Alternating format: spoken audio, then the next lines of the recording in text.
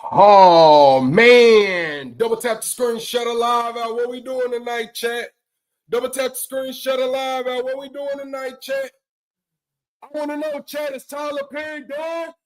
They said he's strong on the man for pleasure, man. We got the Diddy Mistrial, man, and we got Trump versus the world, man. Double tap the screen, shut it live out, man. I don't care if you far left, far right, liberal, conservative, straight up and down the middle, or if you're not even having a good night, man. Get your ass in here, man. Who we got in here, man? Hold on. I know I'm running late, man. Ain't I always late, Amanda? Ain't I always just a little bit later, man? The Crooks, what it do, Crooks? Morning, afternoon, evening to everyone. Plug enough love. No Diddy. All right, Crooks, appreciate that. Top Cat, what we doing? Leo, what it do? Big Niche, hey girl. K-Cell, what it do, boy? Double tap the screen, shut it live out, man. Y'all know what time it is. We in intro mode, baby. Where that baby go?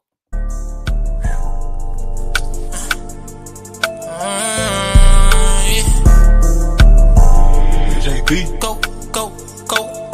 I told that bitch don't get in my car if it don't come with no neck. I told my niggas I don't like the beef cause that don't come with no check. I told my niggas to mark my word, I guarantee that I'm next. I got the arms of a bodybuilder from the way that I flex. Might just hit the strip just to go blow me a check. They know what the fuck I'm on. They say that they got some of the best gas, they call it Southern Joy. Chain on chain and ice on ice like Adam Sandler, I'm Waterboy. I know I'm all in the head. Bad bitch laying in my bed.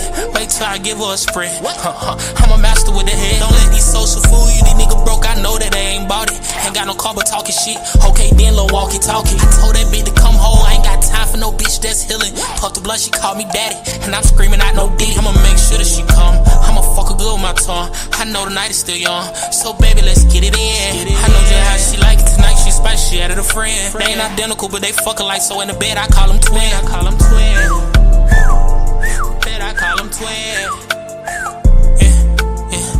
Bitch and shoot. 1 + 1 = 2. What you tryna do? Go back for back, check a swoop. Either way it go, I'm on. Either way it go, I'm gone. Brody them just got like 100 on and they tryna get them gone. What you call it, Jet Wet? What's the name? And he put it in his song. Brody them got the purest product, it's pink, you know this shit is strong. No Diddy. I'm the type of nigga that turn my bitch up in each city. Brody cut out, we celebrating, we hit the gritty. I'm feeling like a baby, I'm tryna get that milk up out them titties. It's no question who young and the latest. If you want your bitch, then when she talking, hear her.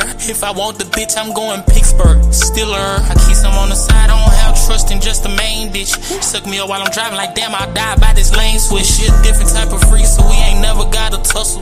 Throw it back like Miss London, and sum me up like be hustle. Yeah, she my little porn star. Yeah, she my little porn. Oh, man. Double tap the screen, shut it live out. What we doing tonight, chat? Man? I think Tyler Perry is done. I got the lawsuit. I got the documents. Leo, Syph in the building. Top Cat in the building. Big Niche. Hey, plug. I know that right, girl. I know that. Hey, man, we cranked up. We on a new laptop, man. We finna get into it. I did an early live stream earlier, chat. I don't know if y'all made it in there. We didn't do too well, but hey, man, we back for the night episode, man. And I need everybody locked in. Tonight, chat, man. What is we do? Who got the damn chips, man? Who brought the snacks, man? I just got off the grill. We got hot dogs, hamburgers. Hey, man, I was a little bougie tonight, chat. I got the white cheese, man. We ain't got no damn hamburger buns, man. We got the white bread. We got the regular bread, man. Regular bread, but we got the good cheese over here, man. If y'all fuck with the swine, we got some bacon for you, man. Out the air fryer. Double tap the screen, shut it live out, man. Y'all know what time it is, man. We finna get into it, bro. I'm gonna keep it real with y'all. I'm gonna keep it all the way real with y'all. They talking about Tyler Perry is getting sued for $260 million. God damn, chat. $260 million, man. They said they suing Tyler Perry for the 260, man. I want to know, chat, do y'all think that's fair? Chat? What's going on? Huh? You say you got cheddar and sour cream ruffle? Hey, we gonna need them because I know Lala finna fall off in there bit with some plain lays. Lala finna fall off in here with some plain lays, chat. We already know what Lala finna do. She finna come off in here with some plain ass lays. Straight up, man. Lala finna come in here with the plain lays, man. You say, I was on the grill, chat, but look, we finna get into it, man. Tyler Perry getting sued for a whole $260 million, man. Oh my God. Oh my God. Let me pull up the picture, bro. Where's the damn picture, chat?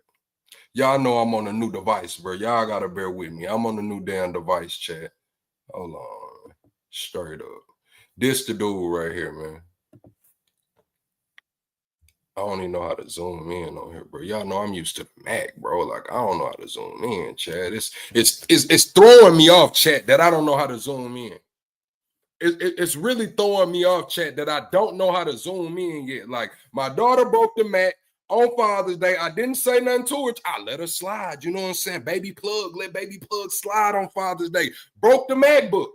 We got a new laptop. We got a gaming PC. It's the HP. I don't know how to work it yet. Look, I can't zoom in. I can't, you know, on the app, on the Mac, you can move your fingers and zoom in. I can't do that here, man. They talking about hold control and hit plus, and it's not working, man. It's about to piss me off in this motherfucker, chat. Straight up. It's about to piss me off, man. Let me get into it. What Hollywood Unlocked said about this shit, man. Where the Hollywood Unlocked shit at? It say Tyler Perry sued for $260 million in an SA lawsuit filed by an actor from his show, The Oval. So it's an actor. It's one of his employees. Actor alleges Tyler rubbed his thigh in the bed. Why the fuck is you in the bed with Tyler? Why? First of all, why the fuck you in the bed with him? Sent him sexually charged messages and once grabbed his throat and asked if he likes it rough in the bed. So y'all mean to tell me this nigga Tyler Perry is just walking around grabbing niggas by their throat, asking do they like it rough in bed, bro? So I'm finna call y'all ass out tonight, chat. Y'all on Diddy ass. Y'all don't want to get Diddy ass a pass. Y'all don't want to give up. Y'all give everybody else passes when you want to. We pick and choose out this motherfucker. And I'm calling y'all ass out tonight because what y'all want to say? Diddy's a freak? Okay, he can be a freak. We seen Diddy whoop Cassie. Straight up. We seen that shit in 1080p, 720p. The shit wasn't 4K. I don't give a fuck what. That shit was not in 4K, bro. This shit was not in 4K, bro. But we seen 1080p. Damn, why is my... Hold on, y'all. Hold on. There we go. So why the hell... This is what I'm trying to figure out. Why the hell does everybody want to pick and choose when it comes? We talking about, oh, we seen Diddy whoop Cassie. Well, y'all ass gave Chris Brown a pass. Ain't nobody say no when after Chris Breezy whooped Rihanna. Y'all gave him a pass. Y'all pick and choose when it comes to this shit, man. Cat Williams said it. Cat Williams called his ass out a long time ago. Talking about he was running with Oprah, running with hold on.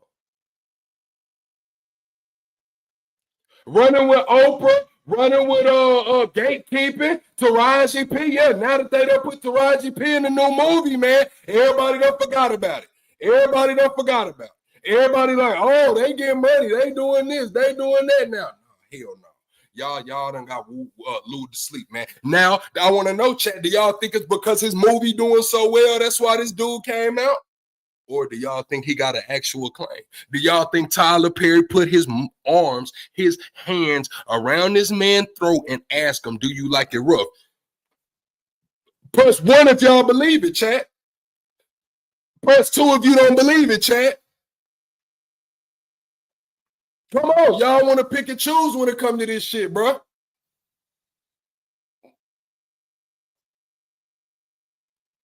I ain't here for it. Y'all remember he was in tour with Monique. Everybody saying that he wasn't paying nobody. Cat Williams got up there and said, Tyler can't put nobody on, man. The people he got in his movie still get to walk through the mall with no security. How the fuck he done put them on? Yeah, when Cat said it, nobody listened to it. This guy was planning to sue Tyler. Okay, let me get some feedback. You say he was planning to sue Tyler, so you think he was waiting on the movie to drop. He was waiting to see what the box office did first week. Okay, I can accept that. You say he was waiting to see what the box office did first week. Let me pull up the document, chat. 10 minutes in, we're going to get into the document. Let me pull up the document. Straight up. You say he was building his case? You said I'm GAY. Why do you think I'm GAY? Salah, I mean. Come on, man. What going on in here? Well, Lala, what it do? You brought them damn plain lanes. You got them plain lanes or what, Lala? Let me pull up the document, man. We 10 minutes in, man. We 10 minutes in. Let me pull this shit up.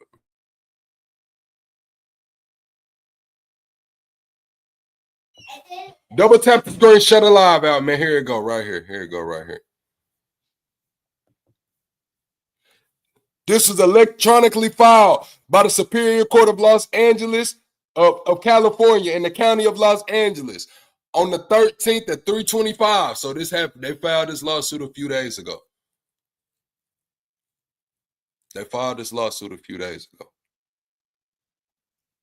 Plaintiff Derek Dixon files his complaint against the defendant Tyler Perry, a.k.a. Emmett Perry Jr.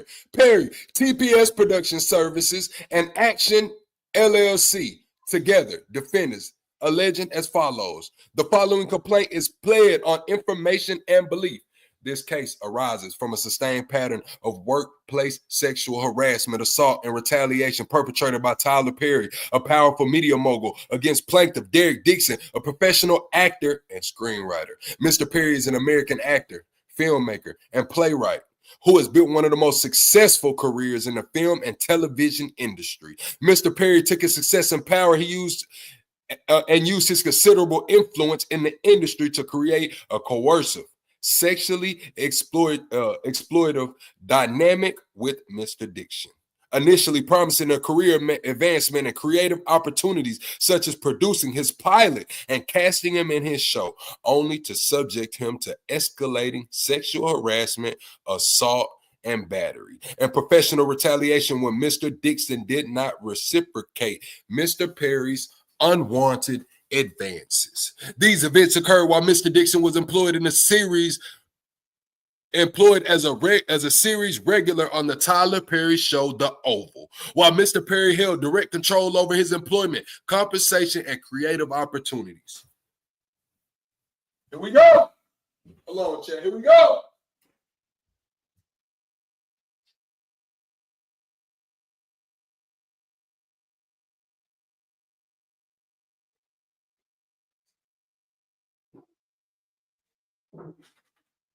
That shit crazy, Chad. Double tap the screen, shut the live out, man. We 25 subs away from the next sub goal. It says Tyler Perry rose against all odds to become one of the powerful figures in the entertainment industry.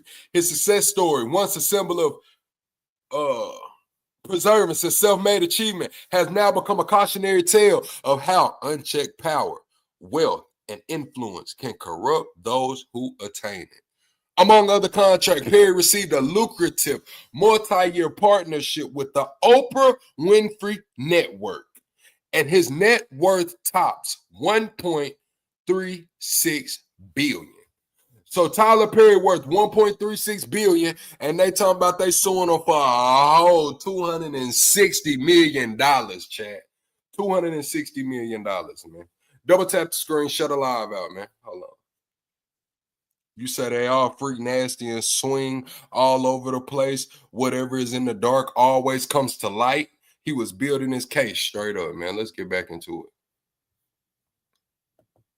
it. Tyler Perry's rise to fame and fortune elevated him from a powerless victim to a figure of tremendous wealth. Damn, Chad. To a figure of tremendous wealth. Hold on, chat. Y'all give me a second. I'm right here. I'm pulling up the clip. Hold on, let me pull up the clip. All right, here we go. I'm learning how to maneuver this computer a little faster, chat. Let me pull up the clip.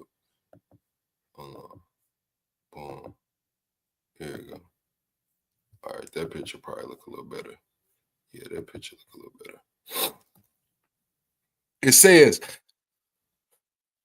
Tyler Perry's rise to fame and fortune elevated him from a powerless victim to a figure of tremendous wealth, influence, and power, culminating in the ownership of his own film studio. Rather than using his influence responsibly, Tyler Perry has engaged in a pattern of misconduct where he exploited his position of power. Tyler Perry has been using his power and influence to molest, abuse, and actually assault impressionable and vulnerable employees and actors who look to him for guidance and mentorship while pursuing their dreams. Just like Harvey Weinstein, Bill Cosby, R. Kelly, Sean P. Diddy Combs, Kevin Spacey, Roger Ailes, and many others in the industry.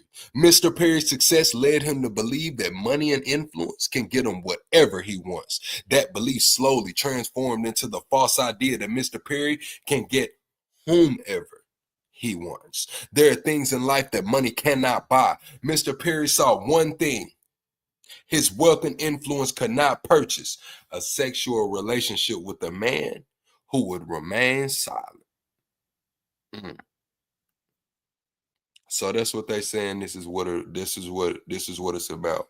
A man who will remain silent. So they said that Tyler Perry wanted a man that would remain silent. The belief slowly transformed into the false idea that Mr. Perry can get whomever he wants. There are things in life that money cannot buy. Mr. Perry saw one thing his wealth and influence could not purchase: a sexual relationship with a man who would remain silent. Perry told Mr. Dixon that his ideal relationship would involve a male sexual partner who he could provide for, who would be loyal but emotionally detached. Perry told Dixon, whoever ends up with me is going to be a happy motherfucker. So they saying Tyler Perry want a sugar baby, man. A male sugar baby, man. He wants somebody who going to be loyal. You ain't going to be doing nothing fucking nobody else. You ain't going to be telling our business. You ain't going to have an eye for nobody else. But you ain't going to get in my fucking business. You're not going to come over here telling me this and that. You're not going to be seen or heard, man. But I'm going to take care of you. You're going to be a happy motherfucker, according to Tyler Perry, allegedly. So press 1, chat, if that sounds like a damn good deal. Press 1, chat, if y'all think that sounds like a damn good deal. Press 2 if that's not a damn good deal, man. Press 1 if you could remain emotionally detached, and loyal. You got to be emotionally detached and loyal and shut the fuck up, but you can get the money. That's what Tyler Perry wants. Here you go. In essence, Mr. Perry desired a one-sided, coercive dynamic with a subordinate, an arrangement devoid of mutual consent or emotional reciprocation.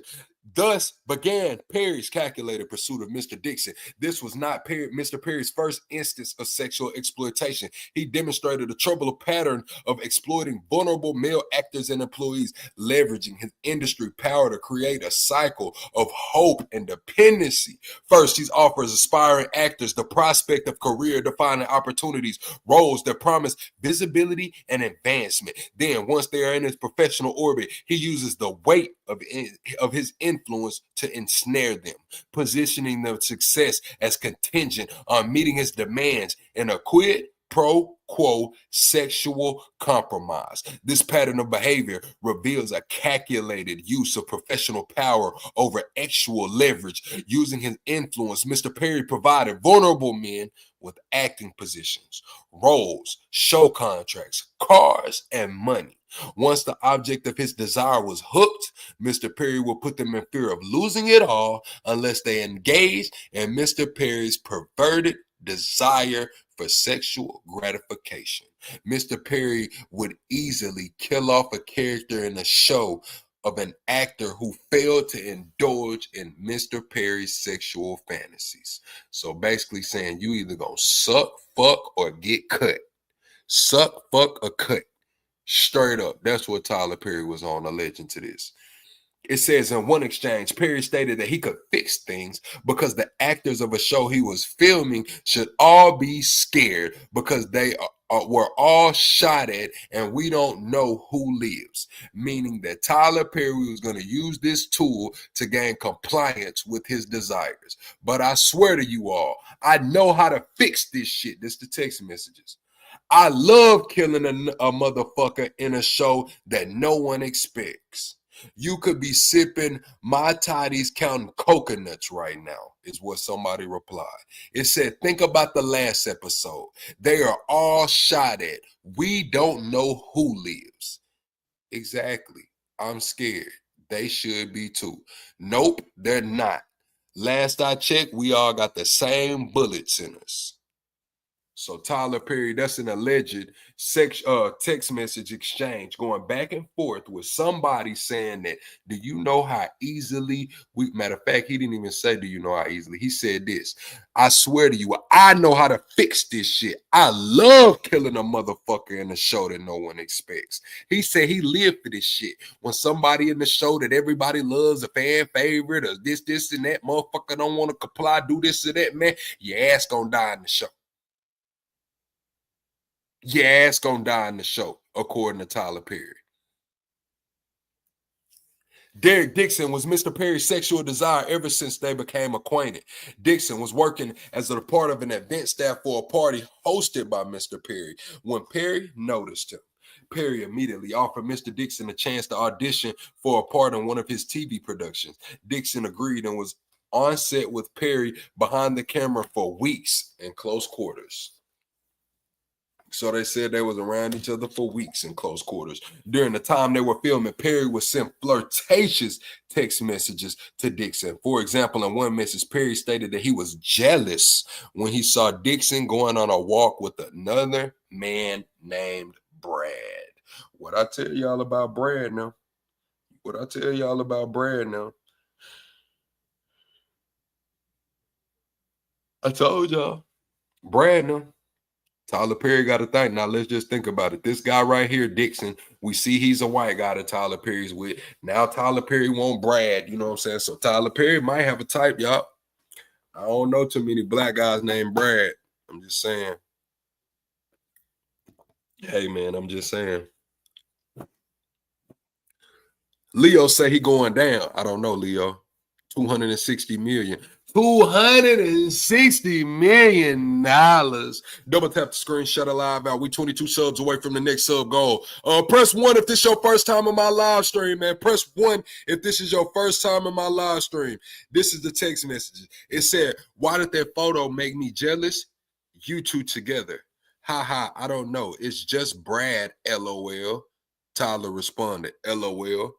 The guy responded, he just wanted to go for a quick walk to get his steps in. And now I'm walking to Chipotle by myself, LOL. Thick Derek, get that Chipotle. So Tyler Perry calling this man thick. Oh my God, bro. Thick Derek is what Tyler Perry said. That's what be going on, chat. That's what be going on, man. Tyler Perry done called this man Thick Derek. Crazy, bro. It's crazy, bro. Thick Derek, get that Chipotle. And another text message. Perry stated to Dixon, what is it gonna take for you to have guiltless sex? Have y'all found that yet in therapy? You can have freedom from religious guilt and still believe in Christ. Oh shit. This shit just took a turn. Whoa, chat. Hold on. Let's break this shit down. What is it going to take for you to have guiltless sex? Have y'all found that yet in therapy? You can have freedom from religious guilt and still believe in Christ. This is the exact text. What's it going to have for you to have guiltless sex? Have y'all found that in therapy? Yes, it's the exact same kind of card, Geo Metro. Giving up my religious guilt, becoming a Buddhist, that's so cool. Where you came from. Unfortunately, Derek, I have friends who are in their 50s and 60s who are still dealing with that, and it's so sad. You can have freedom from religious guilt and still believe in Christ.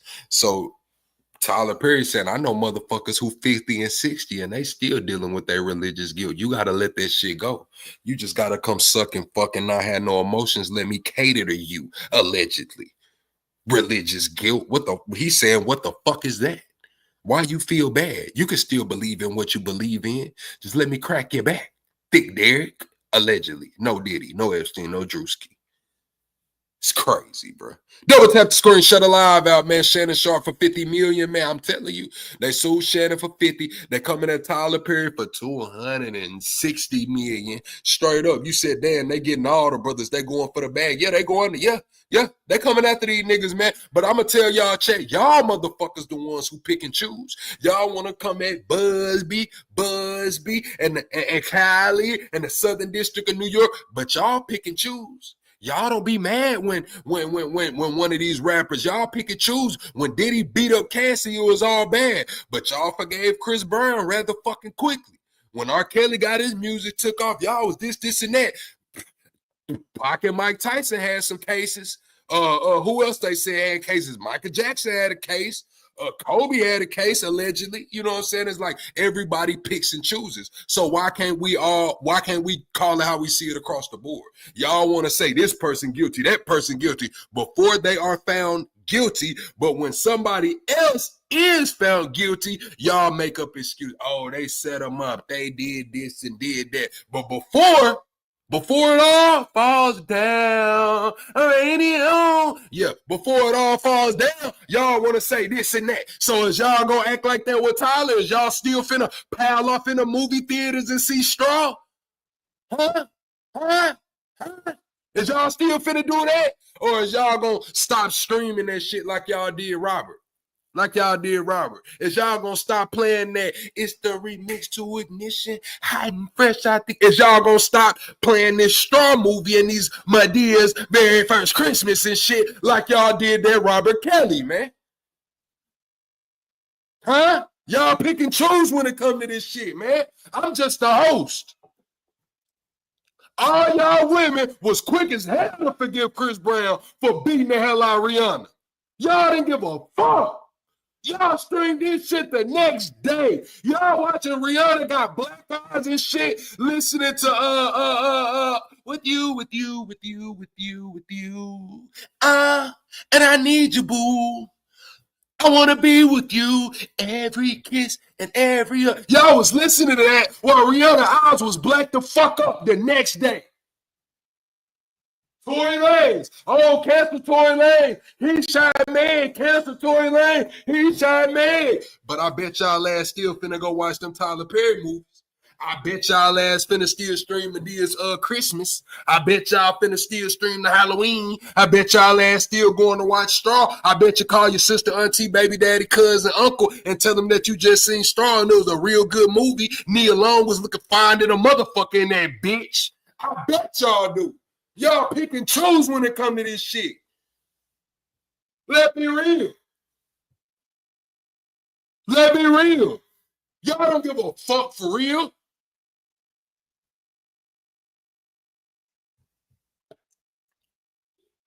Straight up.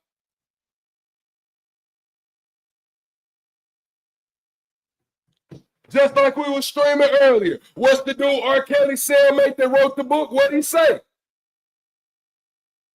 Y'all done had that same energy for Mike. Y'all done had that same energy for Pac. Y'all done had that same energy for Michael Jackson. Y'all done had that same energy for such and such.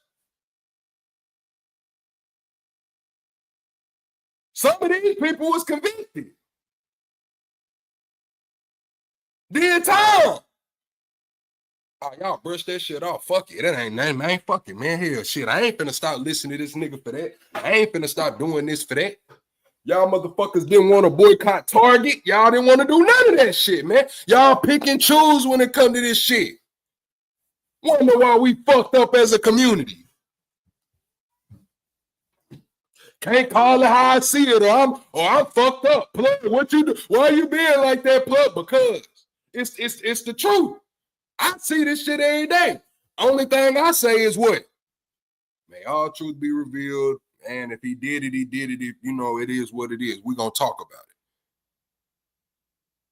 But what y'all, hell no, they set him up. It was this. They opened up the damn lock pick and he slid down the elevator with a Batman suit on and the Avengers popped out and then an alien came down, bro. They set him up. Bro. I promise you they set him up. Y'all know niggas got the wildest stories, bro. The wildest stories. They'll sit there, bro, and conjure up how many times these folks done got set up and ain't guilty for nothing, bro. And then what? Soon as the next motherfucker come around that they don't feel no type of way about, they don't give a fuck. They gonna crucify. Crucify.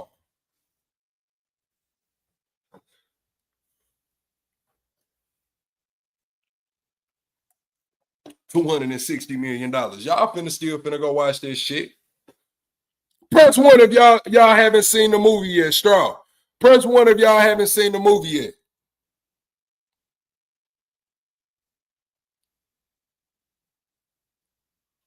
What Cat Williams say in his interview? Y'all forgot what Cat Williams sat down and said? We put too much pressure on Tyler Perry. He ain't put nobody on. And all his actors can walk through the mall and without security. Right after he was talking about who? Nia Long saying she wasn't getting fucking paid what she deserved to get paid. Now we got the new movie out. Nia Long and that motherfucker looking good than the motherfucker, mind you. Excuse me. Looking good than the motherfucker. Y'all think she got paid more? Y'all think Cat Williams threw some shade to get Nia paid? Or what? Do y'all think Cat Williams threw some shade to get Nia paid? Chris, you talking about this man yelling? You damn right, Chris. Double tap the screen, shut a live out. Welcome to my channel. My name is Plug. I get loud. This is what I do. Straight up. Call motherfuckers out on that shit, man. Straight up. Just like y'all be calling my ass out of here every night, I'm calling you motherfuckers out tonight, man. Straight up. Y'all still finna go see that shit.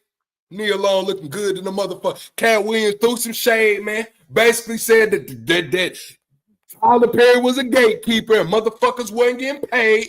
Let's see how much straw that made, man. Let's see how much straw that made.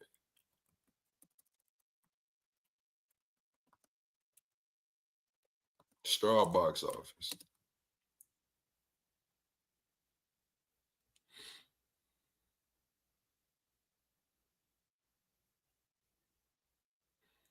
Two weeks ago, they giving it 6.5 stars.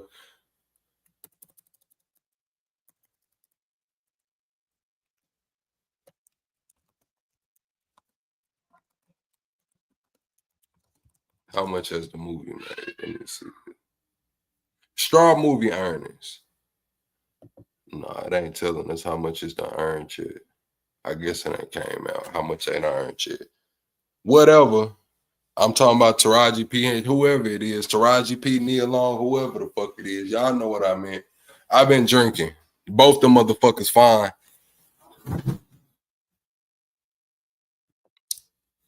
Lil Daryl. Both them motherfuckers fine, Lil Daryl. Let me drop the link for this nigga Lil Daryl. Talking about nigga, we in this bitch. What's all the yelling about? I'm calling motherfuckers out. You too. Yo ass finna go watch Straw. Y'all finna go pal in that motherfucker. When Christmas come, your ass gonna be watching Medea's Christmas. When you're feeling down and want some popcorn, your ass gonna cut on that Medea movie. See them walk around that motherfucker like this and that. That's what I'm calling it. But everybody wanted to cancel everybody else. Y'all pick and choose who y'all want to cancel, bro. Before they found motherfuckers can get found guilty, bro. Found guilty. And y'all make up every excuse in the world to still support these people. But when it's somebody y'all just don't care about, it's a bandwagon shit, y'all gonna crucify.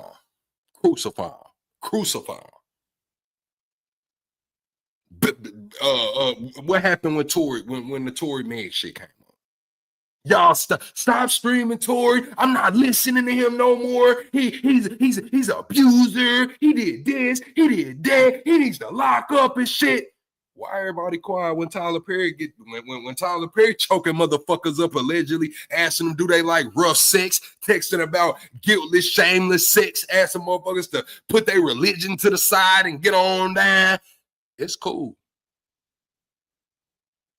That shit cool.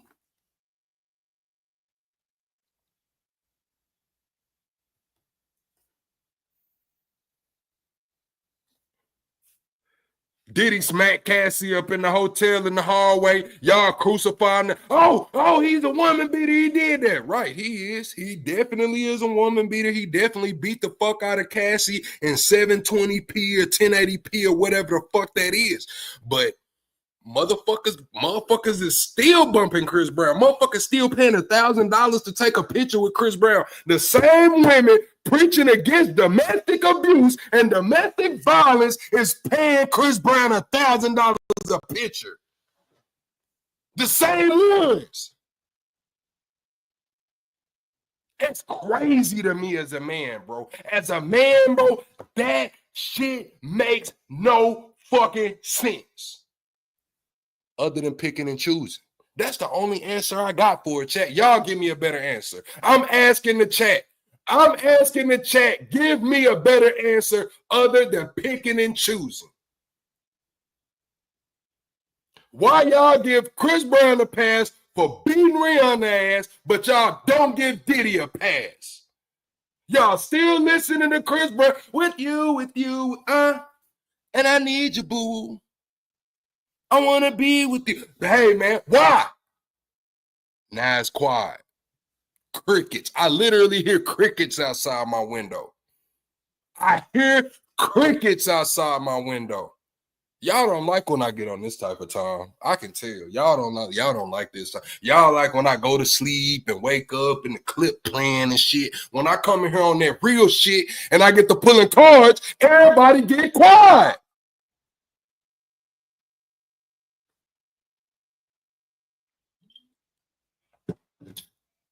Chris Brown was 18 to 20. You right. Okay, puzzles.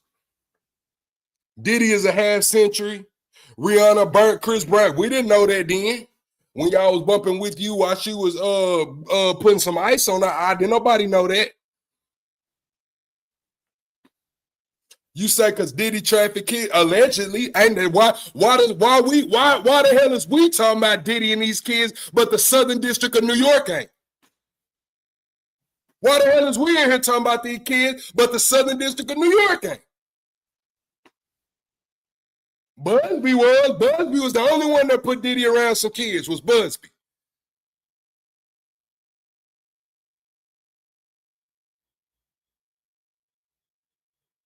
Huh?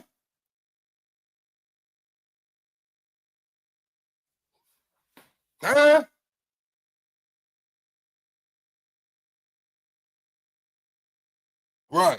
Right. That's what I thought, man.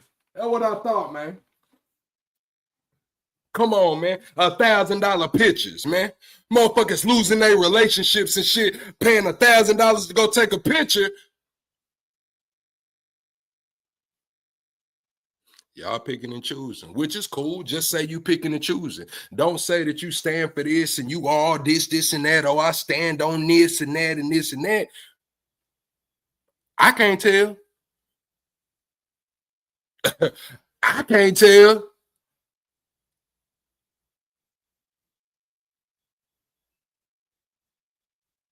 Stand on what?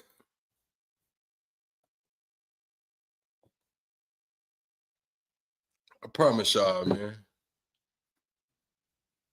I'm off this tequila tonight, man. Y'all gonna be mad at me, bro. I want to know who got some CBNA playlists, man. Everybody who mad at Diddy for whooping Rihanna, for whooping Cassie, do y'all got some Chris Brown in your playlist?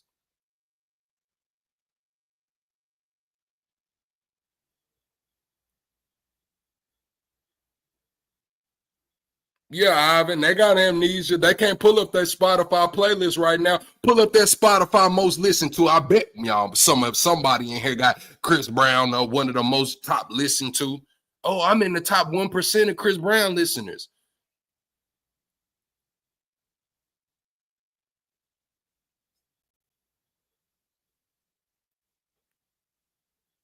Let's get back into the document. Don't nobody want to talk. Let me drop the link.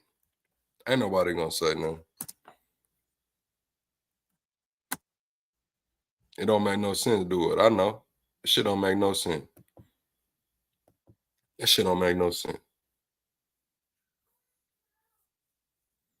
Two different cases, plug. I'm talking about where, Jason? We talking about getting the ass beat. Because right now we can talk about all this stuff, but I'm talking about with the Cassie shit. Everybody saying we seen Cassie get whooped in that hotel. We did. We seen Diddy beat the shit out Cassie in that hotel, right?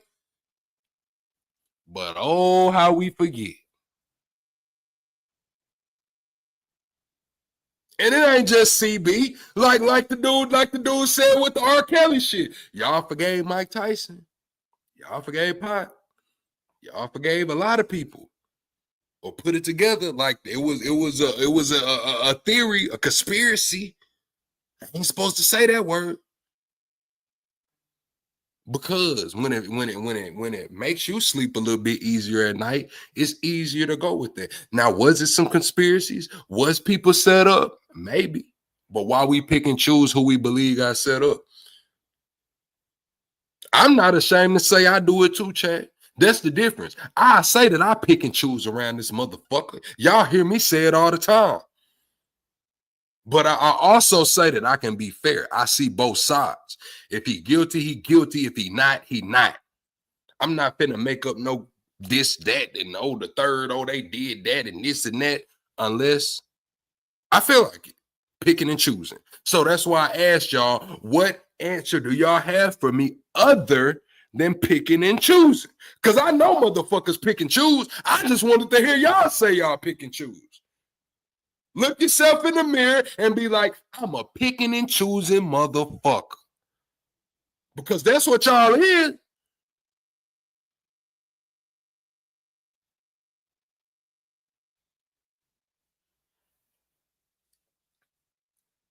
CB was self-defense. The way he self-defense, that's a woman. Man, hold on, bro. Man, let me see, bro. Hold the fuck on, bro. Yeah, self-defense. What she have a baseball bat?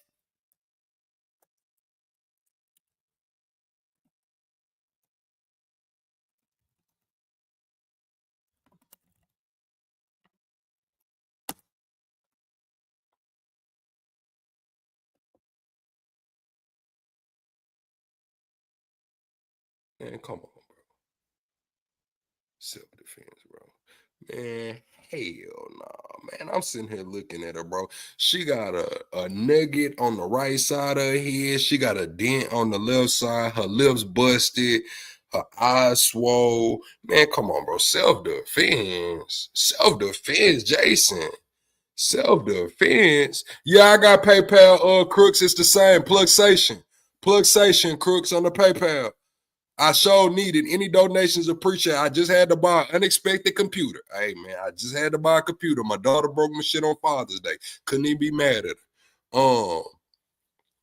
But yeah, what do you mean? You said Chris Brown didn't drug trafficking, force Riri into freak offs and sex. Man, listen. I'm talking about the beating. We're not sitting here talking about, all right, okay, I give you that, Lovely, when we look at it in the whole. But what I'm saying is this. I'm talking about the beating. Because right now we seen Diddy beat her ass, and we seen Chris Brown, the aftermath of what happened to Rihanna. So what I'm asking is how the fuck can we be all against DV and shit, but support a woman beater? Was an internationally known woman beater. Picking and choosing. At least say you pick and choose. I'm cool with that. I tell y'all out my fucking mouth, I pick and choose when it comes to this shit. Nigga, I'm from the South. I pick and choose. If it's an artist from the South, man, I might get a ass the benefit of the doubt. I tell y'all. But if it comes out that the evidence lines up and some shit go on, it's like, oh shit, I was wrong. Fuck it, I was wrong. Y'all ain't gonna say y'all was wrong. Y'all gonna fight that shit to the death like you grew up with the nigga. Y'all gonna fight that shit to the death like you grew up with the nigga. She hit him as the car was moving, plug. So what? What do you mean? So what you trying to say, Jason? He was still driving a car and put the beats on her like that? Man, he parked that motherfucker, boy. He parked that motherfucker, boy.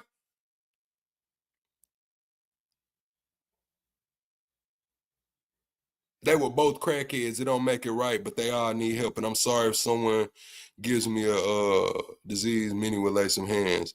Like the Kobe case, they found a Caucasian woman was lying on Kobe. She had 15 different sperms found in her panties. Straight up, man. But straight up.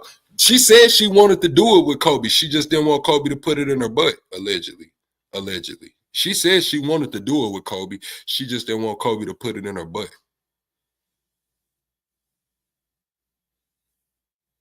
Okay, Ivan, it's because we didn't see the video. Okay, I feel that. I feel that. Let's get back into this. You say Tyler Perry was raped as a child, so do not judge lest you be judged. Corman, what the fuck do that got to do with anything, bro? See you, golly, bro. Like, I understand the cycle. I understand the cycle, and kids should be left the fuck alone. But I know this motherfucker, Jimmy, didn't come in here trying to give a motherfucking pass. See, that's what I'm talking about. Y'all pick and choosing this shit, just like this motherfucker Jimmy with the glasses is doing, picking and choosing. Where does the cycle end, Jimmy? Where does the cycle end in? Somebody got to say, hey, man, it stops here. Who gonna say that?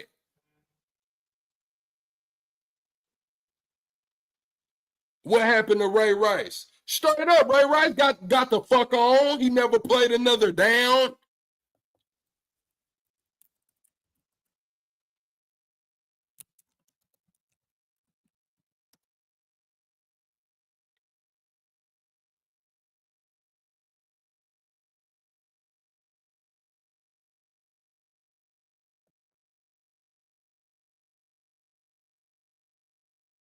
Ray Rice got the fuck on out the NFL. They got him the fuck out of there.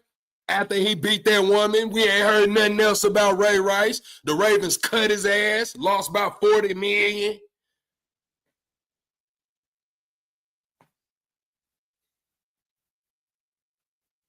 Rihanna Trigger, Chris Hurt, they both came from dysfunctional homes. I hope they're both getting therapy. Right. But y'all picking and choosing with this shit, man. Y'all picking and choosing, bro. Here we go. We right back into the document, y'all. Well, let's get back into the document. All right. The plaintiff carefully navigated a friendly demeanor to prevent the loss of income and opportunity on the one hand, and on the other, a firm boundary against Perry's advances. Often when Mr. Perry started drinking, he would demand more attention from the plaintiff and get more aggressive with his flirting. On one occasion, Mr. Perry was drinking. He started to become extremely annoyed when Mr. Dixon avoided him. Mr. Perry stated that of the 600 people in his phone book, he only wanted to talk to Mr. Dixon. Treat myself right. What are you doing? Derek, all caps. He triple texted Derek. Derek said, just talking to my sister. Tyler Perry said, I roll. Fine. Good night. I'll go through the 600 people in my phone book and be annoyed that I don't want to talk to any of them. The guy replied back, I'm trying to get off so I can go to sleep, LOL. Tyler said, I understand, LOL. The guy said, apparently you're not the only one that's been drinking tonight. Tyler said, I just started. The guy said, they didn't, LOL.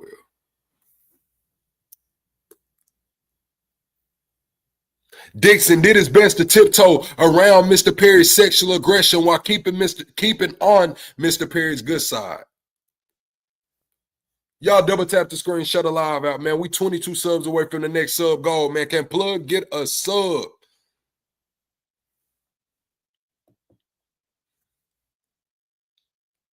All right. Hold on.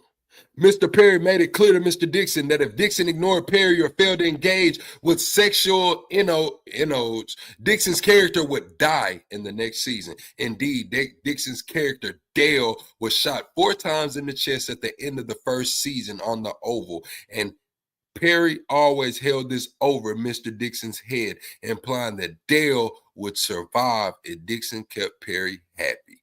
Once Perry recognized the extent of the control he had over Mr. Dixon, he escalated this behavior. On multiple occasions, Perry sexually assaulted Mr. Dixon, including one instance where he forcibly pulled off Mr. Dixon's clothing, groped his butt, and attempted to force himself on Mr. Dixon.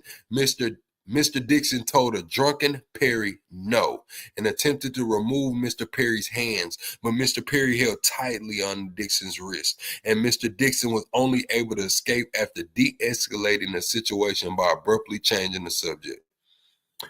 So you butt-ass naked. This man done stripped you naked, right? That's what he's saying, bro. He's saying that Tyler Perry stripped him naked, grabbed him on the ass, and tried to, force himself on him. And then he changed it, and then he changed the subject and got up out of there. So you ass naked and changed the subject. What the fuck happened? What the fuck happened? What? You ass naked, he grabbing on your ass, and you changed the subject. And get up out of there. Okay. Maybe that happened. Straight up. According to him, maybe that happened. The day after the assault, Mr. Perry called and texted Mr. Dixon relentlessly, said, "Tried you. Call me. I really need to talk to you. Please call me as soon as you can." Finally, when Mr. Dixon answered Tyler Perry's call, Mr. Perry profusely apologized for the sexual assault while blaming it on other things. Perry continued, he didn't know why he would do that. Maybe he was self-sabotaging. On the very same call where he apologized for the sexual assault against Dixon, Perry told Dixon, "And don't worry, we're going to do your show," referring to the pilot that Perry knew Mr. Dixon had desperately wanted to produce. Shortly after, Mr. Dixon got a call from Perry's lawyer saying that Christmas had come early and that Dixon was getting a substantial raise to show, and the show was greenlit. Perry, attorney, explicitly warned Dixon not to tell any other actor on the show about Dixon's raise because no other actors were getting a raise, only Dixon. Perry kept telling Dixon that he was sorry and the harassment would not happen again. However, the harassment and assaults continued. Mr. Perry would also try to deflect the blame for the sexual assault by saying that Dixon didn't have a strong enough no.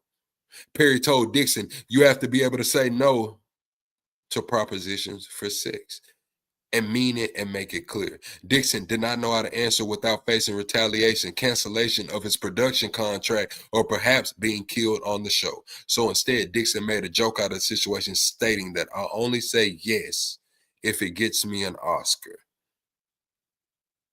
Nice. This is the text. Nice. Santa Monica is nice. I'm glad you're going out there. How is your no? Is it stronger? You got to have a strong no. Yes, it's strong. My mom literally thinks I'm going to sell my soul to the Illuminati. She heard Kanye say that it's real. Well, I don't think that, but I do think that you have to be able to say no and mean it and make it clear. I'll only say yes if it gets me an Oscar. JK, JK, JK, I hear you. Well, the only one who could have gotten that for you through sex is in prison. So just stick to the no unless you are really into him. Who the fuck is he talking about? The only one who could have gotten an Oscar through sex is in prison. Who the fuck could have got him an Oscar through sex, Chad? Who in prison that could have got him an Oscar through sex? Diddy ain't get nobody no motherfucking Oscars. Let's be real. Who the fuck Diddy done got an Oscar for? Niggas be reaching.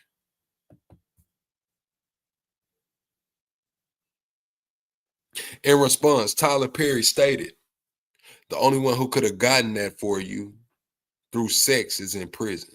So just stick to the no unless you are really into him." Perry revealed through text messages that the no he was referring to was Dixon's no. Perry reveals through these text messages that the no he was referring to was Dixon's no to sex in exchange for the promotion in the industry. classically known as quid pro quo sexual harassment. Perry sent this message to Dixon because this is exactly what Tyler Perry was doing. At some point, Dixon left Atlanta, moved to Santa Monica to create distance from Tyler Perry. However, even at long distances, Mr. Perry continued to sexually harass Mr. Dixon. The plaintiff, Derek Dixon, is an individual who resides in the state of California. The defendant, Tyler Perry, resides in the state of Georgia and the state of California. All right. Factual allegations. Here we go. The factuals. In and around September 2019, plaintiff worked for an event company called Legendary Events in Atlanta that was hired to organize the defendant's Perry studio opening party. The plaintiff was recruited by Tony Conway, the owner of Legendary Events and close friend of Tyler Perry. Mr. Conway decided to place Dixon directly in a role at a party that required frequent conversation with Tyler Perry. The defendant, Perry, picked the plaintiff out of a crowd of employees present at the party and began asking the plaintiff questions about his employment status and whether the plaintiff was an actor. In or on around early October, and on the last day of the party, defendant Perry insisted that he and the plaintiff exchanged phone numbers, and Perry subsequently texted the plaintiff to introduce himself. Perry began by asking Dixon about his dreams and aspirations. Dixon told Perry that he was interested in acting and writing. Perry then told Dixon to do an audition over the phone and send it to Perry. Dixon told Perry he was at a Halloween party. Perry asked to see pictures of Dixon in his costume, and Dixon complied. When Perry saw these pictures and texted Dixon, I was going to say, your cowboy needs a sugar daddy. Perry continued with, you look great. You're just lacking costume parts. Sorry, I don't want to offend. Dixon responded, not at all. It is so true. Half-ass costume. To which Perry replied, what's true? The cowboy needs a sugar daddy, implying Perry wanted to be Dixon's sugar daddy. Dixon quickly shut down these comments by reiterating what he said earlier, that the truth that he was lacking costume parts. Shortly thereafter, Dixon's boss at Legendary Events called Dixon and told him Tyler was having another event in Los Angeles and specifically wanted Mr. Dixon to fly from Atlanta to Los Angeles to work on the event. Excited for the opportunity to fly to Los Angeles, Dixon was flattered and jumped at the opportunity to meet Tyler Perry again.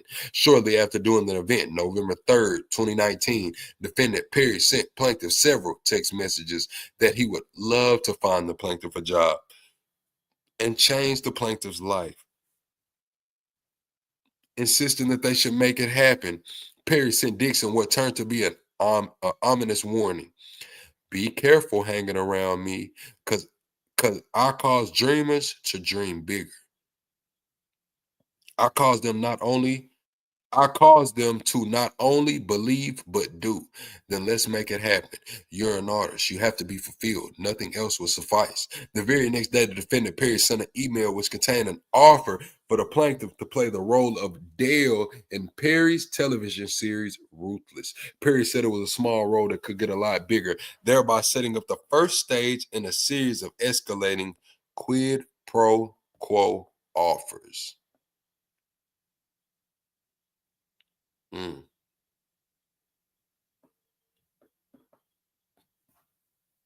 That's crazy.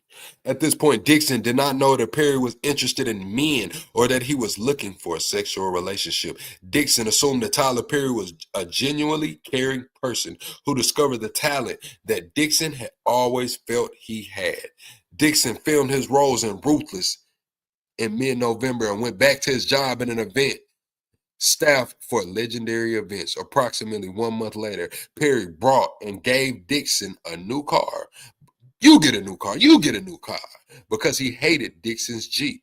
Dixon was surprised and elated. Dixon had no idea that he was being set up by Perry for extreme dependence. On December 2019, Dixon requested to be a part of the event staff for another event at Perry's home in Jackson Hole, Wyoming. There they go. There they go in Wyoming. Ain't that what Kanye was? After the event, Perry started frequently sending text messages, making phone calls, and demanding that Dixon give Perry some attention. On New Year's Eve 2019, Tyler Perry texted Dixon, I can't tell you the last time I pumped gas or went to the supermarket or fly commercial or packed a bag or had good sex. It was before I was rich. Tyler Perry said he ain't had no good sex since before he was rich. Crazy. That's crazy. That's crazy. Oh shit, let me check the PayPal, crooks. That's crazy. Press, matter of fact, chat, drop when the last time y'all had some good sex, man. How many months it's been, how many days it's been, how many years it's been, man. While I check this PayPal, man, how long has it been since you had some good sex? Tyler Perry said he ain't had none since before he was famous, before he was rich. That was the last time he had a good piece of ass. It's crazy, man. It's crazy. That's crazy, Chad. No cap.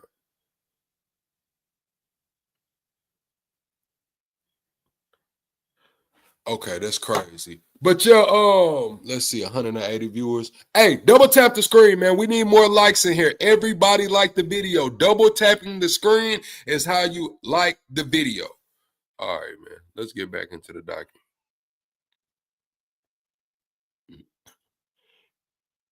Dixon found these messages to be strange and untowardly coming from someone like Tyler Perry. But being new in the industry, Dixon played along by downplaying the sexual comments and hoping that being around Perry would allow him to showcase his talents as an actor and writer. Soon after Dixon began giving Perry more attention, Perry made his move on Dixon. In January 2020, just a few months after his first acting gig, Perry invited plaintiff to his home in Douglasville County, Georgia. The plaintiff showed up to his home, hoping that he would be given a chance to befriend Perry and show him how talented an actor Dixon was. At Perry's home, Dixon was served many alcoholic drinks, which Perry also partook in. Dixon felt that Perry was genuinely interested in Dixon's talents as an actor and writer. Perry made no sexual advances at Dixon while they were drinking, and the conversation was friendly. At the end of the night, Perry told Dixon not to drive home. Perry said it was dangerous, and Dixon was too intoxicated to drive home. Dixon agreed and was escorted into a separate guest room, not knowing this was a ruse to allow Perry to assault Dixon. Dixon was tired and did not have pajamas, so he got in bed wearing only underwear. Before he knew what was happening, Dixon felt someone slip into bed behind him and start rubbing Dixon's body around his inner thigh in a highly sexual and suggestive manner. Dixon turned around and saw that Tyler Perry was in bed with him. At this point, Dixon's stomach started to turn. He began feeling nauseous. Instinctively, Dixon jumped out of bed and told Tyler Perry that he wasn't that sexual. Tyler Perry ignored the comments and told Dixon to turn around so that Perry could see him naked in his underwear. Perry then commented on how beautiful Dixon's body was. Dixon once again told Perry he was not into sex. Dixon kept informing Perry that he was not into sex in order to keep Perry at bay, while at the same time not insulting the person who was dangling his career in front of him. In response to Dixon's frequent assertion that Dick was not into sex, Perry started prying further. Perry would send Dixon a text message saying, "I would hope that you would let someone hold you and make love to you. You are missing the best years of your life, my friend. Trust me. I hope you get past that block in your mind soon." Perry was implying that Dixon would hopefully get past the block in his mind and would let Tyler Perry make love to him. Press 1, chat, if y'all believe this allegation so far. Press 2 if y'all do not believe the allegation so far, man. Double tap the screen, shut the live out. Here are the text messages. "I would hope that you would let someone hold you and make love to you. You are missing the best years of your life, my friend. Trust me. I hope you get past that block in your mind soon." Well, it's not this person, but yes, I want that too. I'm working on it. Therapy is helping. After that assault in January, Dixon felt betrayed. Perry continued to call and text Dixon every day by asking him to talk more. Dixon ignored Perry, which led Perry to text him, "Derek, why don't you text me more?" The more Dixon ignored Perry, the more aggressive Perry became, until finally Perry offered Dixon a part in a new show called The Oval. Dixon was intrigued and was hoping this would be the big break he was looking for, a chance for him to display his acting talent. In February 11, 2020, Perry told Dixon to quit his job at Legendary Events and come work exclusively for Perry. Perry was not able to control Dixon so long as Dixon had secondary income that was providing for his basic needs. Once Dixon quit his job due to his role in the Oval, Perry started getting more and more personal with Dixon, knowing Dixon was now under his control. Perry would often say things like, I give and give and give, and no one ever does anything in for me for return. No one ever gives me what I want or what I need, implying that Dixon was not giving him sex. Perry started asking Dixon about Dixon's sexual preferences, what role Dixon took on when engaging in the sexual acts, whether he was a top or a bottom. In these sexual terms, meaning whether Dixon preferred to give or receive. Perry further indicated to Dixon that he had sex with men before and that he was a top. Perry further told Dixon that when you have a big D and when you hit the G spot right on these bottoms, they go crazy. Perry, yeah, that's crazy, bro. I'm not gonna lie. That's kind of graphic, bro. That's kind of graphic, bro. What do you want, mom? What the hell did you say? What's up, Sean? Double tap the screen. Everybody shut a live out, man. Double tap the screen. If this your first time in my live stream, press 1. Crooks say I sound like Diddy. It's crazy, Crooks. Crooks. My PayPal is scrolling across the top of the screen. I know you asked for it. I don't know if y'all can see it, but it's Pluxation. Was Baby Oil involved? I don't know if Baby Oil was involved.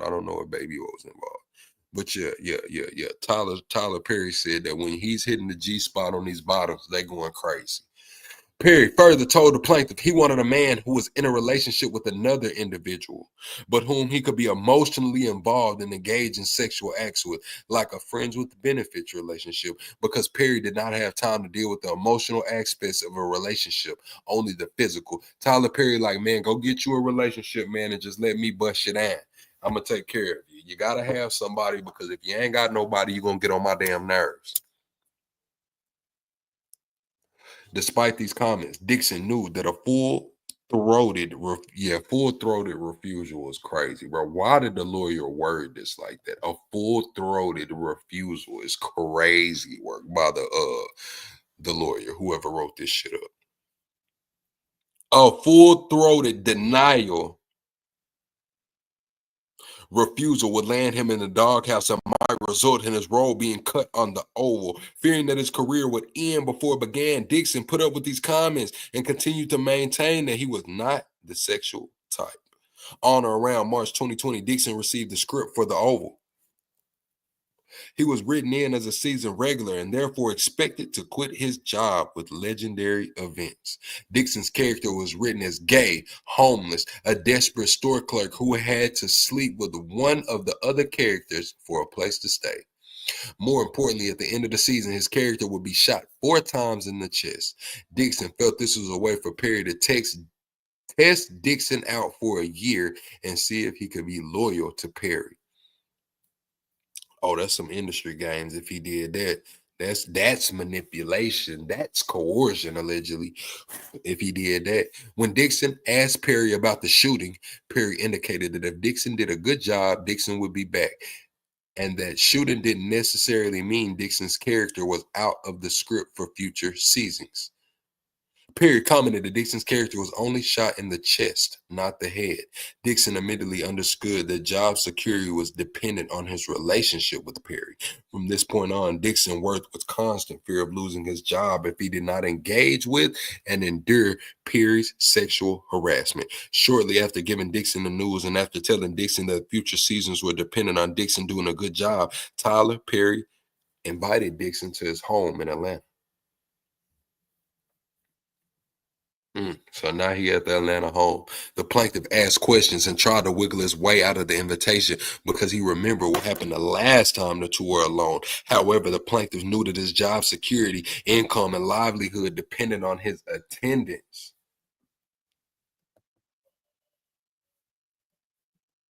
There's text message proof of some of this shit. but not no actual acts. But his text message proof that he was pressing this guy for the ass.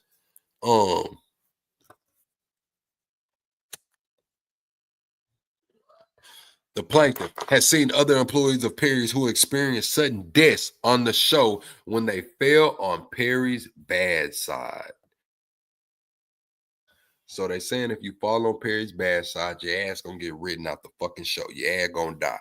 In fact, Perry made it clear to Dixon that he will often kill characters in order to get an actor to be loyal or obedient. When Dixon had arrived at the house, Tyler Perry gave Dixon a warm welcome and was very friendly. Soon after Tyler Perry started asking Dixon a slew of sexually charged questions, even asking if Dixon liked it rough in bed. Perry then physically reached out and violently grabbed Dixon's throat, attempting to physically choke Dixon, and remarked, "Wow, look at how excited you just got. You do like that." Mm.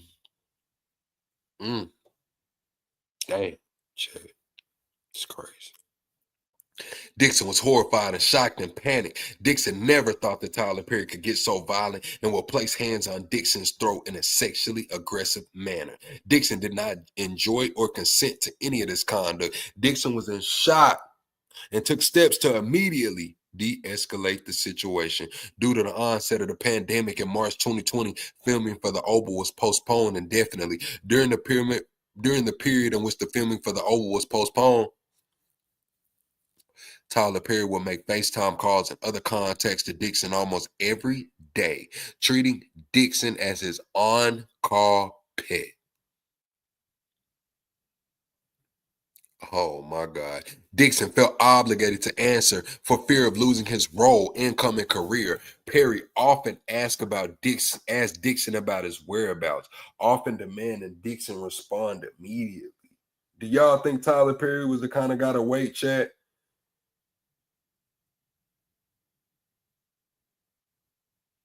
Do y'all think Tyler Perry was the kind of guy to wait around for what the fuck he wanted?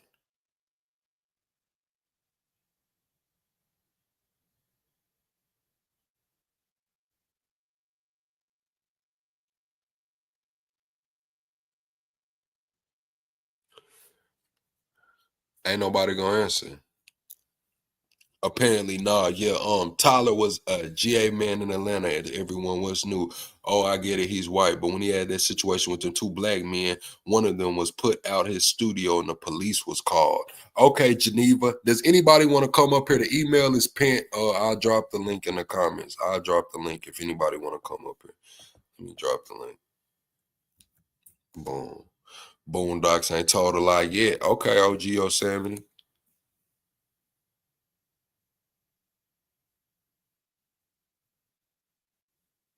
Okay, Yosemite.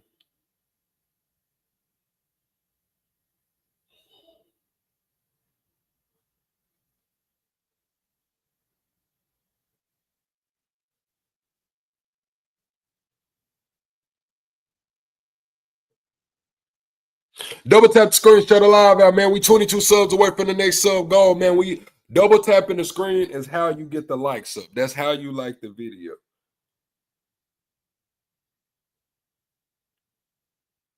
All right, here we go.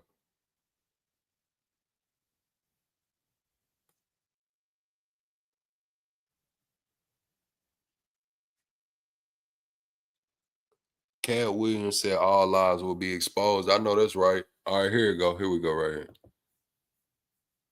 Boom. Additionally, Perry was jealous of anyone who Dixon had a relationship with. Tyler Perry told Dixon that if Dixon got the vid from his roommate at the time, Dixon would not be able to shoot the Oval. Perry encouraged Dixon to move into one of the on-set studio houses owned by Perry, where Perry would have more control over Dixon's whereabouts. Thereafter, Perry would text the plaintiff about other actors on his show, Ruthless. Perry told Dixon how he manipulated his employees through ruthless retaliation. Perry told Dixon that if he did not like the way an actor behaved or the way the actor was acting, the character would simply die in season 2.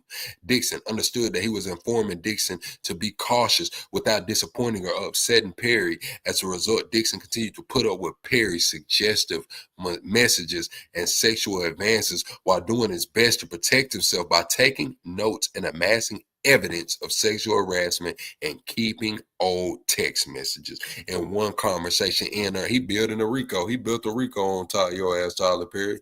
He built his own Rico on you, Tyler.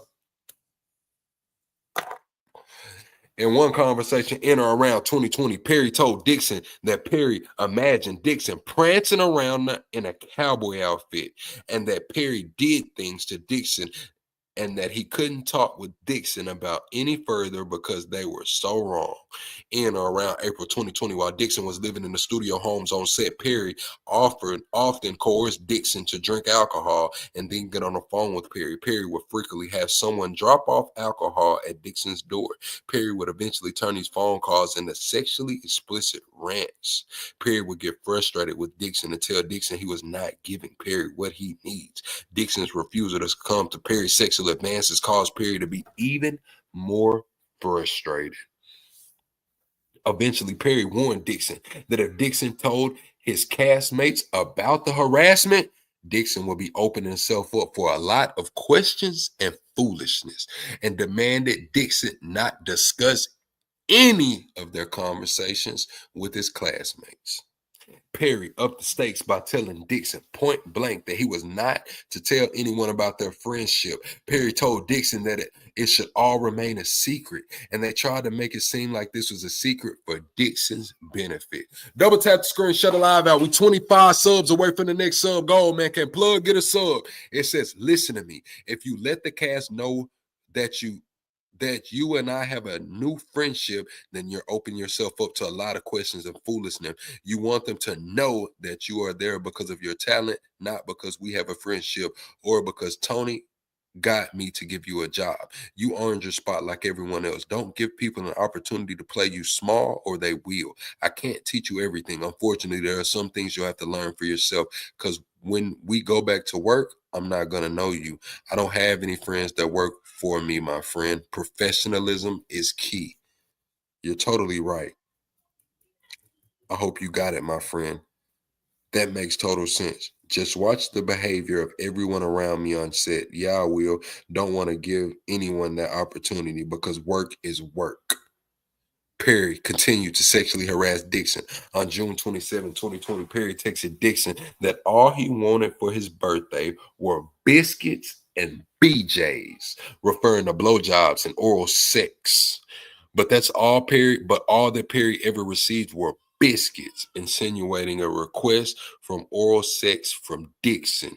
The text was followed by other messages calling Dixon cutie, and that Paris was just thinking about Dixon. Despite these advances, Dixon continued to act professionally and continued to tell Perry he was not sexual. That seemed to be the only way of keeping Perry at bay while keeping his job. July 2020. Perry remarked about how much he loved the script of Dixon's television series called Losing It and exclaimed that he wanted to shoot the pilot for it. Perry would never really work toward the goal. And what Perry was really doing was making Missy Dixon more dependent on Perry so that Perry would later extract sexual favors from Dixon in a quid pro quo fashion. In a quid pro quo to produce the pilot. In and around August 2020, Dixon and his classmates began shooting for the Oval.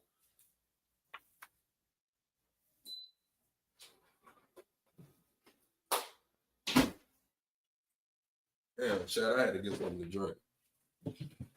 My bad.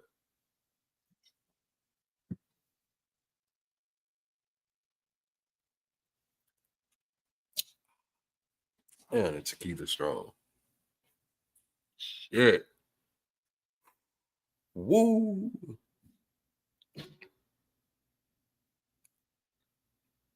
Shortly after, Perry confided in Dixon that two cast members were pissing him off. Two cast members were pissing him off, and that Perry swore he knew how to fix this shit. Hold on. Perry added that he loves killing a motherfucker in the show that no one expects, that he was gonna shoot them up, he was going to shoot them all and kill them motherfucking sick characters, referring to killing the characters in the Oval, played by actors who Perry wanted to retaliate against. Damn, chat. 1 second.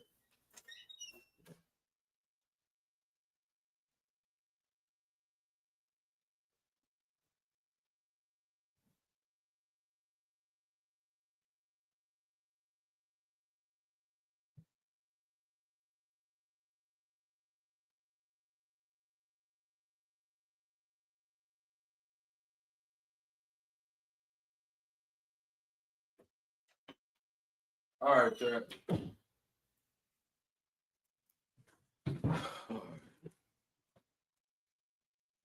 All right, it says, more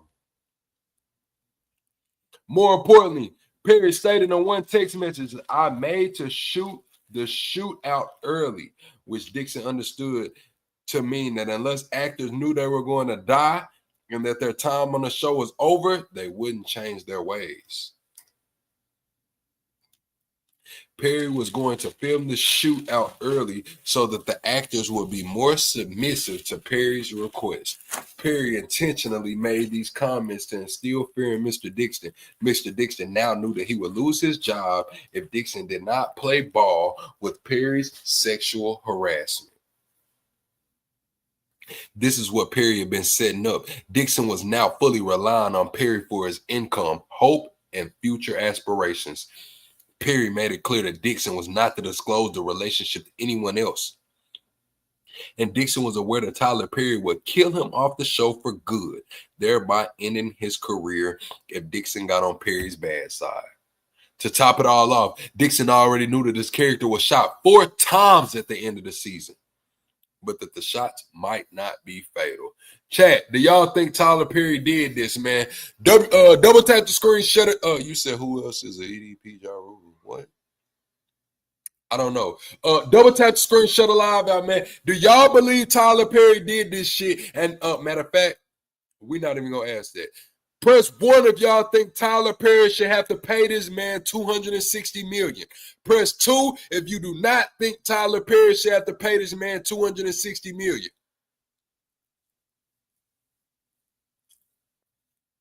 Where y'all at?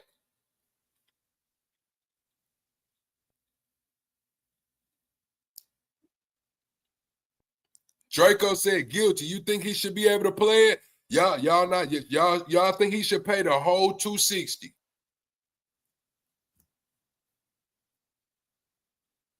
It ain't no other options. Should he have to pay this $260 million or should he not?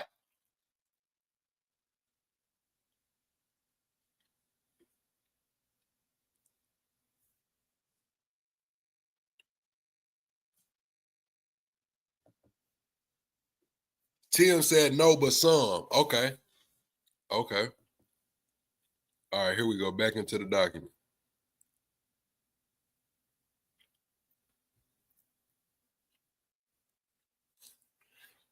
All right. In July 2020, Perry read the script of Dixon's pilot and told Dixon he loved the show so much he wanted to shoot the pilot for it. Dixon did not know that Perry never intended on shooting the show. Perry knew he could use the motivation of shooting Mr. Dixon's show to get Mr. Dixon to do what Dixon had been resisting for many months, was to give Perry the sexual gratification Perry so craved. Once the stage was set, Perry knew he could get away with sexual harassment. During the filming of The Oval in 2020, Perry engaged in severe and pervasive triad of sexual commentary, including, but not limited to, that Dixon liked being choked, following Dixon being choked by a cast member on the scene in The Oval. Why do you twist your hips when you walk? How can I get a day of Dixon? When will you be thick again? I love how I feel right now, but I don't like being horny. I feel sorry for the person who flirts with me. I feel sorry for the first person who flirts with me. I've been trying to put energy somewhere else, but everything is sexual on this stuff. What stuff? I've been trying to put that energy somewhere else, but everything is sexual on this stuff. What's that stuff? Chat, what is that stuff? I feel sorry for the first person who flirts with me. What does that mean? What is that? What does I feel sorry for the first person who, why? What is that stuff? What?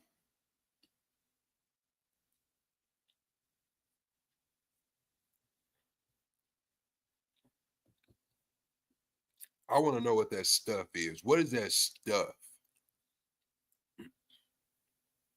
That snake across the table made me think of the music video for her song Anaconda, in which she references intercourse with a male genitalia symbolized by a snake.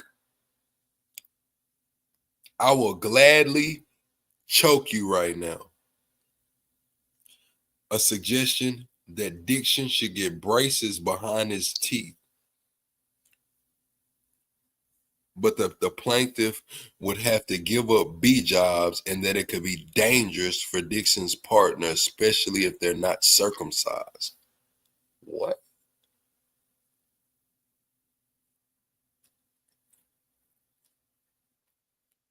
What?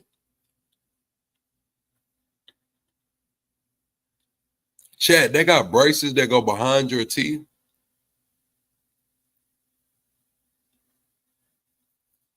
Press 1 if they got braces that go behind your teeth. A suggestion that Dixon should get braces behind his teeth, but that the plaintiff would have to give up blowjobs, and that it could be dangerous for his partner, especially if they're not circumcised. Then he said, that's when you were thick, Derek, fun, Derek, drunk, Derek, before COVID, Derek. I miss him, just without a butt. And thick Derek would have worked them pants out. Perry also photographed Dixon's butt while on the set and sending the pictures to Dixon. 2 text messages of many show that Perry was jealous of seeing Dixon with other men, and that Perry describes Dixon as so beautiful. Why did that photo make me jealous? You two together. Haha, I don't know. It's just Brad. He wanted to go for a quick walk and get his steps in, and now I'm walking to Chipotle by myself. Thick Derek, get that Chipotle. Haha, can you tell from that photo? No, I can't. Only from your jeans. Haha, that's how I measure too. I'm not filling them out. I'm not working hard enough. Right. What? This shit is crazy, bro. Well, it's not this person, but yes, I want that too. I'm working on it. Therapy is helping. No, not that person. Just saying, I feel sorry for the person that you choose. I won't even take an aspirin from someone anymore. Ha ha. Well, what I would cry if that wasn't so funny. So this guy's already saying he won't take an aspirin from somebody. He know that this motherfucker might drug. But what I mean by that is that you are so beautiful. When you're finally able to unlock your mind, you're gonna make that person crazy. What's this unlocking his mind shit? What's that unlocking of the mind? What the hell is that unlocking of the mind? When you're finally able to unlock your mind, you're gonna make that person go crazy. This series of comments and unwanted sexual references made Dixon highly uncomfortable. Dixon was caught in a bind. He could not complain to anyone in HR. He had nowhere to turn for relief from the sexual harassment. He did not know if he did not, he knew that if he did not endure it, he would be killed off from the Oval. Dixon was unsure whether to joke back or rebuff Perry's sexual harassment, so he endured it, knowing that his job was on the line if he did not engage. Perry was also share intimate details of his own sex life with Dixon. Among other things, Perry would tell Dixon that he had not had good sex since he became rich, and that there were certain times where he had not been touched in months. On the second to last day of shooting for the Oval, Dixon filmed the episode where his character was shot 4 times, indicating a seeming end to his role on the show and his termination from the job. It was precisely following the day of filming when Tyler Perry knew that Dixon's character fate was to be decided that Perry invited Dixon to his trailer for drinks. Dixon knew refusing meant the end of his career, so he accepted. This is what the text says. Right, and we just had a heaping dose of it, and now back to nothing. Really weird.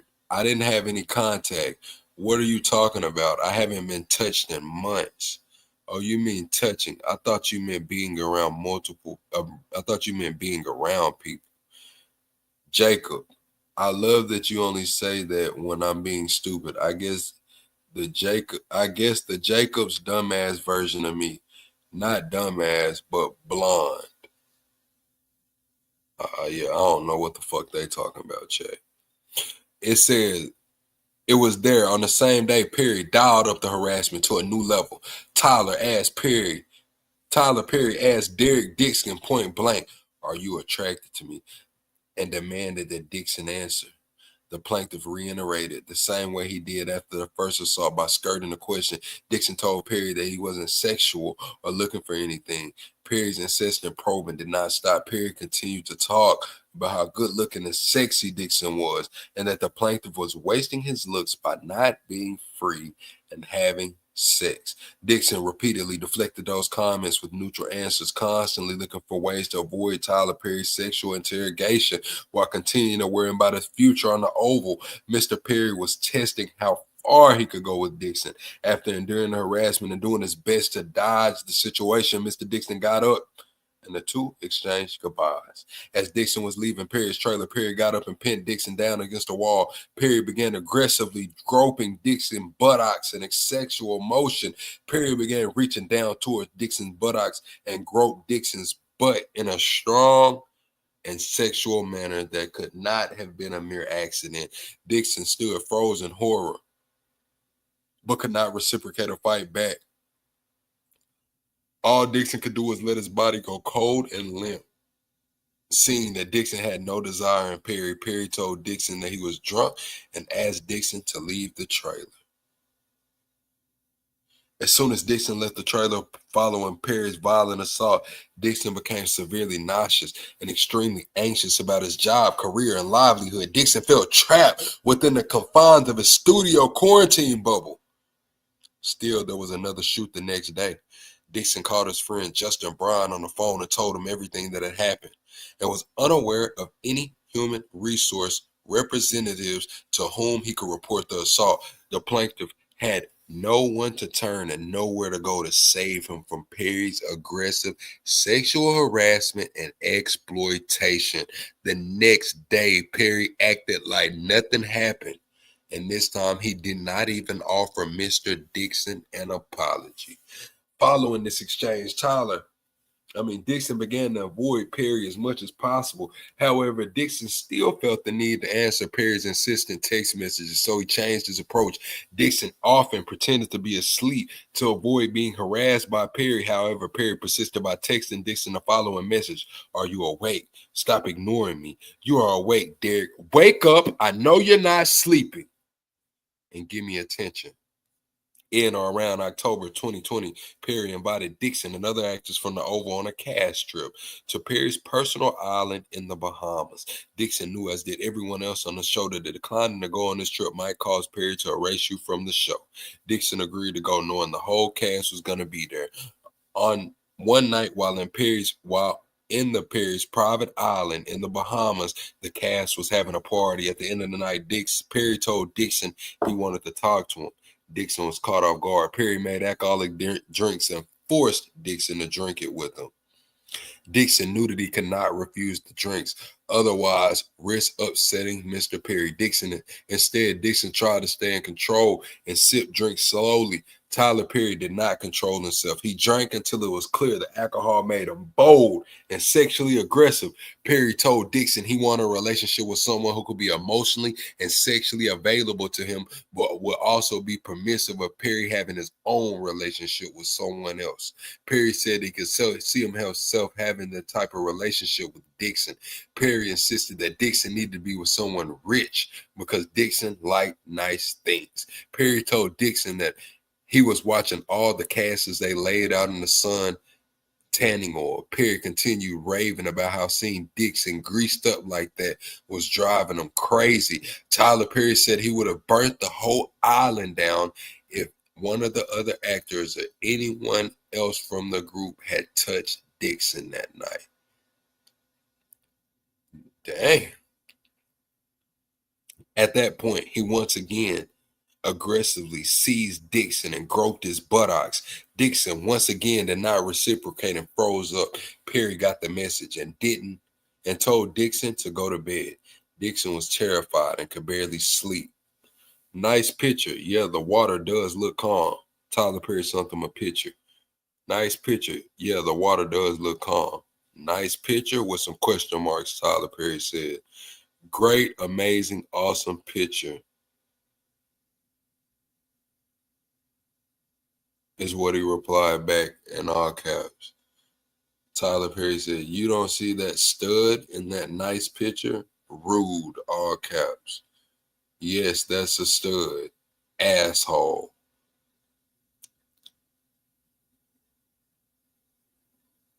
Oh yeah, this shit crazy, chat. This shit getting real. From that moment on, Perry became extremely frustrated and possessive. Perry wanted desperately for Dixon to be attracted to him, but Dixon was not. In one exchange, Perry sent pictures of himself from the Bahamas to Dixon.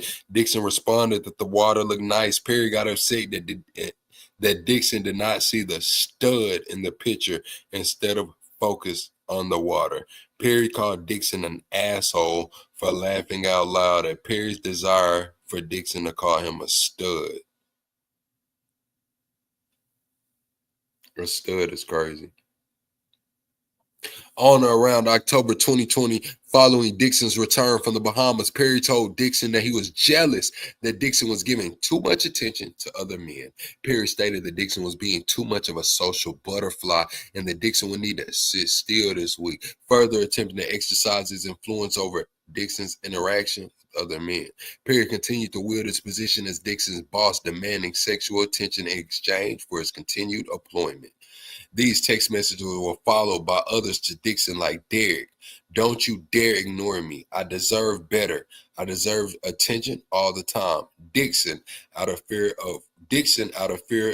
for the unknown future of his career, continued to give Perry the social attention he demanded, even though Dixon would constantly get sexually harassed. Tyler Perry said, you know what I cook, Derek? Derek said spaghetti, cake. Tyler said, I'm so drunk, talking shit. In December 2020, Dixon began feeling depleted due to Perry's continued pattern of sexual harassment. The assaults and harassment began manifesting in his physical health. Mr. Dixon had no one to turn to. Mr. Dixon visited a physician who indicated that Dixon exhibited severe symptoms of acute stress, insomnia, stomach issues, and dangerously low cortisol levels due to sexual harassment and assault. The physician prescribed Zoloft, an antidepressant for Dixon's ailments. The sexual harassment continued through the beginning of 2021. Perry continued sending Dixon unsolicited photos of Dixon's body from the set of The Oval with comments such as, oh my God, look at thick, sick Derek, thick. No, the weight difference, I can do see it. Thick Derek, okay, good. No, I can't deal with thick Derek.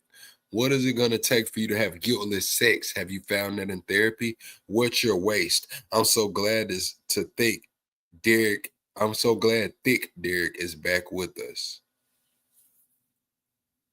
This is what he said. I know I need to smell the roses more. You are the rose, but you're so blocked. You refuse to be smelt or opened. That is sweet, and I'm working on it. Pound therapy. I'm really scared I'm going to waste my life. Been there. Stop somewhere in my late 30s and early 40s. You are able to unlock your mind. You're going to make that person go. When you're finally able to unlock your mind, you're going to make that person crazy in a good way. Have you been intimate with someone? Why did that photo of the plaintiff and another cast member make me jealous? You two together. Thick Derek, get that Chipotle. No, I can't. Only from your jeans. Derek is there to make men swoon. I mean by that, you are so beautiful. When you're finally able to unlock your mind, you're going to make that person crazy in a good way. Dixon responded, as long as my face doesn't get messed up, as long as it doesn't leave a mark. And Tyler responded, what will leave a mark, Derek? Say it. On your neck? What do you mean you haven't? Have you been intimate with someone? I can't wait to get that phone call from you when you tell me to let go and you loved every minute of it.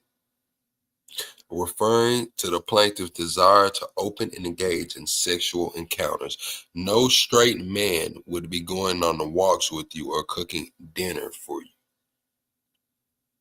unless they wanted to fuck you. I would fuck you, allegedly.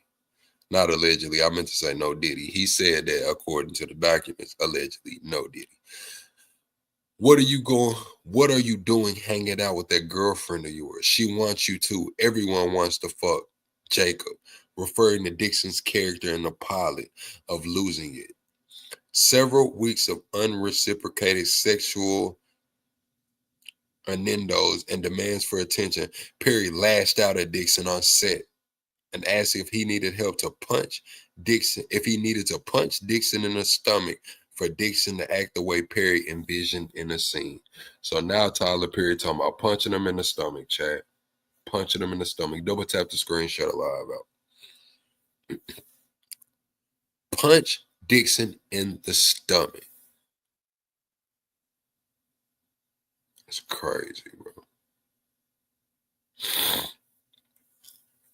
For Dixon to act the way Perry envisioned in the scene. This exchange was highly tense. Perry's reaction stunned several cast members. Actors on set consoled Dixon for the abrasive interaction.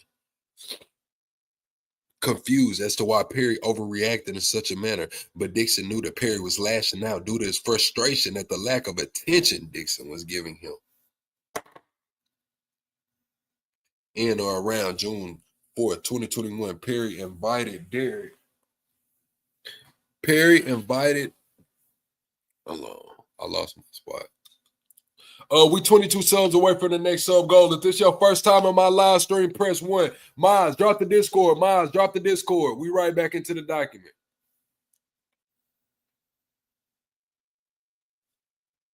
This exchange was highly tense. Perry's reaction stunned several cast members. Actors on set consoled Dixon for the abrasive interaction, confused as to why Perry overreacted in such a manner, but Dixon knew that Perry lashing out was due to his frustration at the lack of attention Dixon was giving him.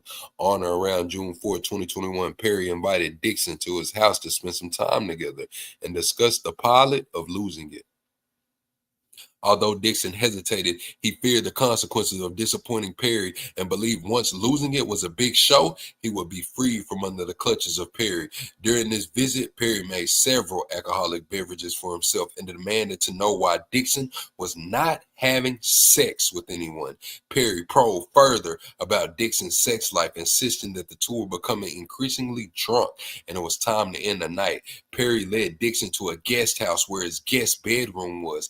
Dixon would be staying there that night. Inside the guest bedroom, Perry motioned to Dixon to come to see a weight monitor that he had. Perry told Dixon that for the monitor to work, Dixon would need to step on the monitor only wearing his underwear and pushed Dixon to try it out.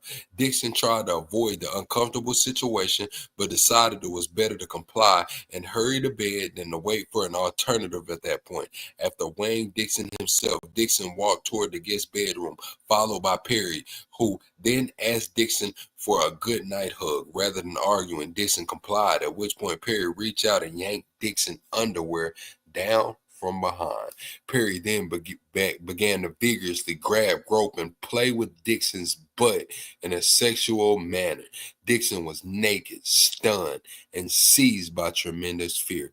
Dixon started to tell Perry that he did not want his underwear down and that Dixon didn't want to be naked and that Dixon didn't want this. Dixon quickly reached to pull his underwear back up. As soon as he did, Perry grabbed Dixon's reaching arm with a tight grip and held fast. Tyler Perry told Dixon to relax and to just let it happen and it wasn't going to hurt. Perry continued to sexually grope Dixon's buttocks. Dixon anxiety rapidly escalated, thinking that he soon might be raped. Dixon was not sure what to do, and his breath shortened. Perry ignored Dixon's refusal and held Dixon's hand fast, preventing him from reaching for his underwear. Dixon was naked, being groped by a large, drunk, and sexually frustrated 6'5" man who had Dixon in his clutches. Dixon did not know if he was going to have to get in a physical fight, but he knew that any efforts to fight back were hopeless. Perry had armed security at his gate, much larger than Dixon, and told Dixon he had several guns in his house. Do y'all believe this, chat? Press 1 if y'all believe this. Yes, Gigi, I'm reading this. This is a lawsuit, Gigi. Double tap the screen, shut a live out. This is your first time in my live stream. Press 1. I'm reading the lawsuit filed by Dixon. I'm reading the lawsuit filed by Dixon against Tyler Perry. This is the Dixon lawsuit. This was filed in the California court. This is a real lawsuit filed on the 16th of this month, about 4 days ago. This is what this guy's alleging that Tyler Perry did to him. Dixon was desperate for a way out, and he remarked that he couldn't do anything sexual because he was so hungry, attempting to change the conversation. Dixon asked, "Is there any food up here?" which prompted Perry to withdraw and order a pizza. Dixon, in fear for his safety, followed Perry into the main house to eat the pizza. What's up with this pizza shit, chat? Y'all, there go that pizza again. It's always some pizza involved. It's always some pizza involved, ain't it? It's Dixon, Dixon. Dixon. Although Dixon returned to the guest house and unable to lock the bedroom door, he locked himself in the guest house bathroom and slept on the floor. Dixon then attempted to contact some close friends about the incident. So he said he slept on the floor in the bathroom. The following morning, Dixon realized he left his car keys in the main house. And upon going to retrieve him, he encountered Perry. Perry told Dixon that last night's incident was why the two shouldn't drink together and that the previous night's incident shouldn't have happened. Dixon responded saying, "Oh, so that was my fault." To which Tyler Perry replied, No, I'm not saying that. I'm just saying it shouldn't have happened. I drank too much. In an attempting to excuse himself for grabbing Dixon's butt, groping Dixon, and attempting to have sex with Dixon against his will. At this point, Dixon left Perry's home uncontrollably, shaking, and contacted his close friends to discuss the unspeakable horror from the night before. For the next several days, until June 6, 2021, Perry called and texted Dixon incessantly with messages asking Dixon to call him or answer his calls. Finally, Dixon answered, at which point Perry began to apologize. This is the text message. How do they make money then? Subscriptions, they make money from the advertising, lots of money. I love how I feel right now, but I don't like being horny. Testosterone, oh yeah, from the doctor? But it's making you feel better. I feel so good, but I don't like being horny. I feel sorry for the first person who flirts with me. LOL, you don't even understand. He said he feels sorry for the first person that tries him, the first person to flirt with him, the first thing, what Boosie said, the next thing I fuck, she gonna get extra ripped up. That's what Tyler Perry was on.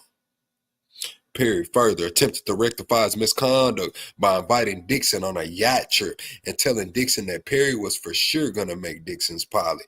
Dixon, realizing that Perry was offering him to make losing it to effectively silence Dixon. Perry sent text messages trying to arrange for Dixon to come out to his yacht with another person so that Dixon would feel more comfortable. Dixon responded that he would not board the yacht and refused Perry's invitation. After Dixon refused to go on the yacht, Perry did not text Dixon for 5 months. 5 months. Sensing that Dixon was upset, Perry called Dixon once to update him that Perry was looking for a director for the pilot. Tried, you called me. Hey, I think the hangover hit me harder than I thought. Can we talk later? Yes, it was quick, but okay. I really need to talk to you, my friend. Please call me as soon as you can. Trying to do rooms on the boat. If I invite Bill, would you be okay with sharing a room with him or not? Hey, I appreciate the invite, but I think I need some more time. I don't think I can go on a trip just yet. During the 5-month period, Dixon was regularly in therapy. He suffered from severe depression, anxiety, stomach pains, nausea, resulting in a new prescription for another antidepressant. Dixon was diagnosed with post-traumatic stress disorder, and his therapist recommended that he seek outpatient treatment costing upwards of $20,000, a price too high for Dixon at the time. During that time, Dixon began speaking with people about the sexual assault and assessing his rights. As soon as Perry realized Dixon was done talking to him, Dixon got a message from Perry's fixers. Perry's fixers contacted Dixon, indicating Dixon's character for the Oval, the one who was shot, will be returning with a new storyline next season. And Dixon was receiving a graduate raise from $10,000 per episode to $16,000 per episode that will continue to increase to upwards of $19,000 per episode over the coming seasons. The attorney said that Christmas came early for Dixon because he was doing a good job on the Oval. However, they also told Dixon he was forbidden from letting his castmates know about the raise because nobody other than him will be receiving a similar pay increase.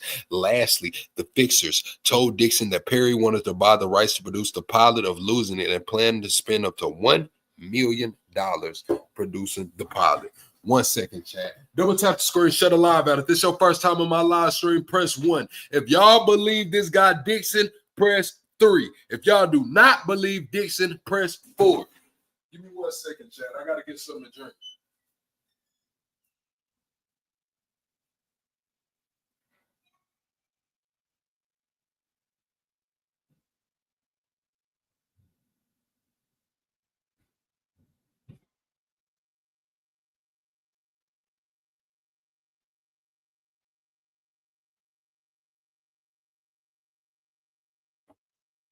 All right, chat, I'm back, man.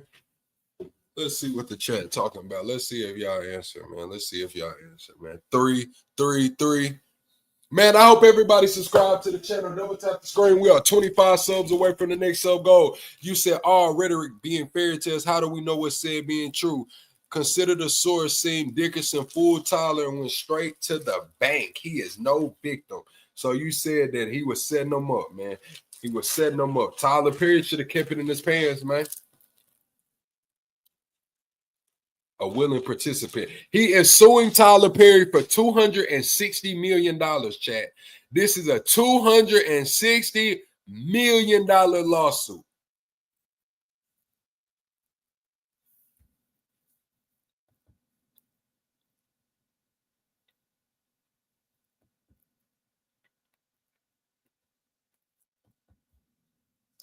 $260 million, chat. Shannon Sharp, $50 million. Diddy, $20 million. Tyler Perry, $260 million.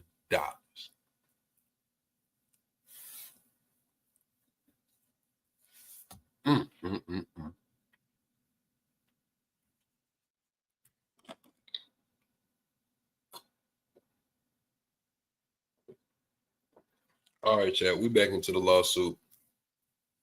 I ain't gonna lie, that's Simply Strawberry. That Simply Strawberry is a hit, chat. That shit pretty good right there. No cap. All right. Dixon immediately knew why he was getting a raise and while the pilot was being produced. He knew he could keep the money and the job or complain about the sexual harassment, but not both. The situation facing Dixon presented a challenging decision that left him unable to take any action or make any decision. The prospect of the sexual assault and harassment becoming public and dealing with Perry's highly paid attorneys was daunting.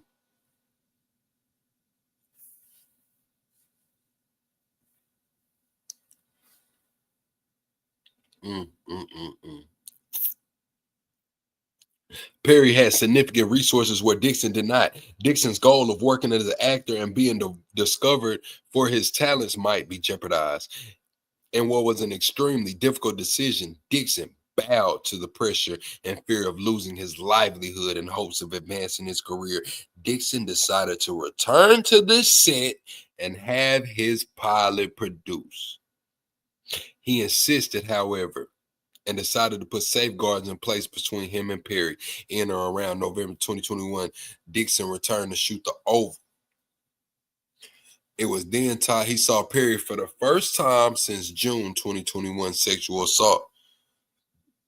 Dixon suffered a panic attack in the trailer, prompting another actor to calm Dixon down. Seeing that Dixon was still upset, Perry knew he had to up the ante to ensure Dixon's silence. Perry began periodically texting plaintiff regarding the production of the pilot, losing it to string Dixon along. Soon after, Dixon received a call from Perry's production team telling him they were considering shooting Dixon's pilot in the coming fall of 2021. Dixon was desperate for this good news, given the uncertainty surrounding his finances and concern about his future. On March 4, 2022, Dixon signed the literary purchase agreement for the pilot, giving the rights for the series to the defendant TPS.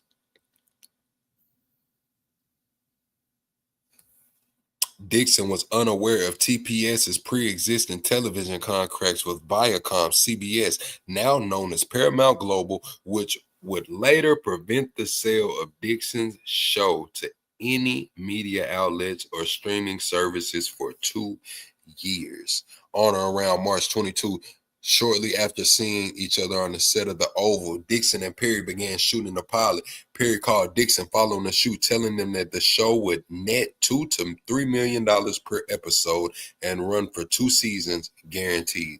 Perry purchased the rights to losing it from Dixon, but did not try to sell it to any network. In fact, Perry was under contract with Viacom CBS, preventing him from selling Dixon's show for an additional 2 years following the purchase.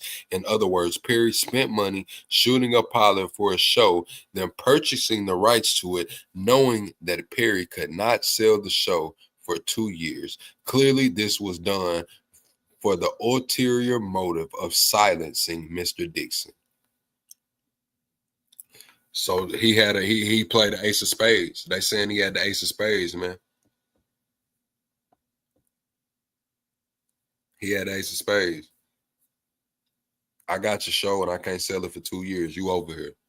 In or around April 9th, 2022, to his surprise, the plaintiff received the script for another season of The Oval, in which the plaintiff's character, originally written as a grocery store clerk, will play a male prostitute being pursued by a pimp. The character scenes were short. The character scenes and story shared eerie similarities to Perry's pursuit of Dixon. While he was not surprising that one of Perry's characters would end up this way, the timing of the change to Dixon was a very clear message. As Dixon continued reading through the scripts he started to notice that Perry included lines taken directly from things Dixon and Perry spoke about. Perry started to base the script on real life and made it personal. For example, Perry wrote about Dixon that I don't like none of my bitches running away. He was making good money for me. In or around April 22, before the beginning of the shoot of the next season, the Oval, Perry called Dixon to discuss the June 2021 sexual assault. On the phone call, Perry lectured Dixon about how Dixon was overreacting to the sexual assault because of prior sexual assaults in Dixon's life. Perry said there was a miscommunication and misunderstanding and that Dixon needed to stay no stronger. In other words, Perry blamed Dixon for the sexual assault, claiming that Perry felt that Dixon's no was really a yes because Dixon did not say no strongly enough. So as to not jeopardize his employment from the dependents, Tyler Perry and TPS Dixon dismissed the conversation, especially due to the allegedly impending sale of his show to a major broadcasting network. Did you find a place? I'm good. Probably won't see me. I'll be filming.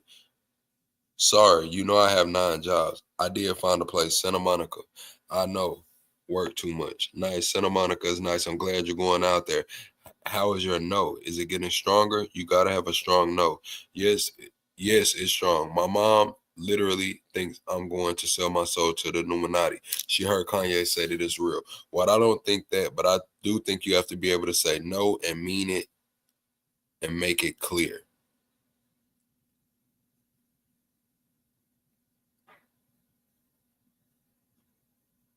On or around October 28, 2022, after filming a full season of The Oval, Perry told Dixon that despite shooting the pilot, it could take a while to place, and that Perry couldn't do any other television series until his deal was up with Viacom, which would take about 2 years. In or around January 2023, the plaintiff indicated he was moving to Santa Monica. He did so to put some distance between himself and Perry. Perry replied that he was glad to hear Dixon was moving away and that if Dixon's no was stronger than before he left, Dixon reiterated that I have a strong no. Dixon should have a strong no to make it clear. When he said no, this was Perry's way of once again referring to the June 2021 sexual assault of Dixon, making it clear that Perry felt no remorse for assaulting Dixon against Dixon's will. Dixon remained calm considering those comments because he needed Perry to help him with dreams of producing a show because Dixon was still a regular actor on The Oval. Even after Dixon moved to California to quid pro quo harassment and attempts to recover the actually assault to cover up the actual assault by promising a show continued. Perry would call Dixon, who felt obligated to pick up Perry's phone calls and respond to text messages. These conversations often start about work and the men's business relationship and then transition to further conversations about Dixon's sex life, adding to Dixon's trauma and forcing him to relive the sexual assault. Perry continued to envelope Dixon in this feeling of reliance and justifying the sexual harassment that happened. Perry will call Dixon and say, "You'll understand when you have a hit show." In the same breath, refer to a sexual assault by saying, "I'm so glad we are past that. So glad we are past that." That is crazy.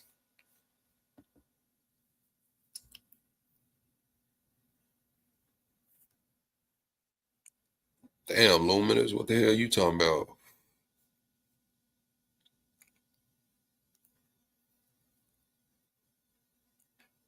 Dixon knew he had to just hold his tongue because Perry was still employing Dixon.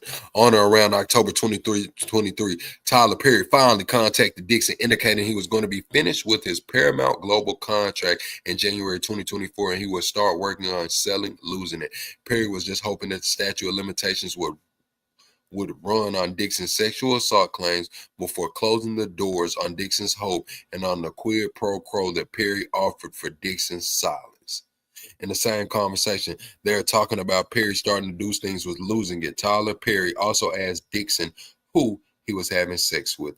Perry further pushed for details, asking Dixon if he was the giver or receiver in this scenario, and if the plaintiff used protection and prep while engaging in sexual acts. Perry continued to probe other intimate details about Dixon's life. Perry again told Dixon that Perry wants to partner with whom he could have an emotional and sexual relationship with, but who goes back to their partner at the end of the day. Do y'all believe this guy? Press 1 if y'all believe him. Press 2 if he lying. What, baby?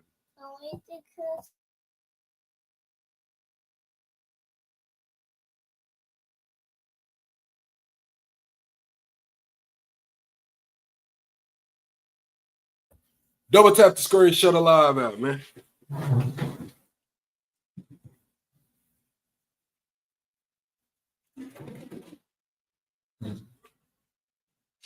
Oh, shit.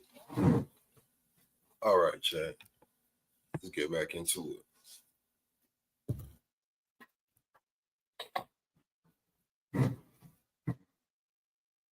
All right, here we go, right here. Perry again told Dixon he wanted a partner with him he could have an emotional and sexual relationship with, but who goes back to their partner at the end of the day. In December 2023, Christian Keys, another actor who worked for Perry prior to Dixon's employment, posted a video on social media platforms detailing his abusive experience with an anonymous Black Hollywood billionaire, which Dixon's pieced together and believes to be Tyler Perry. Dixon heard Mr. Keys' account and saw that Perry had been engaging in the same sexual conduct as other actors. Just like the interactions described by Keys, Perry would get drunk, climb into Dixon's bed, and start fondling Dixon's butt. Dixon wanted to share his experiences with the media to prevent other actors from being abused by the hands of Perry. Around this time, Perry called Dixon, indicated he really wanted to find a home for Dixon's television series, again perpetuating the quid pro quo after the sexual assaults to keep Dixon and his claims at bay. I can call you later or tomorrow sometime. You have a really fresh voice and take on things. I don't know where this is going, but I laughed the entire time. I could see the world and the characters. My exclusivity ends in 30 days. I want to take losing it out to Amazon or Netflix after and gauge their interest. But I also want to try and get you to the right people to help you make these shows work. But they're not for my audience, but we need to find a home for this. I don't want to miss another Schitt's Creek. You know that Eugene bought that to me first, but I didn't get it.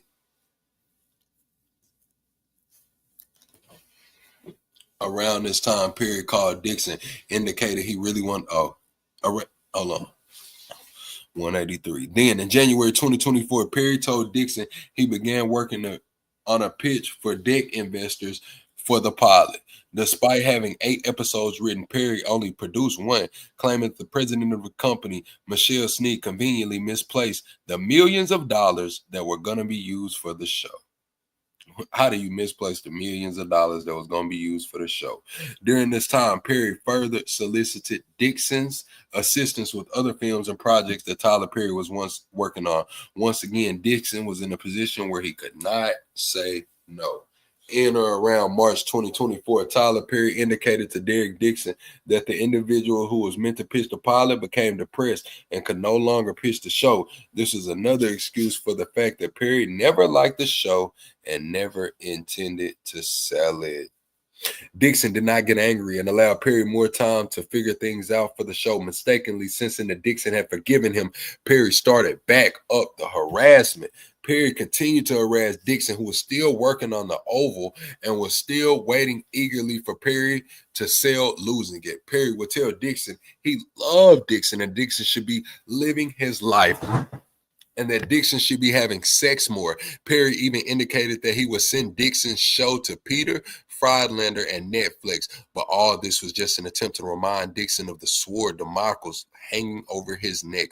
Later, Perry told Dixon that the Netflix turned the show down. Dixon was never contacted by any individuals from Netflix regarding the show. No sale ever materialized. In or around June 2024, Perry, sensing that Dixon was getting frustrated about his show not getting off the ground and still concerned about the sexual assault being made public, offered Dixon a position as a writer on Perry's show, indicating he needed a replacement to continue writing. It was only then Dixon woke up and realized that Perry was never going to be serious about helping Dixon. Perry was only going to do things for Dixon if Dixon played along with the sexual harassment and assault.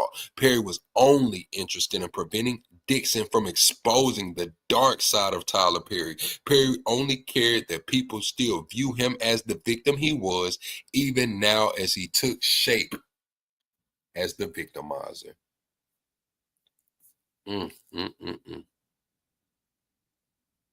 Dang, Chad.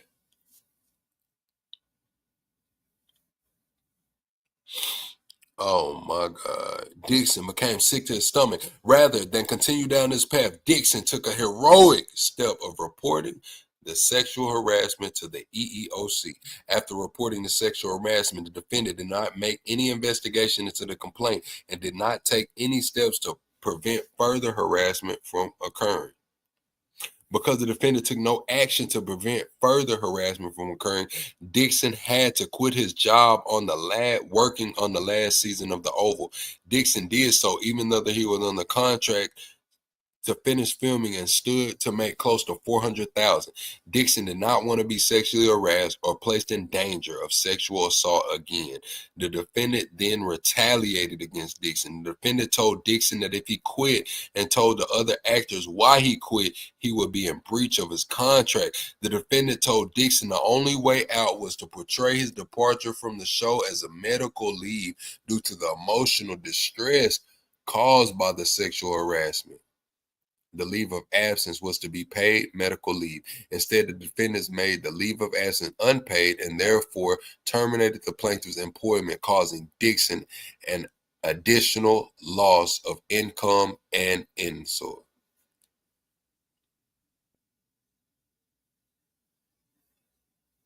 Dang, and then they got the causes of action. We know what those are.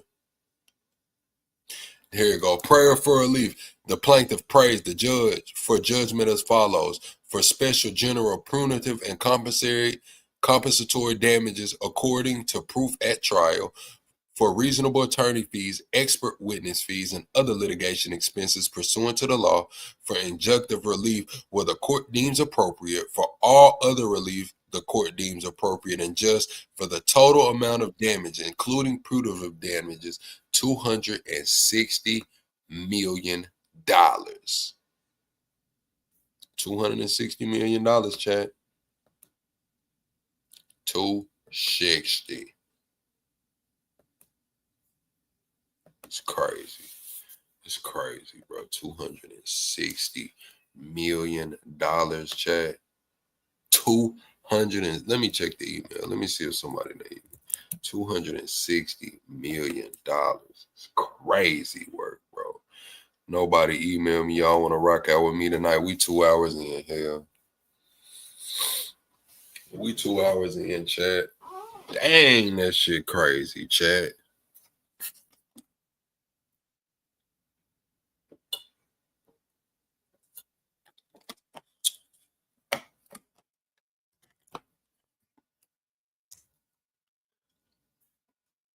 All right, chat. That's the lawsuit, man. Damn, bro. I'm gonna keep it real with y'all, chat. I think Tyler Perry might be in some fucking trouble.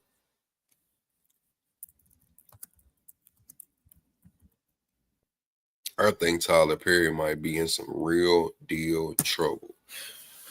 It's like he was set up, man. Same thing with Shannon Sharp. It's looking like they setting him up. Like now, Tyler Perry set himself up too, though. I'm not gonna lie. He did all that pressing and texting, and I don't know, bro. The guy's clearly ignoring you, clearly acting like he's not interested. Like, I don't know, Chad. It might not be good for Tyler Perry. 260 million is a little crazy, but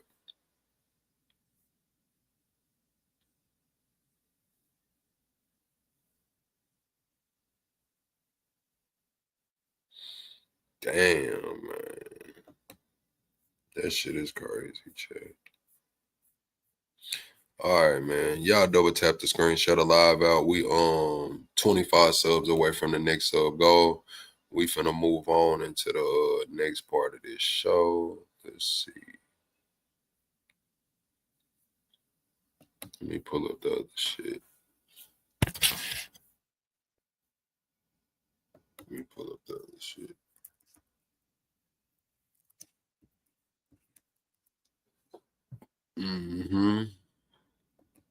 This shit crazy. Press 1 if y'all think Tyler Perry's cooked. Press 2 if y'all don't think Tyler Perry's cooked.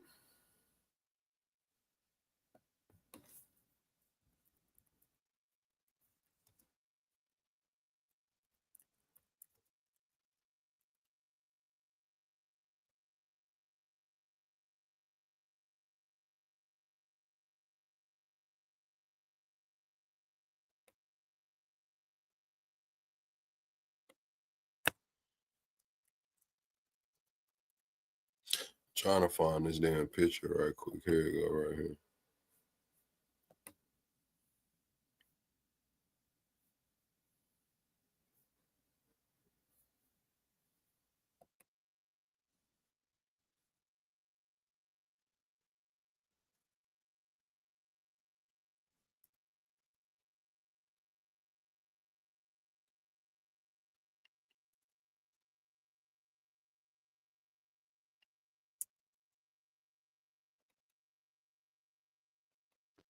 That I got it right here.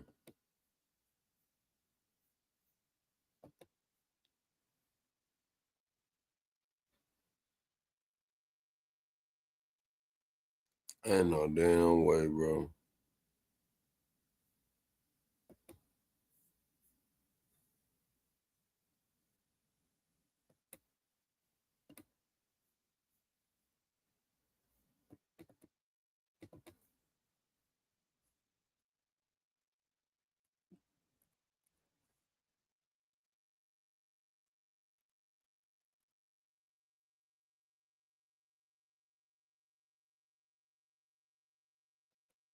All right, chat, I got it right here. Double tap the screen, shut a live out, man. If it's your first time in my live stream, press 1. BP, what it do? Hope you subscribe. Parker Studios, hope you subscribe. Lovely say he's gonna pay, but just not that amount. Okay.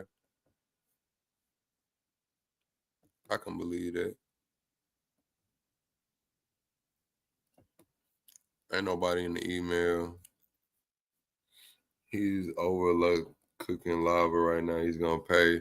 All right, chat. Let's get into the other part of it, man. Let's get into the Diddy, man. Let's read what happened at court today, man. They said it was crazy today. All right, chat.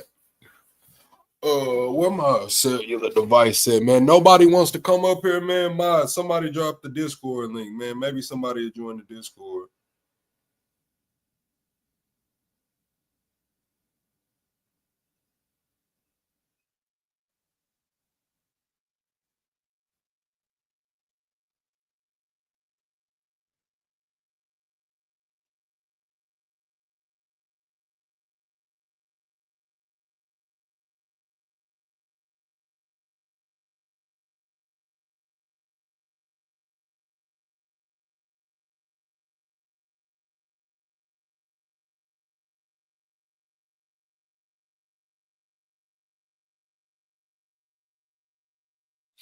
All right, chat. I'm in here. Double tap the screen, shut a live out, man. We 22 subs away from the next sub goal. Cypher, what it do? Marcus Eccles, what it do? BP, what it do? Anthony Spence, what it do? All right, bet. Here we go. All right, boom.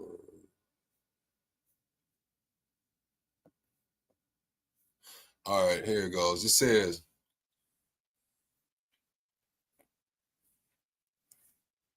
9:02 a.m. Jury still not brought in. Judge, anything before we bring the jurors in? Defense, let's get Diddy in. Let's get Mr. Combs in. Judge, I believe your client would like 10 minutes to review the materials. Can I ask him that question? Defense, Mr. Combs waves his right hand to present for the immunity application. Let's proceed then. Did you receive a subpoena? Yes. Do you intend to invoke the Fifth Amendment? Yes. This is Paul.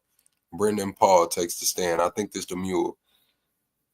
We impose the immunity order. I will enter it. Thank you, Mr. Paul. Combs is brought in by the U.S. Marshals. Defense, we are ready to proceed. Judge, let's have Agent Penland back.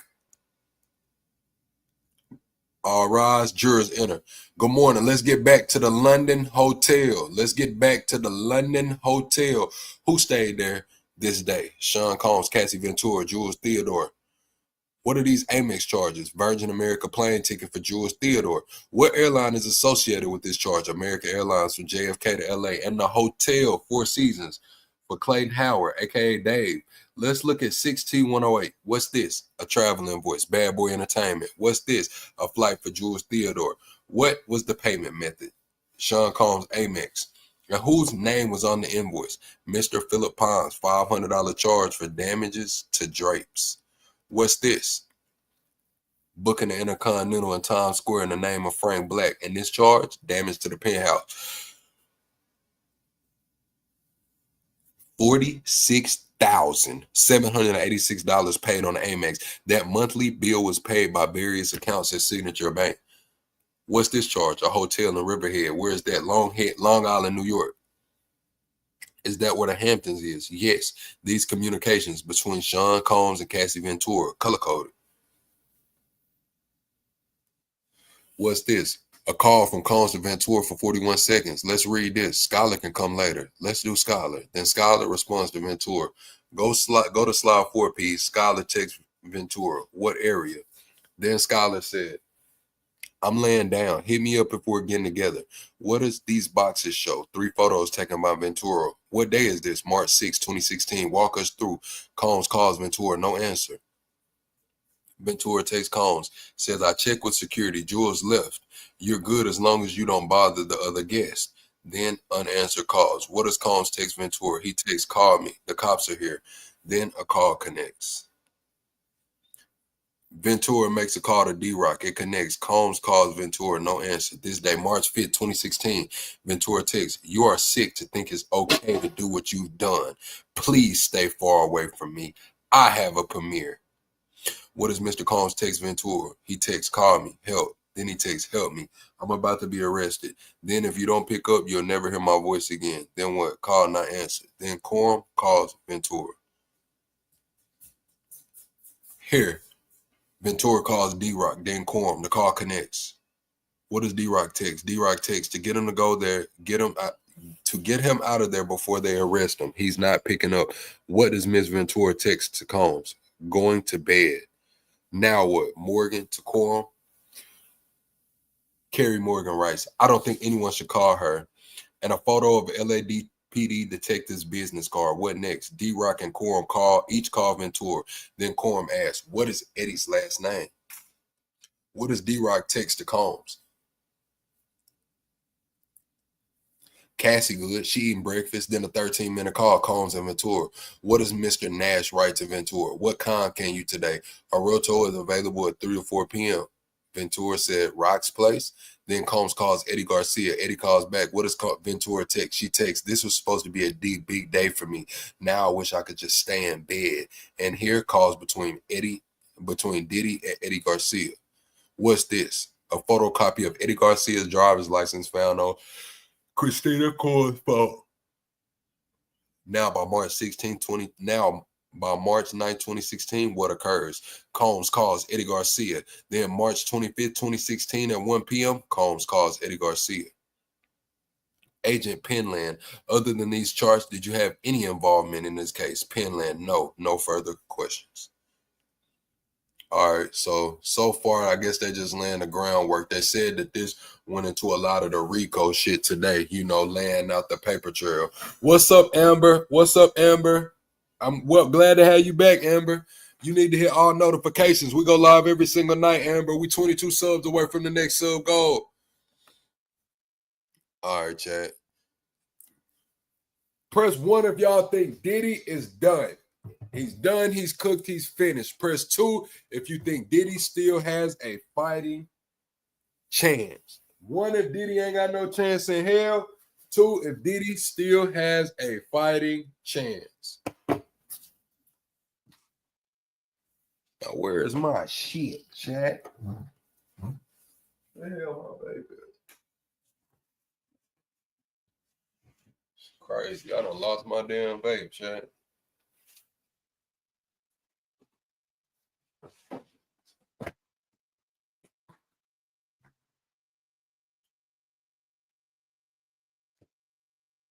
All right, chat. I'm back. Let's see what y'all said, man. 222-111. It's a lot of back and forth, 1.5. Shit's crazy. Been going on in my life. Such life, though. We discussing about the Diddy trial. Yeah, we just talked about Tyler Perry. Now we going over the Diddy documents today.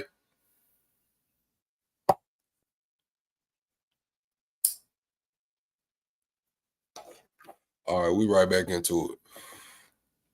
They're back. Judge. Let's have Agent Penland back. And now the jury. All rise. Defense.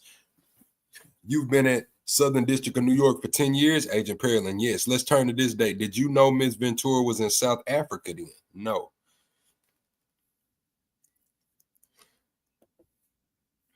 Combs Garagos. 12/8 through 9/15. You didn't try to find out who else was in this chat? I did not. You are a special agent? Yes. As a special agent, you know how to look for evidence, right? Objection. Sustained. Let's turn to August 2009. Under the name Sean Combs, you included several U.S. exhibits. Let's pull one up. August 5th, 2009. Mr. Combs says, when do you want to freak off? LOL. What does Ms. Ventura say? Cassie says, I'm always ready to freak off. I'm always ready to freak off. This back in 2009 now. Let's put up this defense exhibit. Ms. Ventura writes, I'm so horny. I can't concentrate. I'm going to Dwayne Reed. Pack us a bag. Did you include this in your chat? No, I didn't. Here, Jules writes to Combs, I need rest. You guys are rabbits. LOL, right? Yes. Here, Pop writes to Ventura, I love you so much. You consume my life. How did this happen? And Ms. Ventura says, I wonder that too, right? Yes. Here, Jules writes to Ventura, great to see you, beautiful. And then I'm at your door, right? Correct. Here, Ms. Ventura writes, I'm horny and bored, right? Yes. Here, Mr. Combs says to Ms. Ventura, I'm not going to ask you to freak off. What do you want to do? She said, I want to smoke. Go for a walk and let's go out and have some carefree fun. I'll go get a Valium, right? Yes. Mr. Combs writes, I liked it when Jules was in the room next door. Did you include this? No, my job was not to add things, just to check if things in there was correct. Mr. Combs writes, you horny or sleepy? And she, both. LOL. Here we go. Maz, drop the Discord. Maz, drop the Discord. Jurors still watching the videos with headphones on.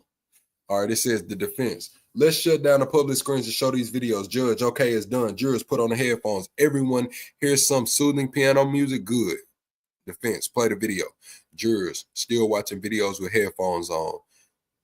Defense, for the record, Mr. Foster has to put on to minute 14.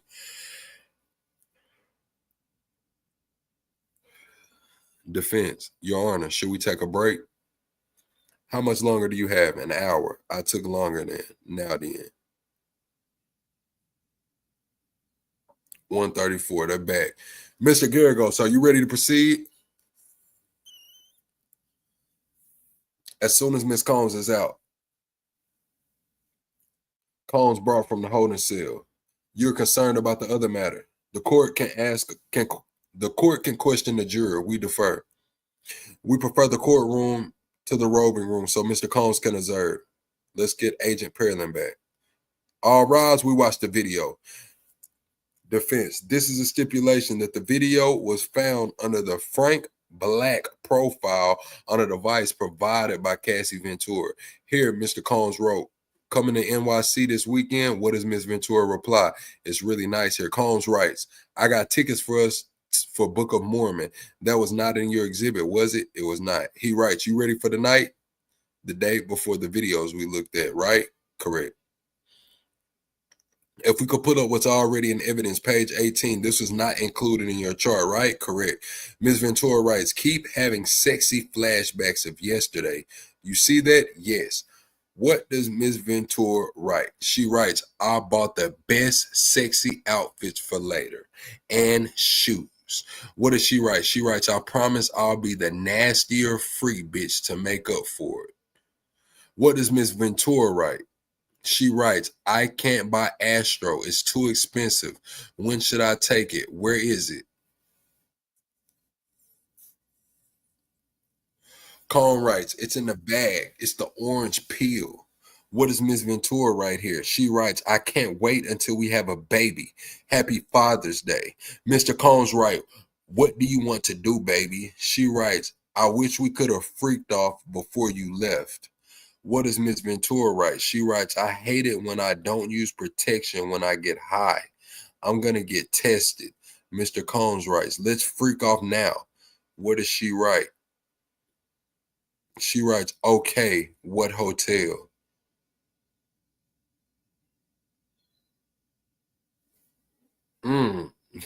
Yeah, all right, chat. Now she talking about she don't use protection when she get high. She like the freak off right here, right now. She doing this and that. But yeah, I don't know, chat. Hey, man. You spoke on direct about Scholar? Yes. And the message about the cops are here, but there's not evidence of any 911 calls, right? There is not. This is the photo of the detective's business card is the only thing about police, right? Objection, sustained. You included a call between Ventura and Combs. Was that a FaceTime call? I don't know. No further questions. Redirect? Yes, briefly. The hotel in Riverhead. Who was up there? Sean Combs, Cassie Ventura, and Clayton Howard. This photo wounds above I, so you can remember. Nothing further. Judge. Jurors, you can leave for the day.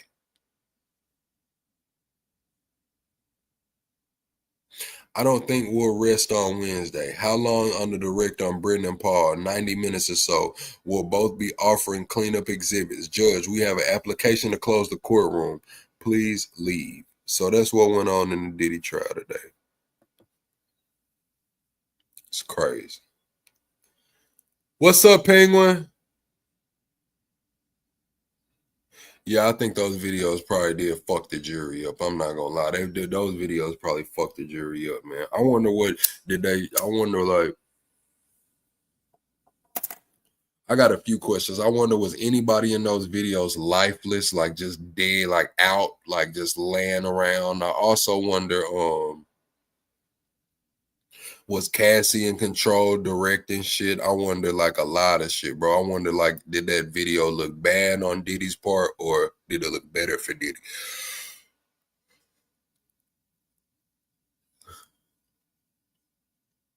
She was so fucking high all the time.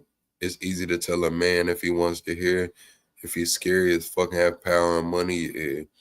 Yeah, that is the freakiest shit, man. Talking about I love the freak off. I'm always ready to freak off. Let's freak off right now.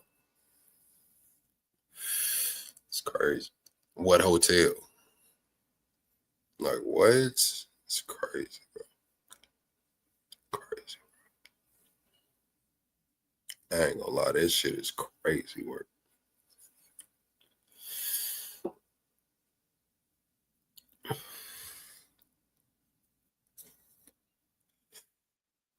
Damn, Chad.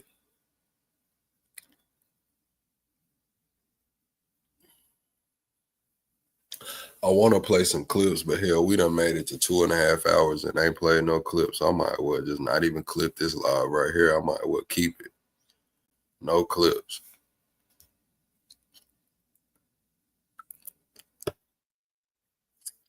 Top Cat, you want to come up here? The link in the Discord, Top Cat. Come tell me how you feel about this. Somebody come up here and talk to me. I ain't finna play no clips tonight. We can talk about it. We can read some more. We can debate. I'm not playing no clip tonight. Shit, I done made it 2.5 hours without a damn clip. We ain't playing shit. Straight out. Y'all know I'm finna have to scrub the channel so we can get monetized.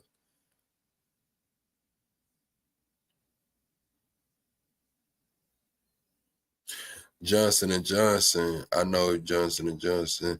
The best of all this, it is proof of videos. It shows facts. Yeah, I mean, I'm glad that they do have video, but it's like, shit, what is the video going to show? Like, is it going to go good for, I mean, if the prosecution is showing it, they have to feel like, oh, it's in their favor.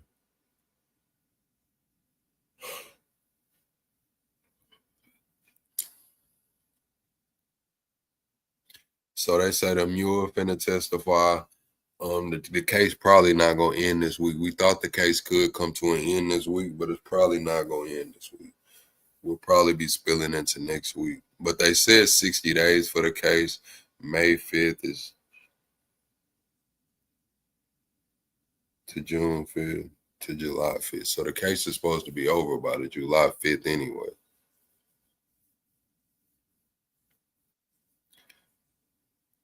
Damn, bro. That shit is crazy. Let's see what else they saying. Let's see what the comments saying.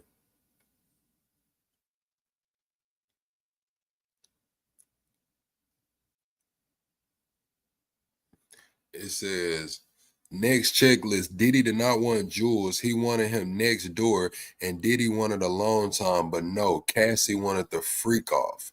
That's what the comments is saying. Diddy did not want Jules. He wanted him next door.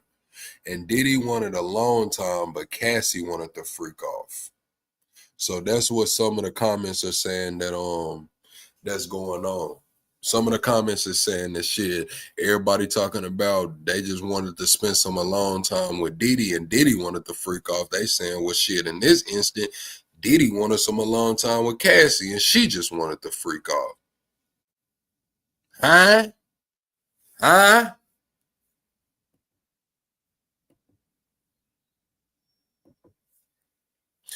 Tell him, agent. FFS asking the agent, did you include this again and again when the defense knows perfectly well the agent was just checking the things to be correct? Is slimy. Sleepy and horny. That's when you start humping in your dreams and gotta get shaken awake. Like, girl, what the fuck you on? Sleepy and horny. So has any of y'all in the chat ever been sleepy and horny? Press 1 if you have ever been sleepy and horny at the same time. Double tap the screen, shut it live out. Y'all know what time it is. It's plug after dark. It's 11:41, baby, man. Press 1 if your ass done ever been sleepy and horny at the same damn time. At the same damn time, I'm going to sleep. I'm trying to fuck at the same damn time. Yeah, y'all know what I'm talking about. Steve talking about I am right now. You might need to get out of here, Steve. You might need to go handle that, Steve. I ain't gonna lie, man. You talking about you sleepy and horny in here, man. Talking about this one of the best lives. Hang out with me, man. Hang out with me. You say this one of the best lives. Don't go nowhere, man. That ain't GC. That's future, Steve. You got to get with the program. That's future, Steve. Trying to sleep and trying to at the same damn time. I'm going to bed. I'm getting sucked at the same. That's what Cassie was on. That's what Cassie was on. What's that shit they be giving them people to go to sleep? Melatonin, honey pack at the same damn time. Come on, man. Come on, man. Let's be real. Melatonin, honey pack at the same damn time.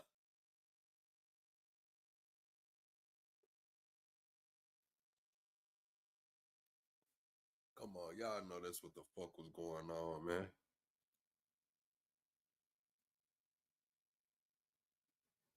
Is Cassie still eligible to win her lawsuit if she told her shit? Cassie don't want her lawsuit. Cassie paid. Cassie up 30 million.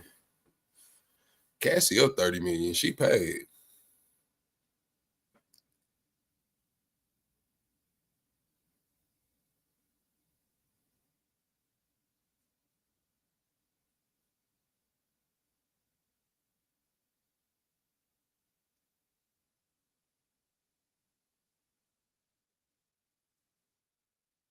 Everybody's in here talking shit. They saying the agent just proved my job was to not add things. Damn, corrupt prosecutors wanted to add their salt and pepper. The agent was not prepared for the defense.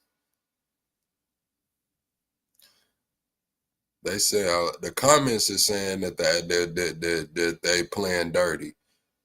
Diddy's defense playing dirty.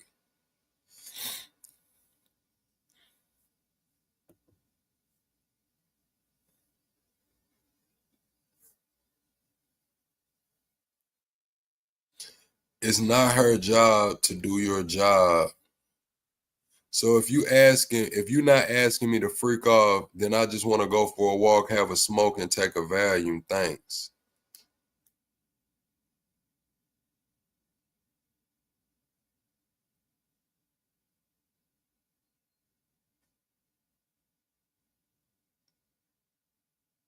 She didn't say that. She said we could freak off. She said that we could have some. What did she say, Chad?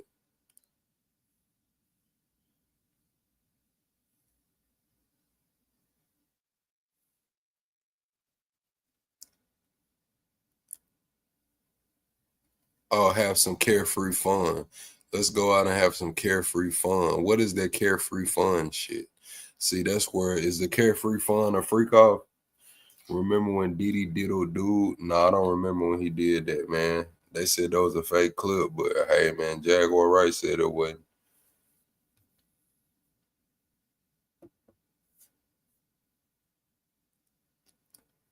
Where the rest of the shit at?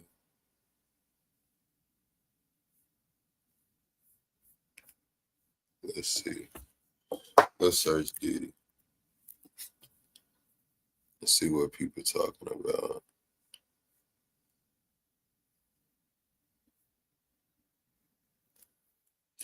Somebody said, I'm so confused by the P. Diddy trial so far. The testimony has only been about 6 parties in hotel rooms with his girlfriend. What about all the blackmail tapes of celebrities from the hidden cameras in his homes? So now that they seeing the freak off tapes, do y'all think they're gonna see any celebrities on them? That's one thing we haven't heard about, no celebrities on the surveillance tapes. Where them surveillance tapes at? Puffy is a low down scumbag dog. Damn.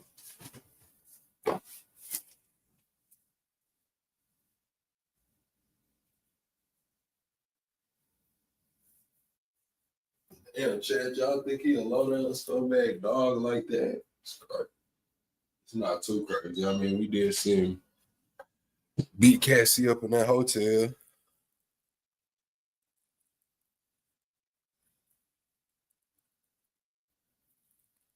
Man, listen. Free Diddy, everybody went to the freak house voluntary with their phones in hands. No one called the police or went to the hospital. Shit, y'all gotta remember shit. Diddy had y'all forgot about that 50-foot bed. We talking about freak offs and shit here. What y'all think they did on that big ass bed? How much baby oil y'all think was on that big ass bed? Y'all forgot about that big ass bed? Yeah. Press one if y'all remember that big ass bed Diddy had.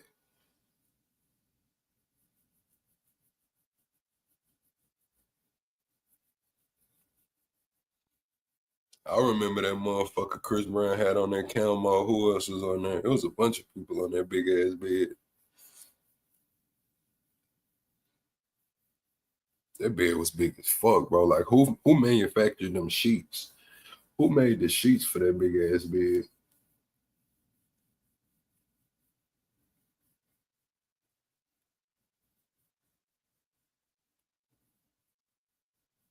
That's crazy.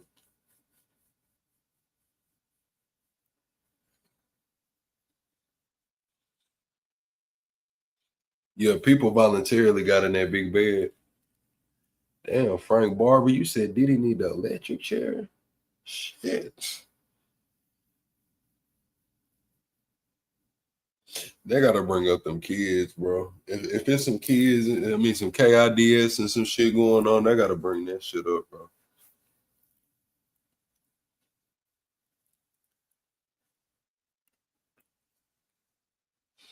Now, if it's some of those involved, then shit, I agree with you. If it's something about them KIDS involved, I agree.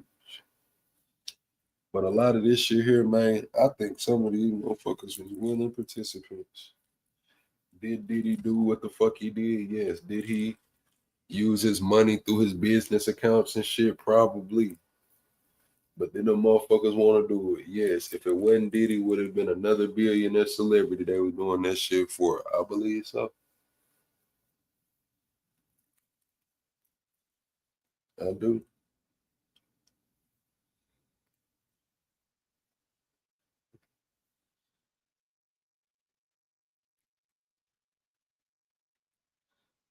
That's what I'm saying. What the KIDS? Why they ain't talking about none of that? Why they ain't talking about none of that, bro?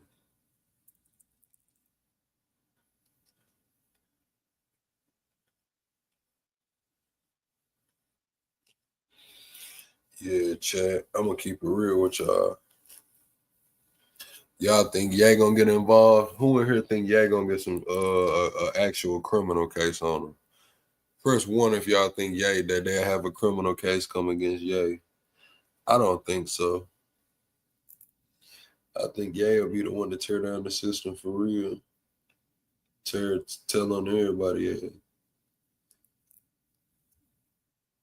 See, Diddy the kind of nigga that'll tell on y'all ass and, try to hide it or, act like he did and they're kind of hold out integrity. Man, Kanye will tell on everybody ass. Man, Kanye ain't gonna give a fuck. What do you mean I wasn't supposed to tell on you? I am not a YN. I am the greatest artist of all time. I am one of the greatest minds in modern day history. I will not go to prison for you, peasant. Yeah, you ain't gonna tell on everybody. Yeah, ain't gonna give a fuck.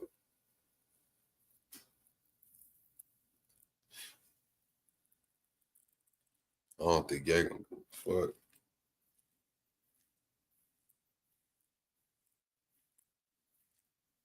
Y'all gotta think Ye tell on everybody now.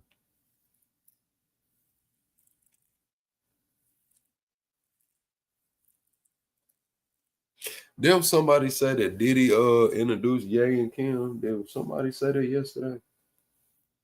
I didn't know that if that's true. Let's see.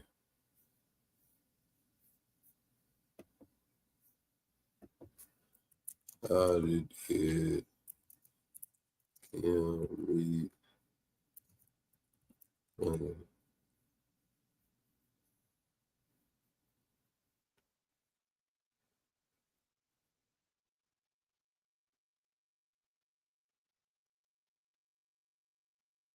She was working as Brandy's assistant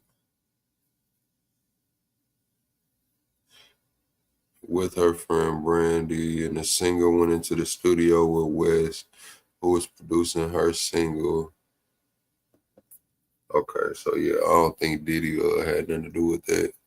You say you can't find the link, Talk Cat? It's in the Discord. I'll drop it in the Discord again.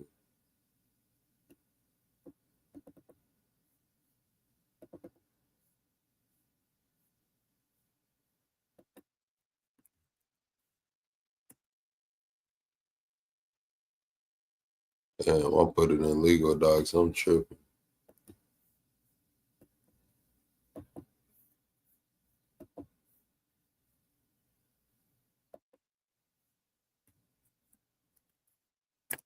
All right, I'm back. What the hell is this?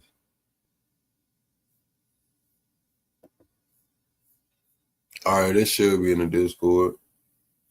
Back when I was a kid, he did the mix with the Stalker song. Should have been a hit to us all. See, I don't know Diddy music like that, y'all. Like, I never was one. I tell y'all all the time, like, bro, I never listened to Diddy. Y'all be like, oh man, motherfucking, like, bro, I didn't listen to New York music. I didn't listen to none of it. I'm from the South for real, nigga. Like, we listen to 50, nigga. And the only reason we listen to 50 is because 50 beats was like, had a southern bounce to them. We wasn't listening to that other shit, man. We was Get Rich or Die Trying out this motherfucker back then, nigga. We was listening to some real shit from the South, some Texas shit. That's what we were listening to. Shit, really Texas, man.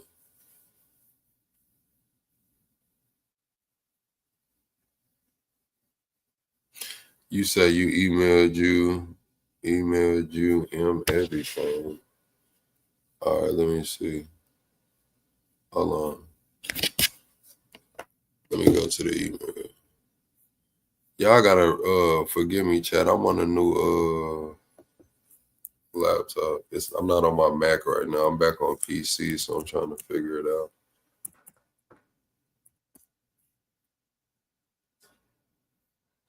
I didn't get no email from you, bro. Is my email pinned at the top right? Is the email pinned in the comments right, chat? The plug sack stories. Is it the right email in the chat? Because somebody said I emailed you, and I ain't get no email from you, dog. My point is, Diddy biggest everything he did was rip Sting. Yeah, that's the right one. Plug sack stories at Gmail. I don't have an email from you, bro.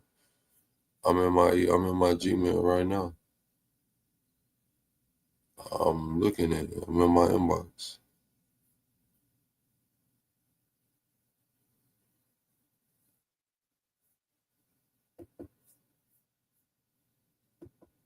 Yeah, I'm in my inbox right now. I don't see you, bro.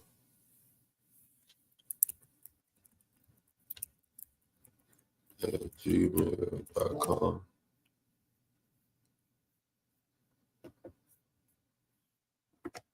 Top Cat, what it do?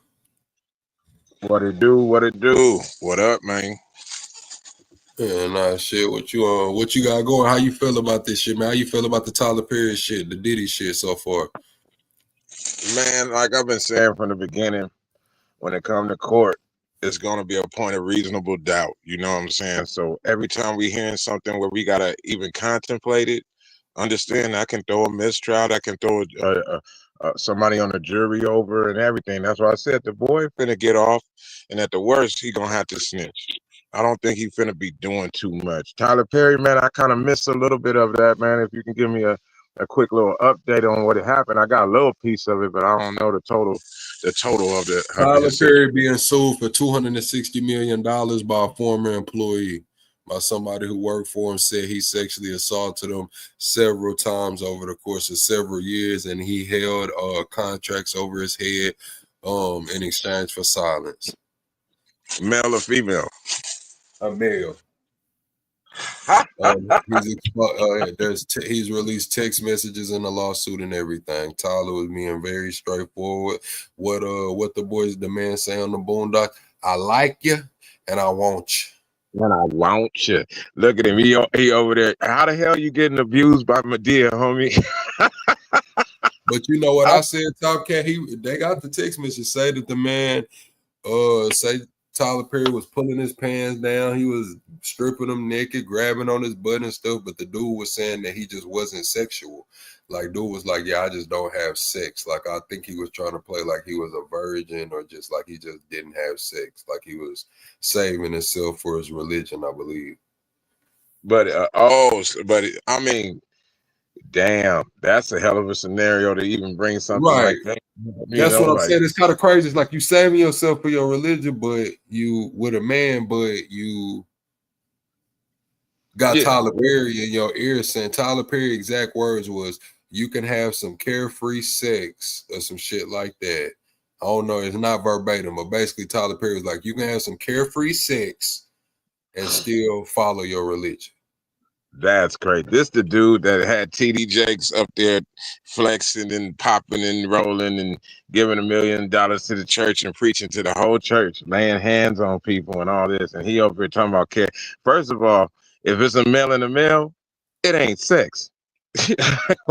I don't know where people get their definition. You can have a sexual experience, but you ain't having no sex. So that, you know what I'm saying? It's already a weird situation. But I ain't even gonna lie. The same with you with Tyler Perry and Diddy. Like, I listened to Diddy music because I'm a little older and it was just mainstream. And there was so many artists that he was involved with. But Tyler Perry, man, for a long time, you know, even though my lady and family fuck with him and shit, you know, he put out some funny stuff and shit. But I've ran across it, but I never really fuck with that shit because it already messed with me. The motherfucker wearing coconuts under his dress and doing stuff, you know. I got sons and shit, you know, so I try to be a strong principal, even though it's fun to watch certain things. Somebody has to stand up in the family and say, I don't deal with that type of stuff. And that's been me. So I've always been a little bit suspect of this dude. I ain't gonna lie, I've been proud of his success because I want to see people move forward. But on another aspect, I've never really got behind that. That's the reason that you're successful, not just the point of you doing what you're doing. You, even if you're doing great things, you have to dress up and actually act as a role of something that you ain't. So I you know what? Truthfully, I do think he's guilty. And what's weird is for somebody to be an actor and be as talented as he is, I think that he can kind of, you know, he got a little civil about him. You know what I mean? Like he probably does pop out of different roles or think that he can do different things. And then the more money, the more power, the more corruption. So shit, I call it the God complex. Maybe you can reiterate it up. They say getting head is sodomy. I didn't know that. Yeah. Yeah, anything. Look, if you go to the hardcore, and I ain't gonna say everybody, but you go to the hardcore point of which ain't in the Bible, but the hardcore part of religion, only thing you supposed to be doing sexually is missionary. That's period. You ain't supposed to be doing nothing but trying to create a baby. It ain't about nothing else. So everybody that thinks that I'm about this and about that, well, here it go. If you ain't just doing missionary, if you slapping somebody on the booty, if you just want to rub it across the back of somebody's neck, you doing your little playful stuff, and you know what I'm saying, you're all and by that religious. Hold on, Top Cat. We not finna breeze across that. Ain't no way you talking about rubbing meat across somebody's neck, bro. Did you mean throat or did you mean neck? Like you like what kind of shit you got going over there, I'm Top Cat? I'm talking about 360. I'm talking about any part of that round thing in between your chest and your chin. If you rubbing your meat around any of that, if you touching anything, All you right, let me using ask the women in the chat. Women in the chat, press 1 if you have ever been had some meat on the back of your neck. I ain't gonna sugarcoat it. Press 1 if you've ever had meat slapped on the back of your neck, rubbed on the back of your neck, and not your throat, the back of your neck. Have you ever had meat slapped, rubbed, pressed against anything, the back of your damn neck? 1 if you have, 2 if you have not. I don't think I done ever put my meat on the back of somebody's neck, bro. I ain't gonna lie. Not on the back. You ain't never woke them up with the thick slap, like, hey. With See, a thick slap. you're gonna be in a motherfucking lawsuit doing that shit in 2025. Your ass gonna be in a lawsuit next. Hell yeah, and they gonna have the bruise to prove it too.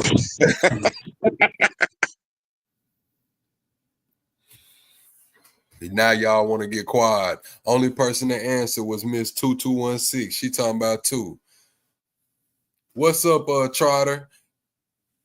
Yeah, don't nobody want to answer. All right, men, we're gonna ask the men. Have you ever slapped some meat on somebody's neck, man? The back of somebody's neck, rub some meat on the back of their neck, press some meat on the back of their neck, man. Is that what y'all doing? Angie says she done had some meat on the back of her damn neck. Straight up, Angie. Salute to you and that meat on your neck. Yeah, ain't no hate, man. Sometimes you gotta, put it where it's most effective. You might have a little ache back there, you know what I'm saying? You might need a little massage. Let me cut it out, man. Yeah, that's what I'm saying. Hey, that's shit. what When I'm you saying, comfortable, Carlos, the meat can end up on the throat, but we talking about the neck, bro. We talking about the back of the neck. You know what I'm saying? Like what is my meat doing on the back of your neck? Like what is we trying to do? yeah, it's called enticing. I mean, sometimes somebody might not be in the mood, but you slap, they feel the little weight. They might be like, hey, that can go other places. You never know what's gonna happen. And once you get comfortable in a relationship, you never know what the hell's gonna happen. And everybody be sitting up here lying their ass off. You know what I'm saying? And talking that shit. Yeah, Top Cat. They said box your ass. Hold on, let me bring Top Cat back. They said box your ass up, Top Cat, because your ass gonna be on the next lawsuit. Busby gonna be coming to get your ass next, Top Cat. You slapping That's cold, man. That's cold. Busby gonna be coming to get your ass next. I didn't say feet. I didn't say feet. I didn't say hair. I didn't say belly button. The neck. Damn, that's you said that you. It's the way you said it. You didn't say like, yeah, you know what I'm saying. That you said you finna wake her up slapping meat on her neck, bro. I can read that shit out in the lawsuit right now. I can damn near already hear the verbiage coming out.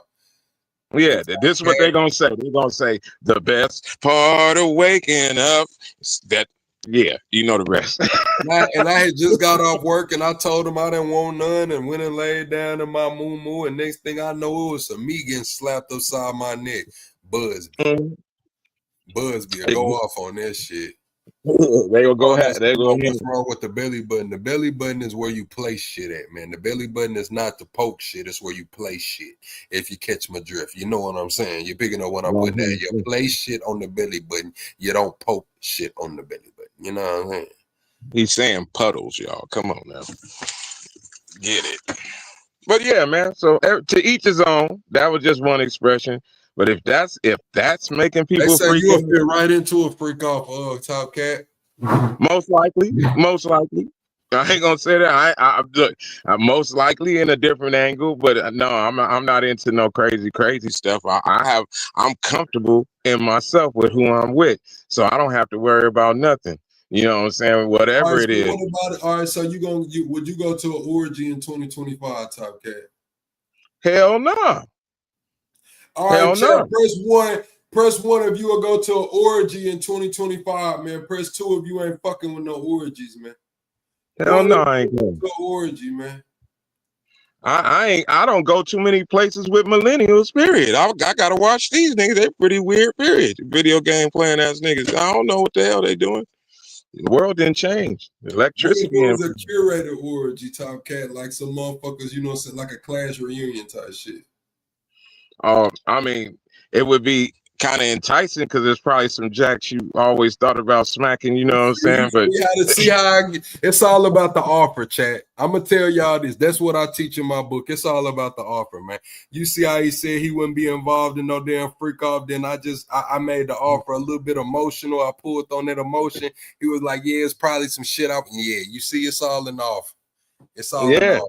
you make it more enticing how you put it. Like everybody, oh, talk to somebody, like I said, video game, like, ooh, a cosplay orgy. Well, as long as I get to wear my Chewbacca outfit, I'll pull it out. It just, everybody got their little issues, man, and they try to lie like what it is, man. Okay, look, y'all, I ain't gonna lie. I like porno style sex. I like getting it cracking. You know what I'm saying? And if that's fucking scaring you or you're offensive about it, I'm sorry. I apologize. I keep Luckily, my socks on, chat. that's what I'm saying.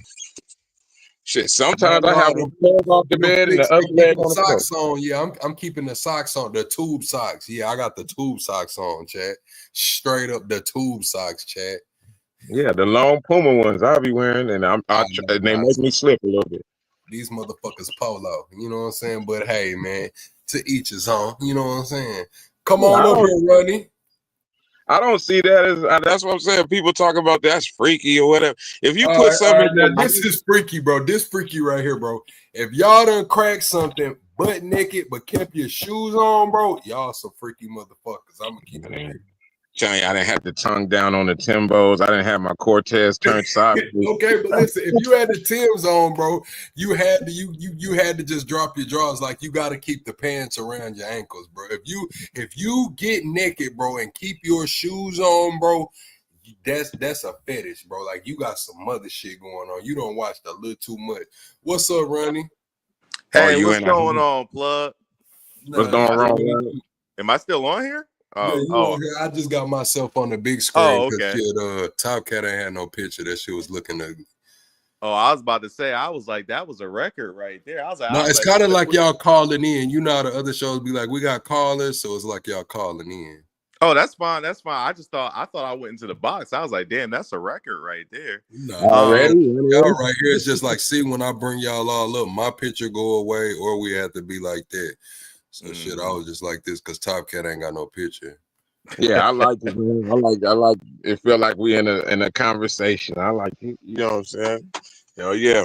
So what's up, Ronnie? What you be touching on? Do you feel like if you rub your instrument across somebody's neck in a 360 situation, I ain't gonna say somebody because you said you conservative, across the other necks. You know what I'm saying? So what? No, I don't know what you're saying at all. You don't? Do you feel like that's freaky? Well, first and foremost, I was listening in. I didn't hear the whole live. But I was coming on to talk about something else. But what you just asked me, that's wild. You let me break that down. You said, is it wild to rub your meat on someone's neck? You said. Is that freaky? Like, does that shock you? Do you think that's wild, or is that regular sexual activity? It's pointless to me. It's pointless. It's not too crazy. It's just like, for what? I didn't say how fat. Well, hold on. I didn't say how fat the neck of the chin was. I didn't say. He asked me the question. He asked me the question, plug. I appreciate you answering for me. But first and foremost, I look at all. I guarantee you, there's going to be a multitude of different things. I know he ain't on here, but there's somebody who's in the Discord, and he happens to be a foot fanatic. That ain't my thing, so I look at that stuff like yeah, it's a little bit different. But me, I don't Taboo. I don't kink shame at all. So the reason why I came up on here is because Top Cat, I'm on your ass, no Diddy, bro. You literally just came on here. You literally just came on here, started talking about some not no you first you mentioned the Bible and you said if it isn't missionary, it ain't acceptable by the Bible. But then you started mentioning By religion, not the Bible. I said it, none of that's mentioned there, but by religion, the different statutes put on by religion, which is not in the Bible. what That word. religion? What religion? What religion Yeah. specifically? Huh? What religions? Most of them. I think it's going to be. Actually, I don't think Muslims rock that way. I know for sure. The stricter versions of Christianity, because I can't tell you about Christianity so now because it has so many different angles to it. But coming from the first point of Christianity, like the Christianity that comes from Catholicism, no, you ain't supposed to be doing. Ain't no doggy style. That's all those things are sin. It's missionary. That's why it's called missionary, like missionary Baptist church. That's what you're supposed to do. Missionary Baptist Church.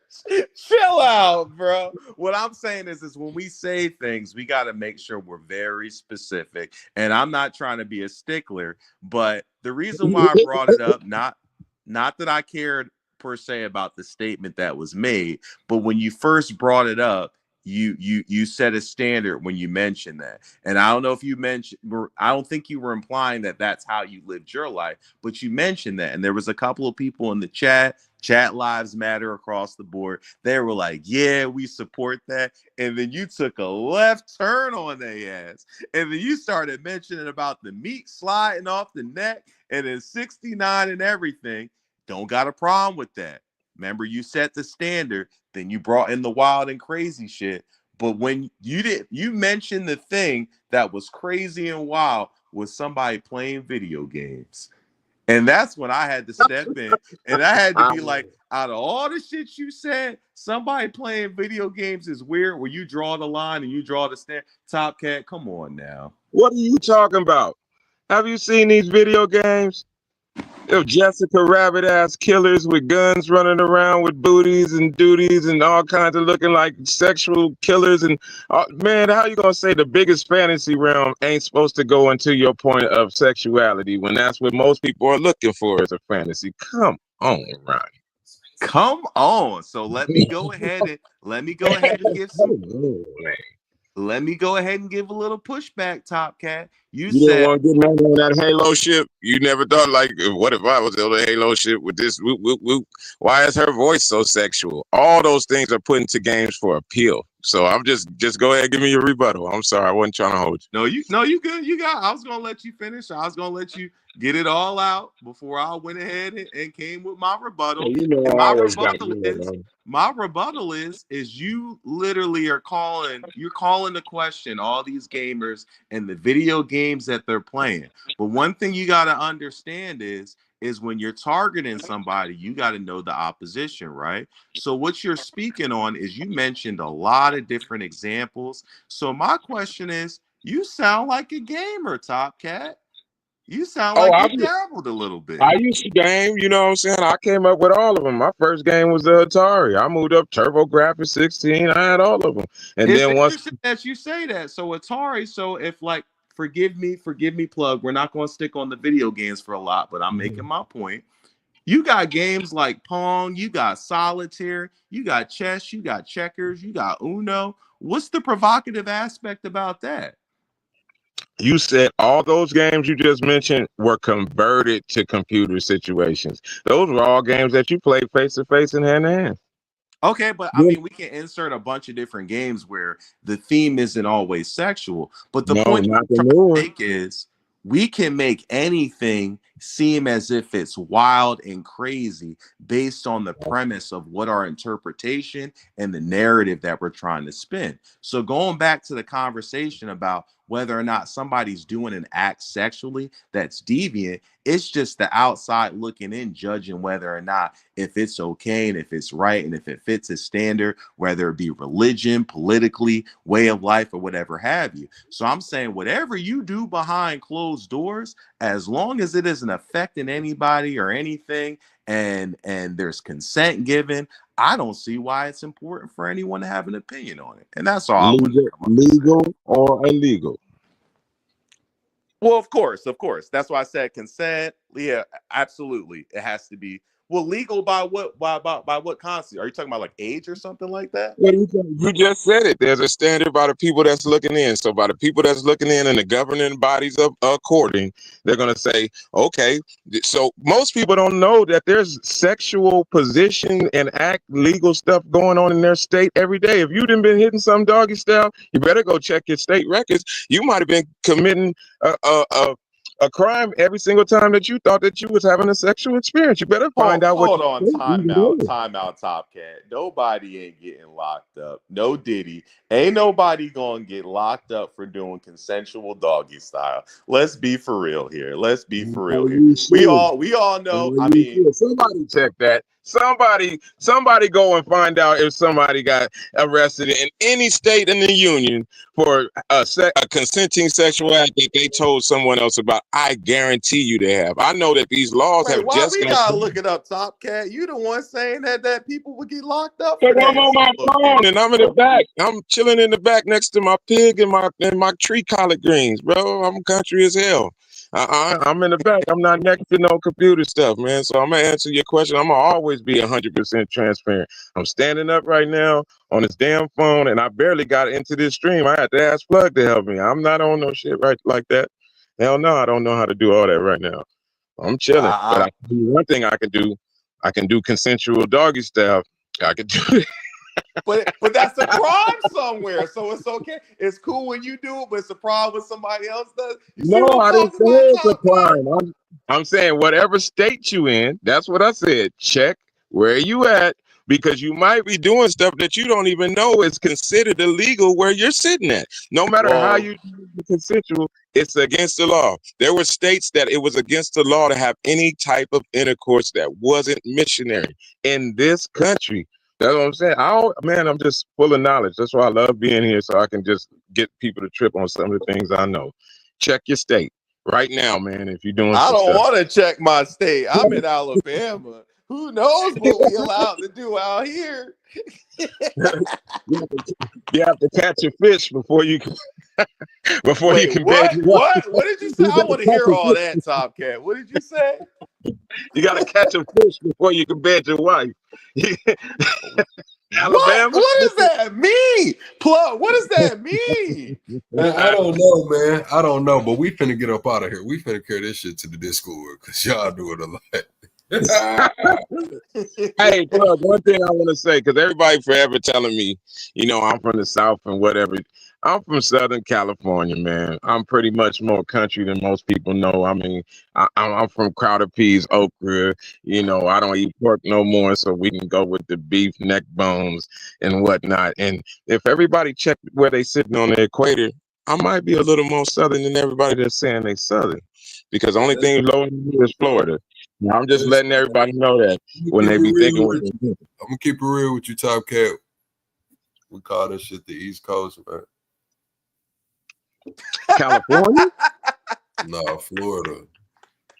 Yeah, you said you grew up in Florida, so you might be a little more. Yeah, we call that shit the East Coast. No, I grew up in California. I'm from Southern Cali, Plug. Oh yeah, that damn show ain't the South. How not? Because what do you mean? What? You went from East Coast to West Coast. Okay, so it's a lot of ways. How do you want me to break this shit down? I don't know, because geographically, hold on. Let me. You asked me. You said how's it? Go ahead. I'm sorry. I apologize. Historically, it's not. It's just fucking not. You know what I'm saying? We can go civil rights. You know what I'm saying? Like it's Jim Crow. Like I mean, that shit was going on in Cali, but it's the hub, man. We got the damn. Like, come on now. We got plantations and shit still around. You know what I'm saying? Like, we got to think about how America started. It was a point in time where America was only east of the Mississippi River. Yep. Then we had Manifest Destiny come around to where we expanded west. Mm-hmm. Yep. That's why that shit not the South. And I say you are 100% Correct. My people was from Memphis, Tennessee, Arkansas, all those different places on the greatest migration on this soil, even greater than the Trail of Tears. Everybody came to the West. You get what I'm saying? Running this Man, way. what Pimp C say, man? Pimp C said once you hit East Coast time, your ass ain't in the South no more, man. Straight out. Yep, exactly. When you Damn, on that West was a Coast time, cold one right there, when you Plug. hit West Coast time, all you did was come home. That's basically what happened. Everything that goes on anywhere else happens down here. Like I said, my people from Memphis, but some people that know they can hear it in my little tone sometimes. Like my lady always laughing at me because I can't say hurry up. I say hurry up. You know what I'm saying? She be looking at little different things I say and stuff, and that just comes from my relatives. When I'm saying I'm out here, I'm first generation. My mom was born in Memphis, her dad from Arkansas. You get what I'm saying? And all these different things. But when I say I look at the map, so you hit it from the beginning, Plug. You said from the map, I understand what you're saying. So I'm saying from the map, niggas, get lower than me. You know what I'm saying? I'm doing the limbo out here. I'm about Get to settle. lower than me. This boy diabolical. Plug, can you do The me a South favor? is a culture thing too. Like the way that ain't nothing South about over there, bro. How not? Everybody here from the South. All the Grape Street Watts ain't nothing but Memphis. You know what I'm saying? Everybody don't understand how things migrated over here. My pops came over here. Everybody, that's all we do out Listen, here. you know what we call that shit right there, Top Cat, in the South? What By way of. Yeah, it's from where you're from, man. Yeah, that shit by way of. Hey, Plug. What's good? Plug, can you do me a favor? Can you bring What? my picture up real quick so everybody can see it real quick? I want to show everybody how we looking at Top Cat right now. This is how we looking at him right now, man. Yo ass ain't from the fucking South, bro. You from the East Coast, West Coast, Top Cat. It's From all everywhere love. outside. And that's But we cool. looking at you. You judging us because we gamers. You judging us because we be doing what we be doing behind closed doors in the bedroom. Talk about it's illegal. Man, you sit here talk about you from the South. That's an illegal way of discussion right there, man. We gonna have to go ahead And and start Carlos talking about we reading. discriminating. Carlos, listen, Carlos. I'm gonna tell you like this, Carlos. belt? Cause Listen, Carlos, I'm gonna tell you like this. I thought they said Florida was a place of its own. Florida was in their own reality. I thought Florida was in like its own, you know what I mean? But now that we said now that Pimp C said once you hit East Coast time, yeah, it's ain't in the South no more. Now it's discrimination. you If you don't eat goddamn. grits, hold the fuck on, Brian. If you don't eat grits, you're not from the South. I don't eat grits. I'm from the motherfucking South. I have eaten grits. Grits is all right, but grits not on the fucking menu over here. Like, I'm gonna pass on the grits 9 times out of 10. I gotta really have a taste for them motherfuckers, and I'm gonna tell you, I'm not eating them bitches with no butter and salt, bro, or cheese, man. I want sugar in my fucking grits. I'm gonna keep it. Call it what you want, man. I'm from Arkansas. That's that I hear Southern you. kiss right there. When you And put you know what that. I'm gonna call it? I'm gonna call it sweet. That's sweet. You know what I'm saying? I eat Wait mine with a salt and pepper. minute, bro. I Why eat you mine gonna with call salt it and pepper sweet? and butter. Cause it's sugar. What the hell you talking about, Ronnie? I don't even eat sugar in my What else grits. is I sweeter had it than before, sugar? but damn. How you feel about You him want me to calling it call it honey? sweet? You How want you me to feel call about it him honey, calling it Ronnie? sweet, Plug? I'm Hell, I don't give a certified. fuck because look, y'all, I eat my grit like the way I was raised, you know, like I say, perception and perspective, you know, perception and perspective. So the way I was raised, it was like oatmeal and grits were synonymous with each other. Like you could sub out the oatmeal for the grits, you know what I'm saying? As I got Real older, shit. you got to think too, I'm allergic to seafood. So the reason a lot of people eat their grits with cheese and salt and shit is because they eat shrimp with them. I can't eat shrimp and grits. Yeah, Damn, I'm yeah. sorry to hear that, man. Hell yeah. I'm telling you, I'm in the soup, man. I'm in the South, bro. We eat shrimp and grits, fish. I don't eat shrimp no more either. You know, it ain't for that reason. But so I eat fish and grits. You know what I'm saying? But when it came to grits, it wasn't synonymous. You know, in Memphis, that ain't how I roll with the oatmeal and the grits, I guess, because that's how I was taught, or say Southern Cali. But when it come down to it, my grits, go with like a breakfast. I don't eat them like in a bowl by themselves. That's always on the side of a breakfast. Oatmeal is something that I like. Only substitute for oatmeal to me would be like cereal or malto meal. You know what I mean? But Shit, grits I is a like total them different brim. thing. What y'all call them? Bluegill. We call them brim where the fuck I'm from. I like eating them brim with them biscuits and syrup in the morning, nigga.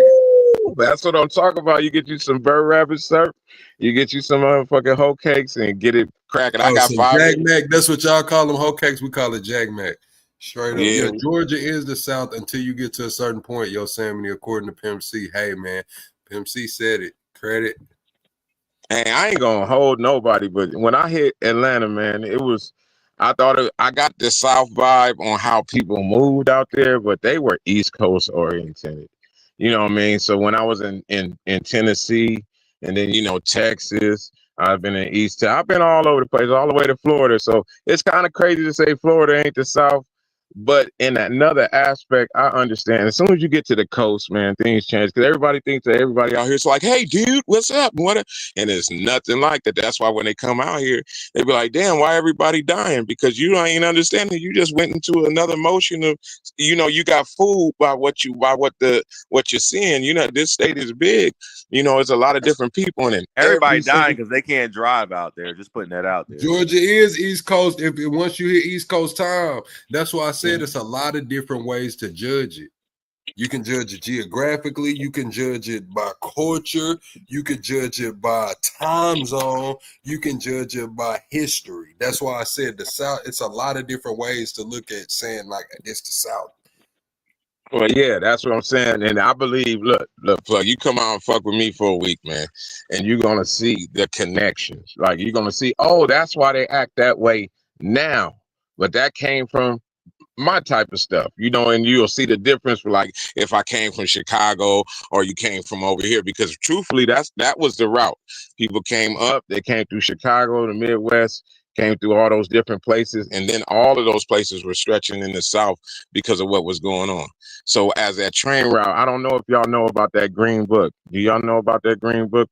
The book for African Americans to travel, in the whole United States. There was a green book put out, I believe, in the 1930s, because we couldn't go everywhere. We couldn't get gas or get served everywhere. So we put out a book for ourselves where we would be able to travel through the United States. And if you follow that green book, you'll find out that's the reason why we're in all the places that we are, because those are the places that we got to stop. Those are the places that had hotels. Those are the places that had the things. And they all rolled to California, and California seemed like it wasn't like that, but I can tell you right now where I'm at, I seen every one of these cities get built out here and get changed to something else, and they all were established by motherfuckers from the South.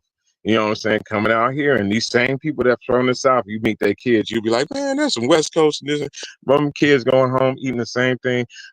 When I wake up for breakfast, back when I was young, bro, it might be pork chops, gravy and rice, oatmeal, orange juice. It's whatever we had last night and what you putting with it for the next morning. And before I get to eat that breakfast, I'm outside picking in the garden already. I gotta pick the weeds. I gotta feed the hogs. I gotta get the geese right. I gotta go under the Feed the house. hogs. Yeah, Damn. hell yeah. Slop the hogs. But listen, this is what my mama used to cook breakfast chicken, bro. It tastes a little different too than like the dinner chicken. Yeah, like that's what I'm like wings. Yeah, some wings in the morning. So Brian, you'll have some. Here you go. This is what my mama used to come through with: the wings, the cream corn, the biscuits. Yeah, that was one of those right there. One of them bread. That was one of my favorite breakfasts right there.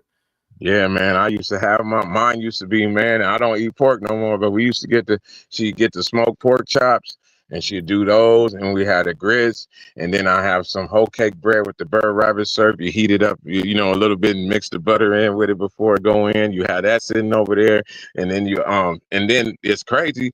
Other people don't even know about. Man, I be eating greens. I be eating cabbage. I be eating whatever in the morning from last night, because we ain't about to let nothing spoil. If it's gonna not be good, you know what I'm saying? No, that's what I'm trying to tell you. I'm really and I ain't like just saying it. I'm about to be headed back to drop some ashes off on the property this year. Like so I always give love to all my people because it's my people. But I just be hearing everybody talk about us like, oh, the West Coast, that ain't this. Like, bro, I'm lower than you. I eat more than you. I'm sitting on over a acre out here. I got animals. Back. I'm doing this wild shit. So I understand what's going on. You know what I mean? I understand. I might talk a little bit, but like, is Top Cat white or something like that? You might hear it a little in me, but that's just the culture of the area. But when it comes to who you are and how you get down and where you come from, like you said, hey, I come from where I come from, but I'm out here now. So I just want to give y'all that, you know what I'm saying? So don't trip when I be like, nigga, who you talk to? You know what I'm saying? I eat grits, nigga. Even if you don't like them, I like them.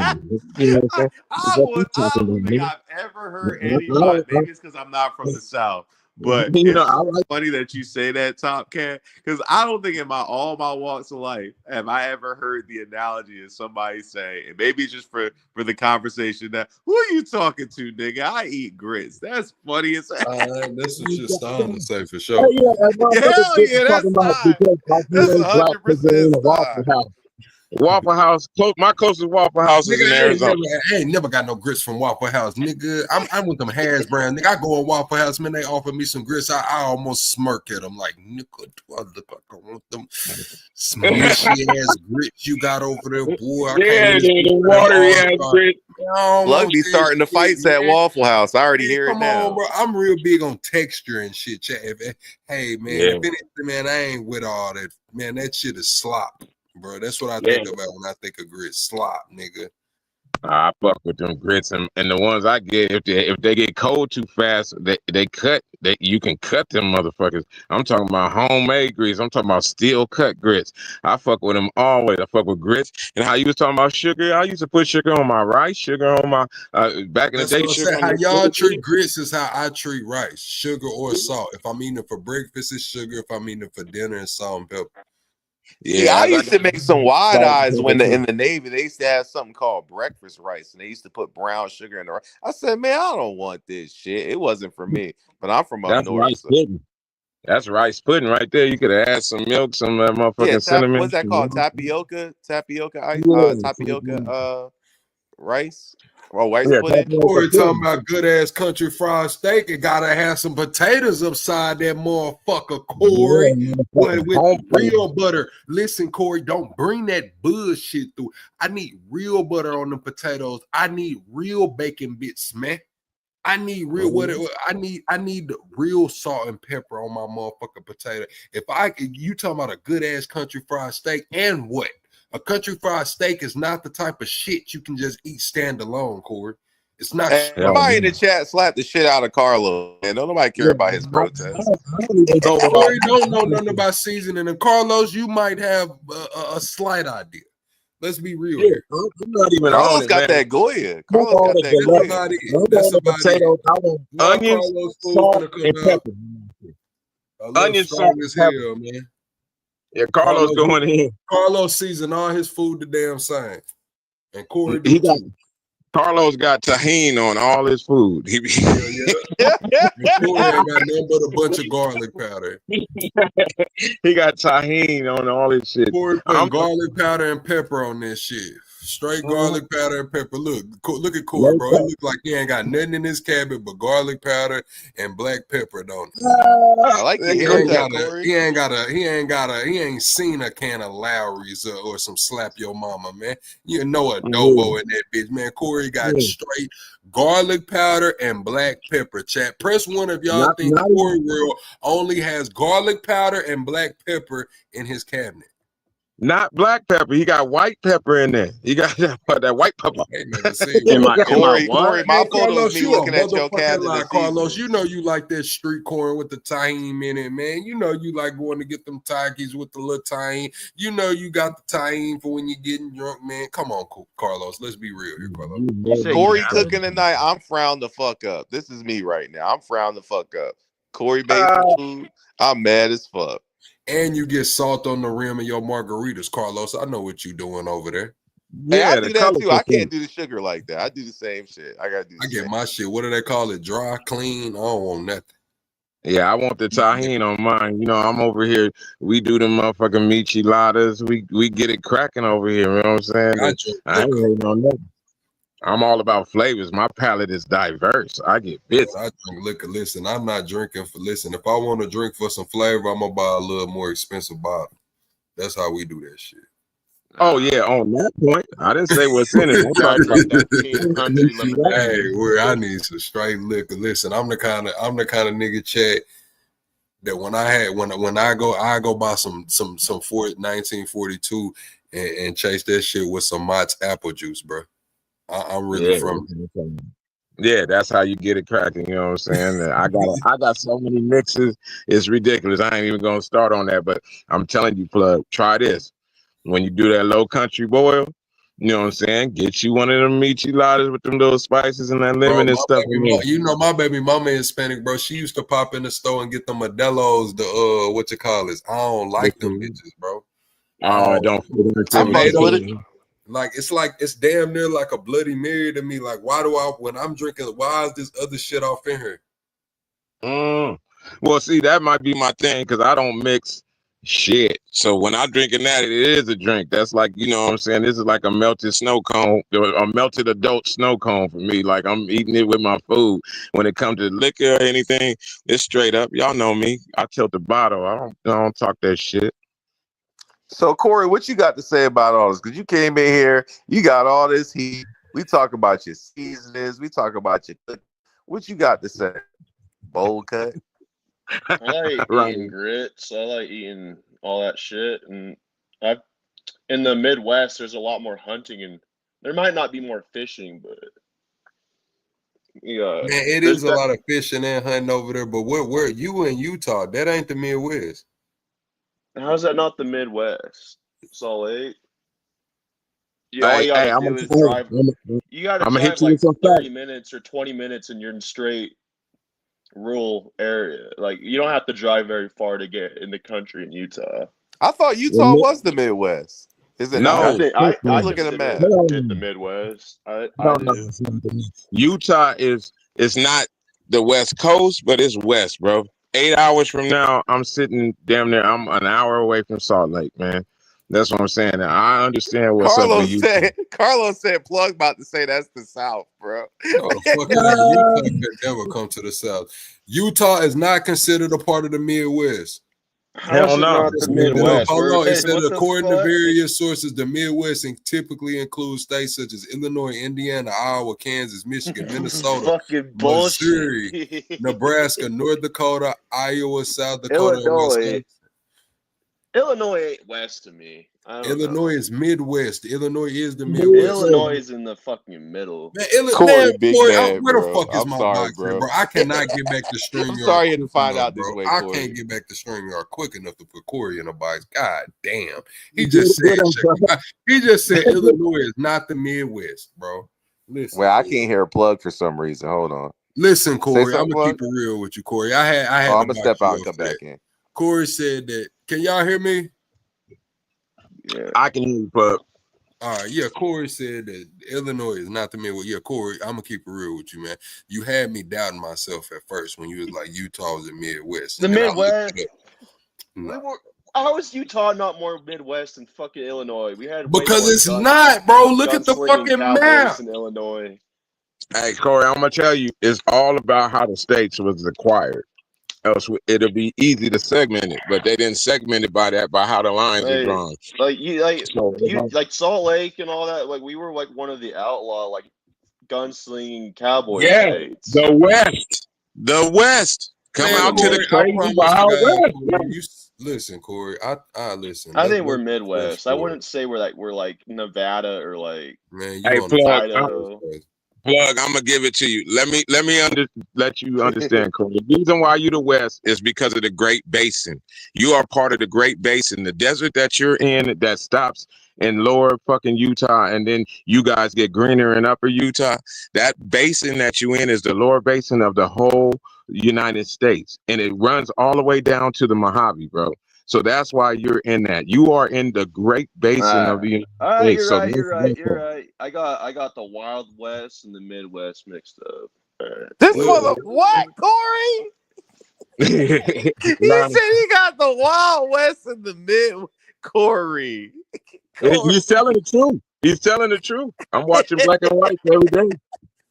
You can go look at Laramie right now. It's called Laramie. Go ahead and look at it. They got for Hollywood pushed on it for over damn near 15 years, showing you how things went before you go over the Rockies. See, the Rockies mean so much. That's that not Sacagawea, but what's the other girl, the little traitor ass girl?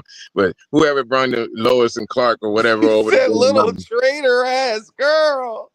You motherfuckers, you don't think they traitors? You don't go tell no motherfuckers how to come through your shit.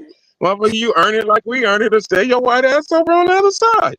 The fuck is wrong with you? Corey in Utah want to be a part of shit so bad, bro. I'm so sorry. Yeah, he don't like us. Corey don't like us. I'd rather be the Wild West than You are the Wild West, damn it. Corey, you just wild. You just wild. Corey, ain't nobody on the East seen those yucca fucking plants that you see. Those them big ass yucca shits. I'm right here by Yucca Valley in 29 Palms. Don't nobody see them shits. You see them because you're still in the Great Basin. You're still in the second biggest desert on this planet, Sahara and Mojave. You're still part of it, bro. Yeah, you're right. Corey just want to be a part of something. Corey. So yeah, they said, Carlos, I just looked it up. They say some people consider Florida part of the South, but generally it's considered the East Coast. Depends on where you go in Florida, you know. They said Florida shares culturally, Florida is the South. Like culturally, Florida shares a lot of the Southern shit. But they saying like the other things that I was talking about to look at it, yeah, they saying Florida the East Coast. Yeah, it is the East Coast, but that's what I'm saying. By how we went by East Coast and West Coast, we stopped. Like we automatically start putting East and West with North and South. How the fuck does that go? What if you're on the Gulf side? You consider that the country? What are you talking? Are you talking about like Texas and Mexico, Galveston and shit? There's a Gulf side of Florida, right? I think so. Yeah, there is. Yeah, next to Carolina. Next to Myrtle Beach and all. Yeah, hell yeah. Yeah, you're right, Ronnie. Yeah. That's it, man. It's still the East Coast. That's what I'm saying. That's like, man, I'm out here, Catalina, Hawaii, all that stuff is like close to me. I'll be on Catalina Island in less than an hour, and I can be in Utah, where you at, Corey, in fucking less than 8.5 fucking hours. You know what I'm saying? That's why California is the shit. Yeah, everybody. Yeah, so watch what you say, Corey. Top Cat on that ass, no Diddy. Pull up. Let's get this shit started. Everybody talks shit, but they don't understand why it's so tight out here. You know what I'm saying? I'll be in Texas in a couple of days. I'll be in Lufkin, Nacogdoches, East Texas, ready to hit them boats in a minute. Go right on up to Arkansas in a hot second. Be back down to New Mexico in a minute. Don't come out here. We don't want you out here, boy. What are you talking about, man? That's where half my people at, man. They love me out there, man. I'll tell you this. Ever since I moved out here, all my family been telling me, like, yo, they don't like black people out in Alabama. They don't fuck with black people out in Alabama. I have not heard anyone say anything racist to me. And all the other places, countries, states that I've been to and I traveled, I've always had examples of racism, but ever since I came to Alabama, maybe I didn't go to the right spot. Maybe I need to get out there and shout and be on a platform. I'm calling all racists. Come prove to me that y'all. I have not had anybody treat me out any type of sideways type of way for the 3-4 years that I've been here. So shout out to Alabama. Y'all. Listen, Ronnie. Listen, Ronnie. How many bars have you went to, Ronnie? Many bars. I'll be out buying drinks, getting drinks bought for me. Maybe it's because I'm military. Maybe because they just look at me. Yeah. Maybe because it might be the He gets all the winter experience. This one I'm asking. You socialize, bro. You socialize. You done moved above what you're looking at because you get looked like at that so much every day. I move past that too, but I'm so sensitive to it that I can see it. You probably just move with the blinders on, and you don't realize that every time you walk, you just think you the shit. Like you walking there like I'm a king. Look at how all these motherfuckers, everybody looking at me. Look at these bras. They all on me and shit. And you don't understand they looking at your ass because you're black, nigga. I'm gonna tell you, Ronnie. Try to join the biker club. Man, I don't ride bikes, bro. I ain't got no bike. I could Only do bike I that. got is a bicycle. They ain't gonna let me in on principle. I can ride bikes. Better get you a vest, You Ronnie. need to get you a bike, Ronnie. Look up the nearest clan meeting. A bike life. You want me to go boots on ground, plug? No, I just want you to see how close they got a clan meeting to you. Hey, Ronnie, 100%. I live next to a place that nobody I would could be. see Ronnie riding a Harley. Yeah, me too. But where I'm at, bro, for it didn't change again, but the capital of the Ku Klux Klan was a little ways from me, a little past Winchester, and in a place called Saddleback out here. And the next thing close to it, you'll know this name, Ronnie, is Camp Pendleton. You get what I'm saying? When whenever there's a military base or anything somewhere, the Ku Klux Klan and all these groups and different things are synonymous to that shit. So I'm just giving you some game. Go ahead and look at that shit, check it out. But they're synonymous. Every time that there's going to be a big base, like I used to live close to Fort Bragg, the airborne shit and all these different places. When you look right next to it, like when I was out there, I went out to play bingo and shit. And we was playing bingo out in one hall, and they was like, "Oh, this other church over here got some bingo and stuff." But you can't go there. Like, man, this was a while back. I ain't gonna say this, but it was still the 90s, bro. I'm talking like 97. And they still was like, you can't go over there. And there was still streets you can't go down. You know what I mean? When I went to Nacogdoches, that motherfucker say the oldest town in Texas. You know what I'm saying? When the bro got dragged to pieces in Texas, you know, that they dragged that boy on that motherfucking, on that truck. Y'all probably was kids then, you know what I'm saying?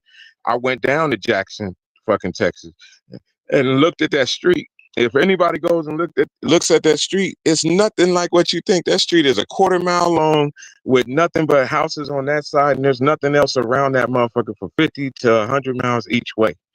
Like, things are a whole bunch different than what we think when we take our perception. That's why I put that shit up earlier to let y'all know what that shit's going down the street from me, protests and all that bullshit. And I'm over here with tree collars. I bake hot water cornbread for my mama. I got my pig Boss Hog is sitting in the backyard. I got my tricolored bully sitting over here. It's country as hell over here. I grow corn in my front yard if I want to. But and then just 10 minutes, 15 minutes away can be a complete onslaught of fucking, you know what I'm saying, anarchy. It can happen at any time, anywhere. You know what I'm saying? That basically it can happen like a lynching. You know what I'm saying? Anytime, anywhere. As long as there's a group of people that's a faction doing one thing, they can get on everybody else. You know what I'm saying? And military kind of puts you over that. You know what I mean? Military have you looking past that, because on manhood, it's all about who can lift this, who can do this, who's smart enough to do this and whatever. And we all respect each other once we are put in a competitive level. But on a regular basis, I walk down the street. I'm a pretty intelligent fellow. You know what I'm saying? Even if people mad because us talking about meat sticks on the back of necks and whatnot, it don't, you know what I'm saying? You just had to put that there, didn't you? You see what I did there? You see what I did there? You just had to put it there, huh? I'm just saying, you gotta try everything once sometimes, you know. But You said you gotta try it. Chill out, Top Cat. But look, but the point, as long as you live in life, is so many people was telling me when I was moving out to Alabama, and I'm not going to sit here and say that like it's not true. Like if it happened, it happened, and people experience. I'm just speaking on my experience, and like for one thing is like people talk about sundown towns. I've been looking at the chat and everything like that.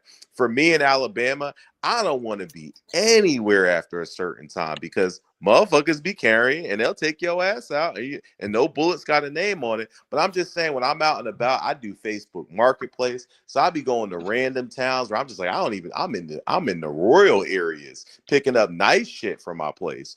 And I'm just sitting here like, every person I meet, they so nice to me. They so cool, no matter what their nationality is, white, Hispanic, whatever have you. But I mean, I don't know. Maybe I'm just one of those. Because your money green, nigga. You spend the money. Everybody Chill out, plug. But Ronnie, one question though. Where did you come from to go to Alabama? Did you come from an inner city situation, or did you come from more of a? I'm from New Jersey. Oh, so you came from the big city. I love the South. I would never leave. I love the South. I love it. I love the South too, man. I like Georgia. Nobody thinks it, but I'm living in it now. I like Florida, even though that ain't the South. I like Georgia. I like Mississippi. I like Louisiana. But the state, like I'm here in Alabama, the state for us. I like it out here. It's cool out here. Damn, you almost sounded racist, Ronnie. You said I sound right? How? He almost sounded. You came from a super multicultural situation. He was like, I like it down here. He was like, the blacker it gets, you know what I'm saying? I'm moving up and down the color spectrum, and I like it down here. No. So let me provide some context. So when I was living up north in New Jersey, and the mindset up north is people move quick, people move fast, slick talking, quick talking, trying to make a sale, trying to make a deal. Not to say they're not trying to make a sale and deal in the South, but they'll sit there, they'll talk to you about their family, talk to you about all these different things, the Southern hospitality. We're gonna get the deal, but let me find out the person behind the deal. And they'll have a good conversation. Like, what? I mean, not just talking about like car sales, but like, I feel like I know this motherfucker from front to back before we even make the deal. And I walk away from it feeling good. And I feel like I'm going to come back. Up north, you stop someone and say hi to somebody, they're like, man, what the fuck you trying to sell me, man? What the fuck you want, man? And it's just like growing up and just seeing how the lifestyle changed. And I'm not just talking specifically about Alabama, but what you'll notice from a lot of people who move from the north down to the south and then in different areas, it's going to be a culture clash. But a lot of people will sit there and say like, hey, it's either too slow down here, and they're like, hey, I like the way how people do business out here. That's how I feel about the South. Hey, and I feel that completely. But like, see how Cali rolls up when it comes to the continental United States. You see how we roll up from the bottom almost all the way up to the top. You get your different experience. Like I'm in Southern California. I'm pretty much, you know, multi. He cut out. I hope it was true what he said. He cut out on that. No, you were saying something. You cut out. You said I didn't hear it, man. I might be having a geriatric moment. I'm sorry. I apologize, but I'm just saying. I ain't even gonna say it. You got me fucked up now. But California goes, you know, it stretches. Nevertheless, you get kind of the aspect of how the continental United States, how people say they're from a different area and then another different area. California stretches over all those areas, and those different things I get to experience right here in this state. So when I go to Central California, that's Central America, and I kind of get to the Central America feel. And like where I'm at, it's way more hospitable. But what I have learned from traveling everywhere, and I said this earlier, and people be looking at me like, that's why I said, y'all ain't never been to after hours. Y'all ain't never. Everybody looks at me crazy and stuff. But when you get to big cities, they all have to offer the same things. Like when you go to a certain restaurant, you like, okay, I know what McDonald's offers, and they don't offer the same things that, you know what I'm saying, like what we're talking about, the Waffle House offers or whatever. But when it comes to big cities, they have to have the things there that everybody that comes from every other big city, you know, requires. So when I go to the big cities, what you were just talking about, Ronnie, I kind of get that period. So even if I go down south and say the Alabama people out in the more rural areas, they're more, you know, conventional. They like more personal, interpersonal relationships. And then when I go to, you know, a big city in Alabama, I'm gonna see somebody out there with this wild inflatable flailing motherfucking tube man or whatever. Like they still I see wasn't that even the talking about that. I was just talking about the way how people move, like how they. No, that's how what they I'm talking business. about. You might not be. You're not putting them together. You need to I'm go saying to that the more people, the more competition, the more faster you got to move. I don't have to trip when it's 5 million people here. I got to move fast. When it's fucking only 1 million people here, I can get more interpersonal. So when you go to big cities, they get more interpersonal and they talk more and they handle themselves completely different. The more you go to the outskirts of any big city I've been to, the people are more the same. They're like, hold up, man, do you want to drink a water before we even start talking? Compared to somebody else that doesn't care about none of that. Is you gonna buy it or not? Did my game work? Did I flip you? Did I switch you? Did I get you? Did I use my sleight of hand? Compared to once I move out in the county, all those things change.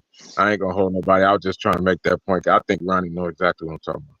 No, I hear what you're talking about, but I'm saying if I were to compare New York City to like Atlanta or something like that, yeah, there's going to be some similarities where there's a lot of active people. And I hear what you're saying, like, as far as like if there's a sense of urgency. But I'm saying, like, even when you're walking down the street, and they mentioned it in the chat, like walking down, like one thing in Alabama that happens, I wasn't even like, I kept on hearing people beeping the horn. I'm like, I'm at my house on my porch. Why are you beeping the horn at me? What did I do? Who are you beeping at? And I'm like, that's just how people wave out here. That's not something they do up north. So what I'm talking about is just the way how people, like the way how people move. And then when I actually went back to visit New Jersey, I didn't want to do it, but I did it. When I went to go visit New Jersey again, and just the way how I spoke to them, they were like, you don't talk like how you used to. Like, you talk slower now. Like, so they don't even want to accept me in New Jersey because like, you talk too slow now. And then when I'm down south, they're like, you talk too fast. But I'm like, I'm able to listen to everybody. And it's just like, I could just sit there and spark a conversation with somebody in the South. And even with me being introvert, not extrovert, I could sit there and have a conversation with somebody and not walk away where like, man, they weren't even interested in what. Like the other day, I was going for an interview and I was speaking to one dude. He was walking by, and I was like, oh man, I was like, it's good that it feels good out here, but it's supposed to rain again. And then he was like, yeah, man, it keeps raining every day. I was like, the state gonna float away. We got nothing out of that conversation other than just being cordial, just passing by. I didn't want anything from him. He didn't want anything out of me. Just passing by, just having a conversation. I've had interviews, and yeah, there's a time crunch, whatever have you. But we get the interview out the way.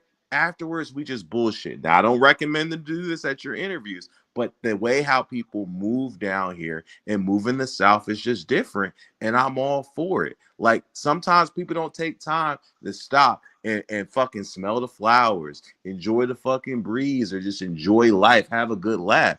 I'm one of more of those type of people. So my spirit, my energy is just more in tune with the South. That's all. Man, It's like the Midwest. Oh, we lost him. We lost. Damn. Every time he about to cook, we lose. I don't know what's going on. What'd you say, Corey? I was gonna say Midwest, but that's like the Wild West kind of. It's like slow and. You talking about Utah, Corey? Yeah, like people. Corey, don't nobody want to go. Corey, sell us on Utah. Let me stop being mean. Utah is an outdoor state, so if you got money to do shit, well, I mean, you can still go hiking and shit for free, but I mean, people like to stop and enjoy whatever they're doing here. It's kind of the same. So you said if I came out to Utah, I'd probably like it out there. My mic fell out. You might like the hikes, and you might good, like Top certain things. Hey, What'd you say, Corey? Look, Utah is beautiful, brother. It's beautiful. When you go out there, it's an outdoor state. There's plenty of hiking trails. There's things to go see. Each city is, a bunch of their cities are named after biblical cities. So you can go to Judah, you can go to Burrow, you can go to these different places that are named the same things that are in the Bible, and they are brought up in it. Utah, out of all the places in the world, like Utah is completely different because they are the newest age of recreating themselves by this dude, John Smith, Brigham Young University and all that. So when I went out to Utah, that's what I'm saying. It's different. That's why I say Corey is my dude, man.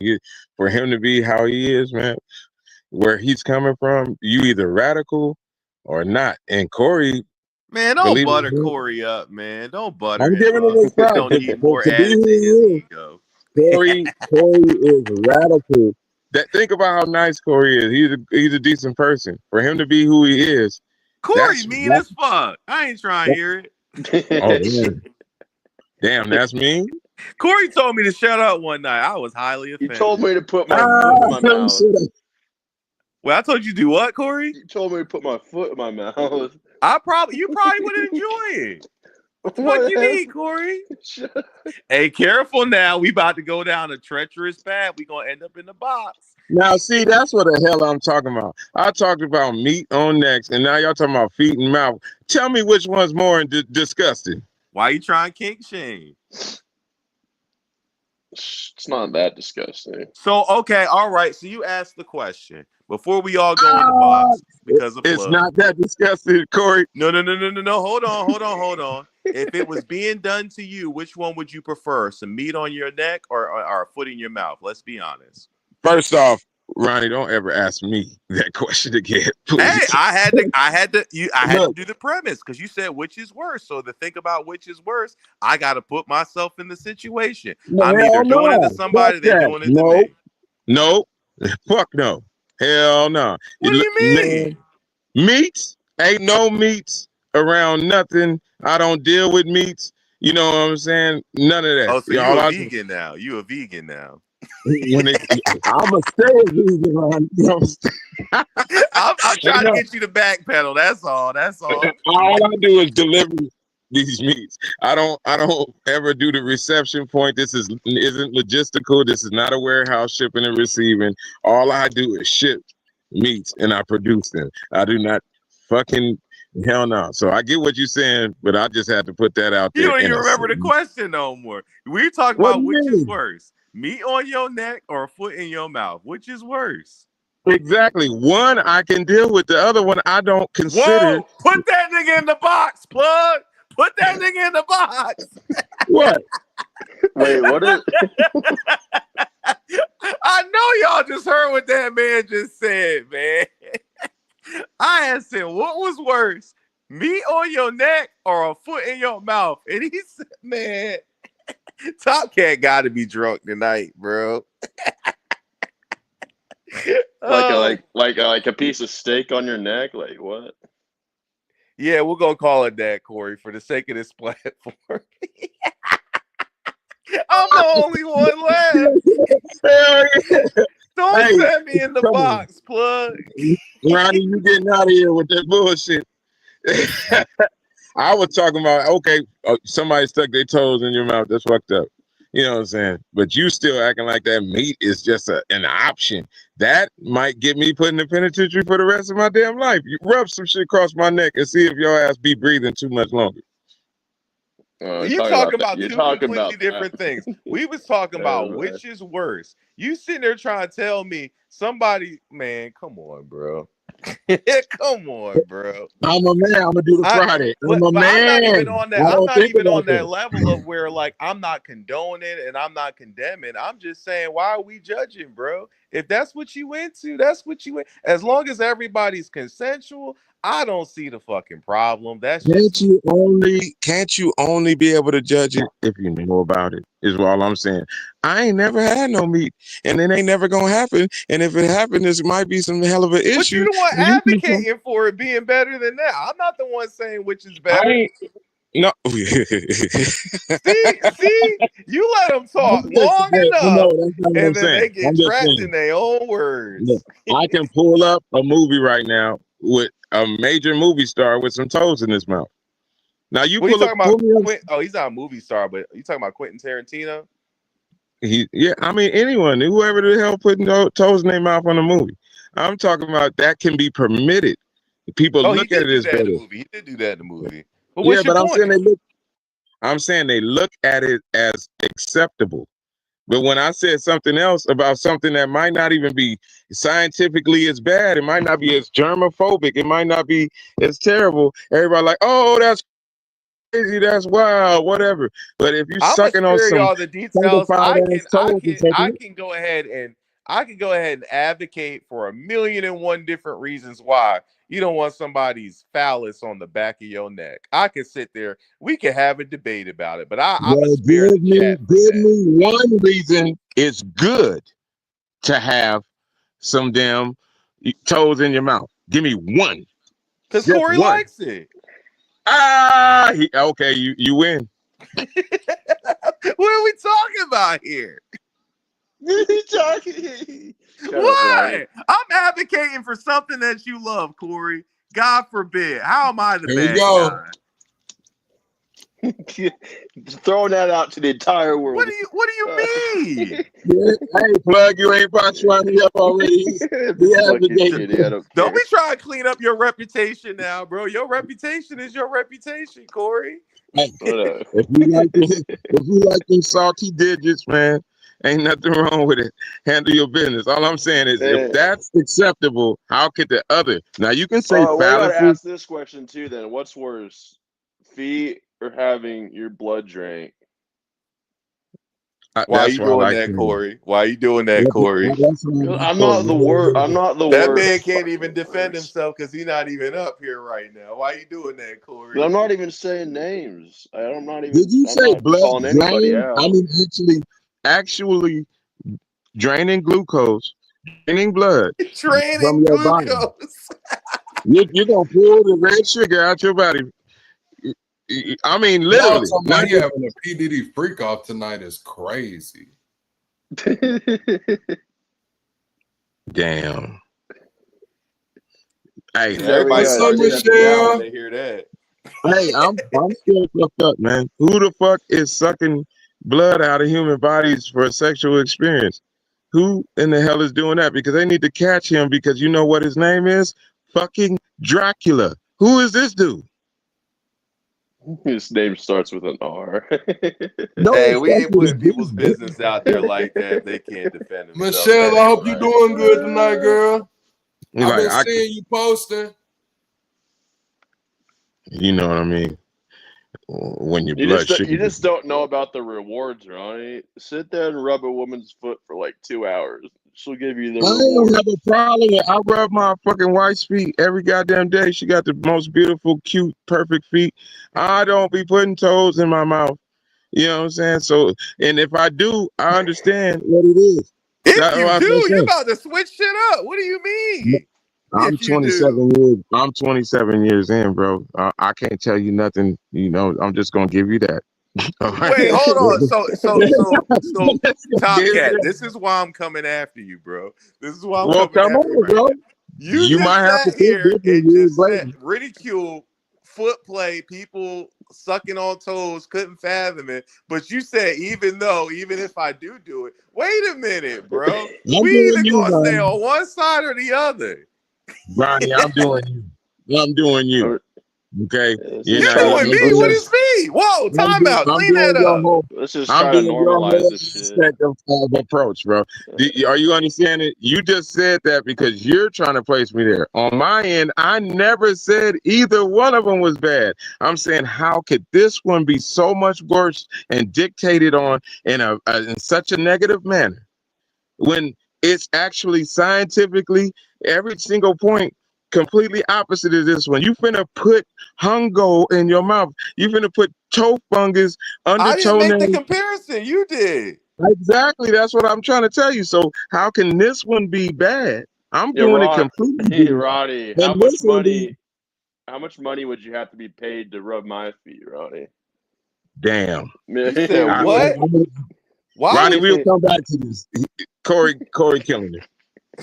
why would you pay he me to do wouldn't that? do it for $10 million. You Corey, still why wouldn't would you do it. pay me to do that? Because you still wouldn't do it for like $10 million. It's so fucked up.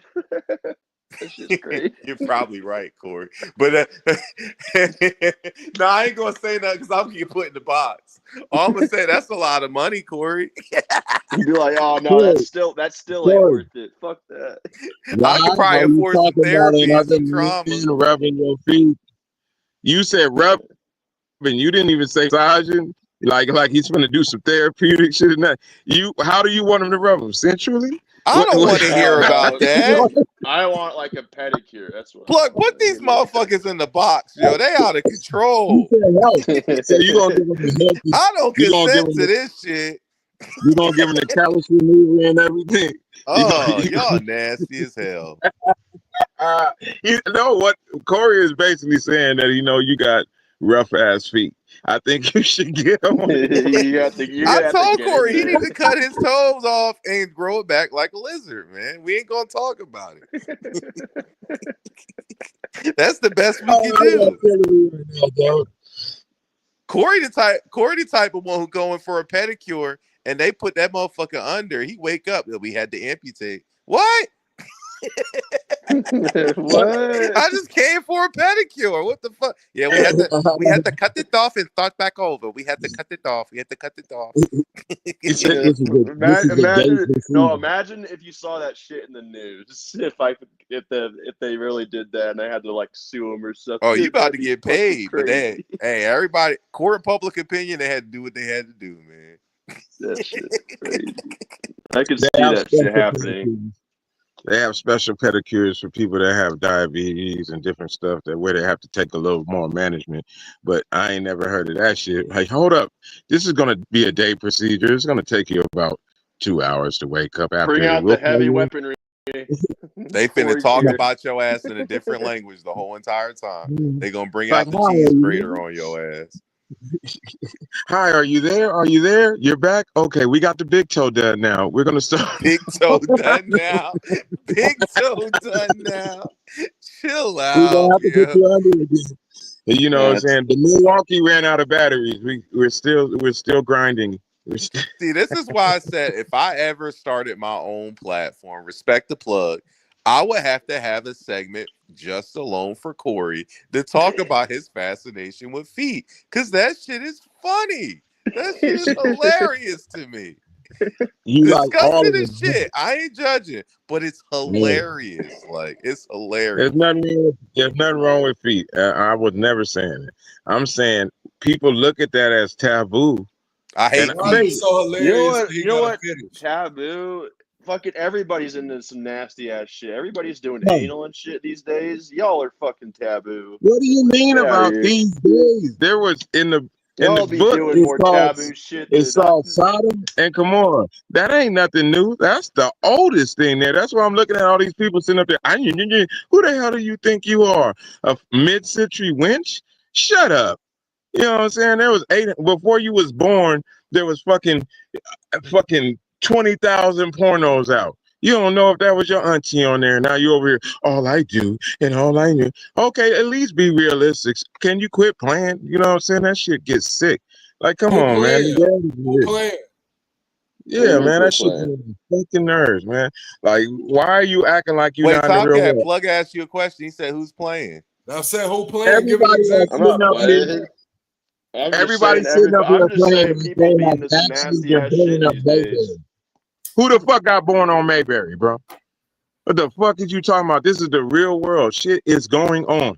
And you're going to sit up here. All I know is he kissed me on my neck and then I felt the feeling of love. Shut the hell up. You done seen some shit. You done been to high school, even private school. I don't care. Even if you're homeschooled, you done been on some shit. You sit up there and watch motherfucking SpongeBob try to say, ooh, she's beautiful or whatever. You understand this shit.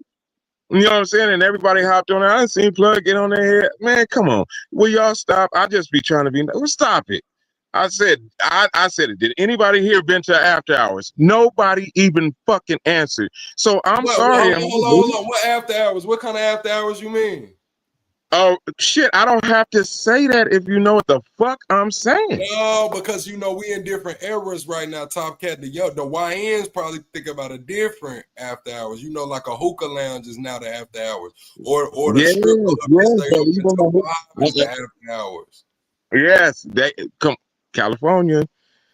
All that shit that anybody's seeing been invented here. Those are still after the shit. After motherfucking a certain amount of time, that motherfucker turns into whatever you want. So those are not. Those are truthfully not after hours. Those are private parties. That's why you can have them. That's why it has to be somebody at the door. They're called private parties. Plug. You know what I'm talking about. You in this industry. You know the entertainment fucking part of things. Bring the That's how Diddy you Well, I'm a know. oil. C student. Explain it to me. I'm a C student. You got to explain No, it to me. there's different things. So if once it becomes a private party, it becomes not a public entity situation. You get what I'm saying? So you can actually hold it and have things. So the private party point is just so you can have the ichor there. So you can, and that promotes everything else. Once it's a private party, you can't tell us that we can't drink. So everybody comes here to drink. It don't matter what you're doing. So now, ain't it great that you have everything there? And after hours has everything that you want. Everything. Go to the corner of the room that you want what you want. And don't say shit about whatever the hell else is going on here. That's not your business. I never been to one of those. I'm gonna keep it a buck. I never been to How one you of gonna those. say that? I thought you said you've been to the military. Wait, what about the And military? that Here we was go. a dig. That was a dig. That was a dig. That No, was a I dig. mean it's fine if it's a dig. I don't take it personal. I'm trying to understand the point that you're making. You said I've been to the. Are you talking about me? Pretty much going out on Liberty and in port call, whatever have you, seeing all the crazy stuff that's So going on, you were in the or just Navy? specifically what's going You on was in the in the military? Navy? That was your branch? What's that? You was in the Navy? Yeah, I was in the Navy. Yeah, fuck what you talking about, Ronnie. I ain't even listening to your ass. Wait, what? Hold on. Talk about why. Where you been? You been to Ronnie Japan? wasn't in the Navy. Have you been to Japan, Ronnie? Yes, we had this Man, conversation. hey, plug. Note this day, pin it in the shit. Ronnie, we gonna keep on going. How we going? I ain't hearing that shit. I'm never commenting on it again. Shut the hell up. Let's What he keep going. do? What he do? Huh? He Oh, trying I'm to say so fuck lost. what Ronnie talking about, man. I ain't hearing that shit. I've been in Japan for like 8 years. What are you talking about? Yeah, and you telling me, man, shut up. That What? motherfucker he goes. No, trying to my say whole you Man, career acting was 8 slow, years. Ronnie. I was in Ronnie, Japan for hold like on, Ronnie. 5 or He 6 trying to say years. you backpedaling, man. He trying to say that you on some. I ain't gonna say don't ask, don't tell, but don't look, don't see. He's saying that you done been in them rooms, you done been at them damn brothels and shit, and you acting like you don't know nothing about it, nigga. Ronnie ain't gotta go nowhere. He ain't gotta Wait, be no, I nowhere. can speak. I can speak on this. I can He speak. ain't Nigga, gotta I ain't got go nothing to hide. nowhere. I'm not nigga. accusing you, Ronnie, So but you know what I'm talking about. no, You I ain't don't know gotta what you're go talking about, and I'll nowhere, explain what. bro. You Hold on, good. Top Cat. Hold on, Top Cat. Let me Go cook ahead. for a second. Go So ahead. we mentioned brothels. Okay, we mentioned brothels. Okay, that's women selling their bodies, whatever have you. And you're comparing that to after hours parties where people are doing stuff in the corner where you don't pay attention when nobody else is doing. You don't say nothing about what. That's completely different. If you go into a brothel, we already know what you're going to the brothel to do. Hell no. You ain't there to share trade secrets. Like we're not here to just like like you know what people are there for when they go to the brothels and when they go to the shady Yeah, massage like, parlors and things of that nature. But that's completely different from an after hours party. That's what I'm saying. Maybe I'm not cool enough. I was never invited to an after hours party, or at least the one that you're describing, where people have their own areas where they do different things, and I'm assuming it's all allegedly. I don't know. okay, I'll give you an example then, Ronnie. Okay. Do you have if you have family that get down, you'll go to your family's basically you go to your family situation, and there's people over here, these are Bible burners, they over here, nobody brings nothing, it's all respect in this corner, they just try to treat them as best as possible because they're doing their best to not indulge in anything else that's going on. There's a corner that's everybody blowing, there's another corner that everybody's doing that and drinking, then there's the other niggas over on the backside of the house that's doing all the other stuff that they can't do in nobody's face, but they hiding it from everybody. Like you have every district in your yard of people that's doing shit, and some of them indulge in everything and move clean, and some of them is just in their section, and they don't get along with the other ones because of what they do or who they are or whatever. So that's more of this situation, but put the yank on it. These ain't relatives. These ain't whatever. So you can go in here, do and get whatever the hell you want, whatever the hell you want to do. You can have it because everybody that wants to do something after fucking 2 o'clock at night is here. They're in their section. So yes, there's rippers in here. There's everything. You get what I'm saying? It's going down. But what does that Some have to people, do with the whole my military experience living in Japan? Like, what does that have to do with anything? because you know what I'm talking about, right? That's why I said we ain't got to talk. Anything you want in Japan is anything you can have in Japan. That goes You for want, anywhere. yes, but not like, man, Ronnie, stop. Well, stop. I'm so confused. I'm so lost. If you want to engage and dabble in, and I'm not talking about you personally, but if somebody wants to engage in different allegedlys and different Ronnie, if things me like and you that, go, Hey, hold if on, me and y'all. you One go moment, out one to, moment. if Corey me and you World. go out to Japan Listen, right y'all. now, I can't show you shit. hold But on, if you Top go Cat. out Hold Hold on, with on, Top one if Cat. you moment. go Hey, out with your hold group, on, how Top many Cat. people been there? Huh? Hold on. Go ahead. That's all. Look, I'm on the other app right now. I'm promoting the event on the other app. So I'm telling the other app right now to ask y'all any question. So I'm letting y'all know. I'm gonna let them know who y'all is. Corey World, how old are you and where you from? 28 from Salt Lake City, All Utah. right, Corey World is a white man. He 28 from Salt Lake City. Ronnie, how old are you? Where you from? 34 from New Jersey. Okay, you 34 from New Jersey. Top Cat, how old are you? Where you from? I'm 46 and I'm from California. Damn. Okay. The topic is y'all on Bigo. The topic is whatever y'all want the topic to be. Corey 28, he white, he from Utah. Ronnie is how old? Ronnie 32. He from the Midwest. 34. Ronnie 34 from the Midwest, and Top Cat in his 40s. He from the West Coast. The first question is this: what do y'all deal with women being the most insecure about? Cheating. So you said you deal with women through your life. They've been worried about cheating. Yeah, and I'm a pretty So solid brother. Are you a cheater, nigga?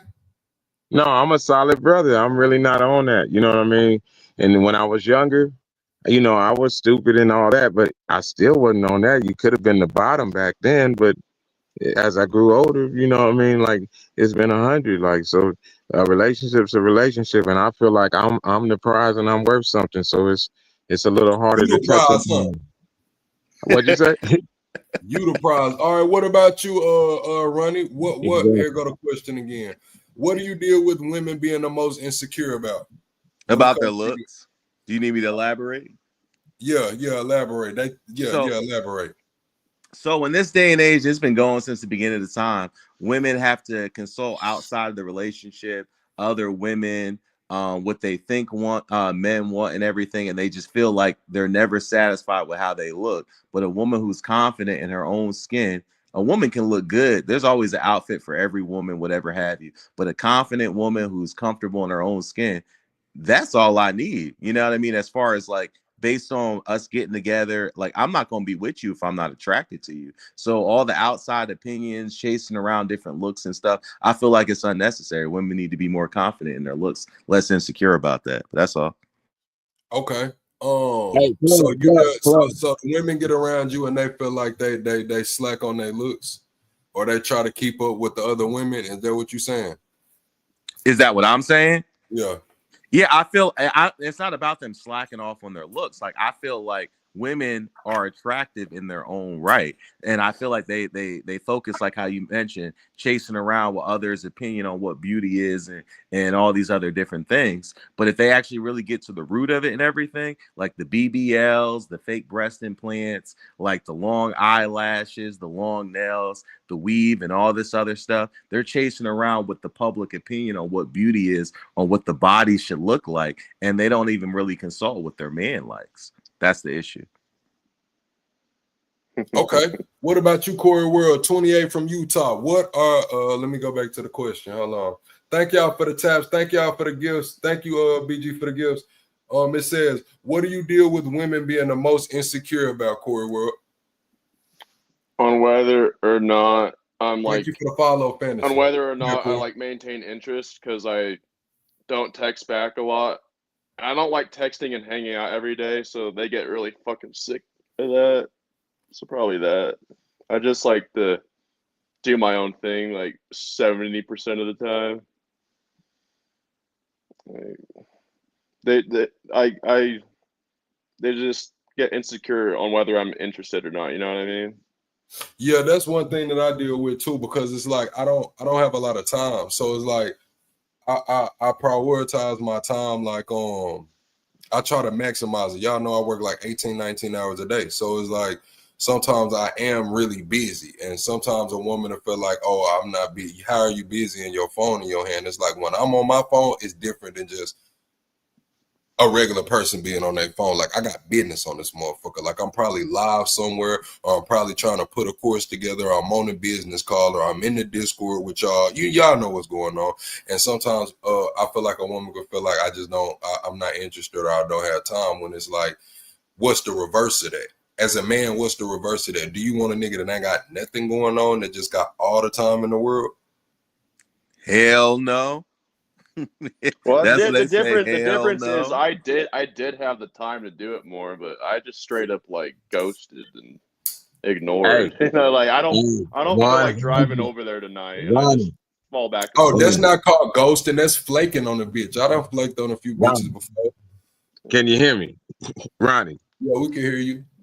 Listen, nigga, later on in the Discord, we getting your ass, nigga. For what? We ain't got to wait till the Discord. I mean, once we nigga, finish up with Did you just tell me there's an let me read some comments, because we got some more questions coming in, y'all. Yeah, real quick, we getting this nigga. No. Let's do a plug once, man. It's his channel. We on what he's It doing. says I go through the same thing for real. They leave me when they don't think I don't make time. Big Jess says, why? Hold on, what the fuck it say? Damn, where your comment go? Why is it that some men scared to go to the doctor? Well, Ronnie go to the VA, so we know his ass up there. I say for most men, like under a certain age, it's like shit. We heard the story the other day. You know what I'm saying? Like shit, insurance. A lot of people ain't got jobs right now. We talking about people that's most of the time unemployed, or if they are employed, do their job have benefits? Then you know you got Obamacare, you got other things of those sorts. But I think it's more of that type of situation. People ain't got the fucking money, bro. Like straight up. Like I've had a job with really good benefits, and then I've had to buy my own, you know, insurance. Like private insurance not cheap. Like this shit not cheap over here. Just straight up, it's not. And then I had to luckily Arkansas got this thing to where I put up $1,000. It was like $500 for each one of the kids, and they covered till they like 24, I think, up to a certain amount. But yeah, that's what it'd be for me. I'll let y'all take the answer. Top Cat, Ronnie, Corey World. Like I think that I hear that a lot. I talk to a lot of not even just men. There's more people under the age of like 35. They have jobs. Their jobs really don't have benefits, or they don't have a job. You know what I'm saying? And shit, they just ain't got no fucking insurance. Anybody want to take it first? I mean, yeah, I'll take it whatever. As Go far ahead, as go like ahead. how much you worry about what the bill will be, and then like I worry about like what I've done to my organs. Sometimes I don't want them to tell me I'm gonna die in a year. Like that wasn't the question, Corey. Why do men not go to the doctors, go to the hospital? That's what I answered it, because for me it's like that's cold. for me why I don't go is like I don't want to know like if anything's fucked up with me. Like that's isn't that answer the question? Oh, I'm sorry. I apologize. It sounded like you were kind of like piggybacking off what Plug said. But if that's your answer, yeah, that's fine. That's perfectly fine. I misunderstood. I'm sorry. Yeah. That's pretty Go much ahead, it. man. What's up, Memphis? What's up, Cassie? You said Corey World, the comments is saying, but you need to go. I know I need to, but it's like I don't want them to be like, "Oh, you have liver failure. You have your kidneys aren't working anymore." I'm like, "Oh shit!" Like, Shut the live out, Jess. What I'm gonna say is, okay, Top Cat, you got it. I thought Ronnie was gonna go. Oh, go ahead, Ronnie. I mean, I can go. That's fine. Of course, as Plug mentioned, like, yeah, I go to the VA. I go to the VA. I don't have any issues with going. I get the best care. But before then, like back when I was in the military, and if I could kind of wrap my brain around it, yeah, of course, with the price of like insurance and everything like that, I think there's like a stigma too as a man. Like we got to be tough, put some dirt on it, especially if you're from the South. But also in the military, they kind of look at you a little bit differently. Especially as a man, if you're always going to medical and you're always going to the hospital, like, oh man, you're being a crybaby, you need to tough it out, whatever have you. And don't get me wrong, I'm not advocating for that at all. Get seen, go to the hospital, go to the doctors, whether it be mental health, physical health, and emotional health. But like I feel like with a man, there's like a stigma, like, hey, like you got to look tough, you got to act tough. But the reality of the situation is everybody gets sick, everybody gets hurt. Take your ass to the doctor. Facts. What's up, Desire? Okay, Top Cat, it's on you. Hold on. Yeah, Top Cat, it's on you. Go ahead, Plug, if you was finna say something. No, I'm talking to the other app. We need some more questions. Look, y'all, I'm dual streaming right now. I'm giving Bigo priority to ask my panel over here on the other platform any question live right now. We got a 28-year-old white man from Utah named Corey World. We got a 34-year-old black man from the Midwest named Ronnie. And we got how old is you, Top Cat? A 40-something-year-old black man from Cali right now. Y'all can ask him. I'm from New Jersey, by the way, Plug. New Jersey. Yeah, Ronnie from New Jersey. So y'all can ask him any question. Go ahead, Top Cat. You can answer though. All right. So I'm glad you spoke first, Ronnie, because now that y'all know my age like that, so maybe I'll start going last from now on, man, because it seems like I'm long-winded, but shit, my life getting fine, Top Cat. So, but what I'm saying is, I have children in different aspects of looking at these same situations, and they're older children now. I'm looking at my children. In a minute, they're gonna have grandchildren. Like, I'm working on great grandchildren, and I know that seems fast, but everybody don't know my situation. So, then a different point when it comes to healthcare, like right now, I'm being real personal in public because I don't give a fuck about what none of y'all motherfuckers think when it comes down to it. I'm still top cat. In the end, like, for the last 2 weeks, I think I haven't had health insurance since I was like fucking 16. You know what I'm saying? Because just money situations, and now I'm actually having to make decisions. It doesn't just roll over. So knowing VA stuff, because I had an uncle, you know what I'm saying, that passed away, that dealt with the VA stuff from way back in the 70s to now, and hearing how Ronnie talking, that's beautiful, man. I hope that the sacrifices that other people took, dealing with their situation, has paid off for you to be in a situation to do better in your life. You know what I mean? That's 100. That means that they did what they were supposed to do.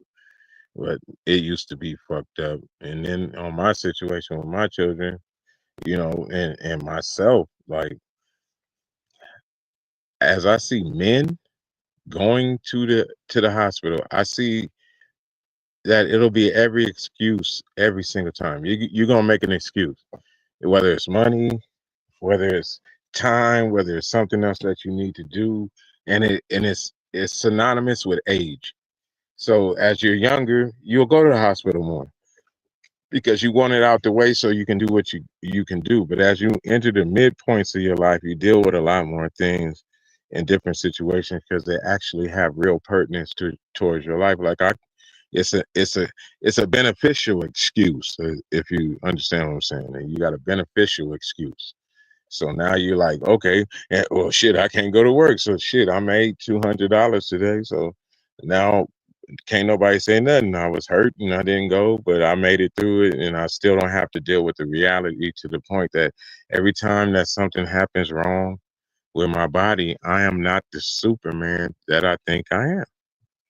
And that's the biggest point with why I feel men don't go to the doctors how they're supposed to, because you're supposed to be a protector and provider. And every time that you go to the doctor, and I'm gonna tell you on myself, I'm not gonna say on every man in history, but on myself, the life that I'm living, and I ain't even gonna lie, the privilege that I live in, the point that I've smoked and drank and did everything that I've done through my life, even with the successful things I've done in my life, it's hard to go face that you're not the Superman that you want everybody else to think that you are. No matter if it's in debating, no matter if it's in music, no matter if it's in raising your children. My children are doing great, man. I'm so proud of my kids. The older ones, all the way down to my grandkids. But it's not to a point where every time somebody says go to the doctor, that a motherfucker sticking his finger up your ass.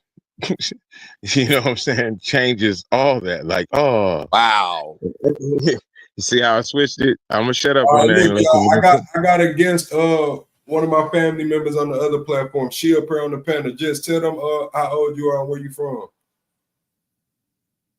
I'm Jessica and I'm 27. I'm from Alabama. She 27. She from Alabama. Y'all got any question y'all want to ask her right now while we got her on the call? How hot is it in Alabama right now? Man, he asking about the damn weather. Man, I could have told you that. It's pretty hot.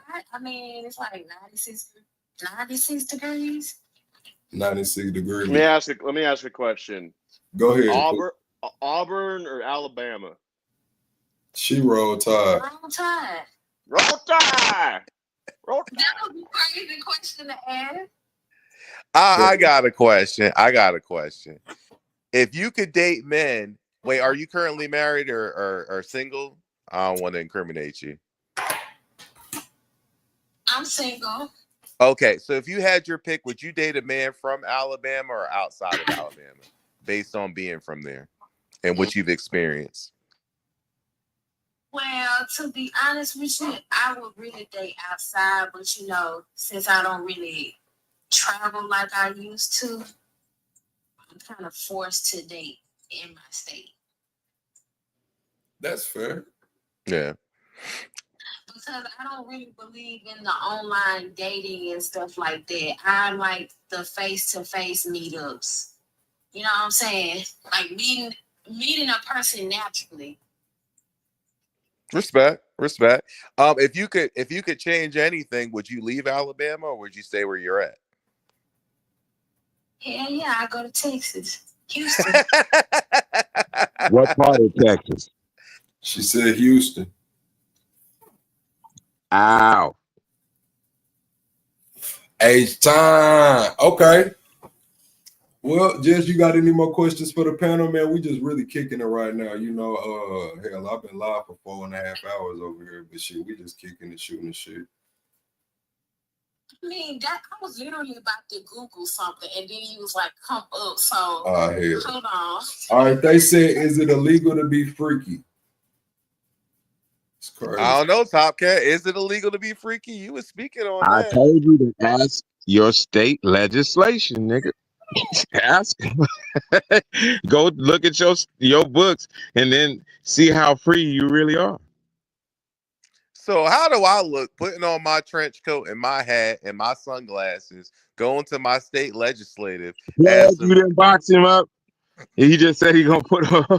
No, I'm speaking hypothetically. What type of look do I look? People gonna do what they want to do as long as it don't affect nobody or hurt nobody and it ain't consensual. I don't see the problem with it. I'm not gonna kick down the bedroom door and be like, "Why are you giving that poor girl back shots?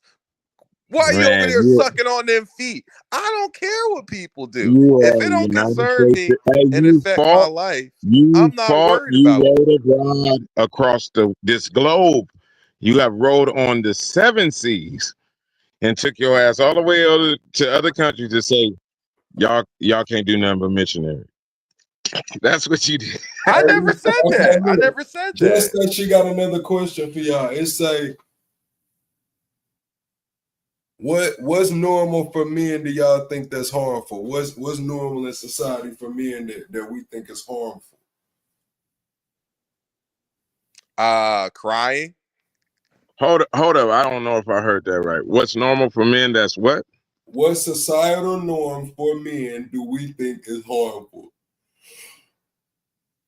Oh, it's the reverse of that. Men not being able to cry, show their emotions, talk about how they feeling. Okay, I'd say corn. That shit sounded like Winnie the Pooh. Corn, you say corn, so you say watching corn is normal for men and it's causing probably end up harmful. Is that the question? Yeah, exactly. Yeah, you said men that normalize porn and it's harming us. Oh, corn. I'd say so. Okay, what about you, Top Cat? I'm stuck. Maybe I got the question wrong. So, corn is wrong for who? It's not. I mean, that wasn't the question. That was the answer that he provided. I think I don't know. It's just endless dopamine surges in your fucking pocket, unlimited access. You don't think that hurts men? But you get that out of everything. As soon as you get in the car, the human body wasn't meant to go over 27 miles per hour, maybe, and you're going 70 some miles per hour. You're getting dopamine release every time you hit your brakes. Yeah, but you have to work for that. It's not in your pocket. You know what I mean? What the hell are you talking about? You have to work for that. You gotta, to do something to get a adrenaline rush. You gotta work for it. To get a dopamine thing from corn, all you gotta do is reach in your pocket. Let Corey tell you. I'm sorry. I haven't been reaching for my 6 shooters. I'm sorry. I'll shut the fuck up. I'm sorry. What you say, Blood? Now they asking what was y'all answer. So what I'm gonna say that's harmful. What I'm gonna say that's harmful for men that we normalize. Let's see.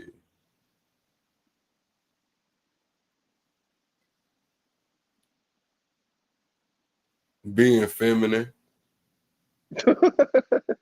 Yes. I don't even have shit to say. Yes. That kind of piggybacks off what I said, Plug, because I was talking about Like we You normalize, hey, sugarcoated that shit.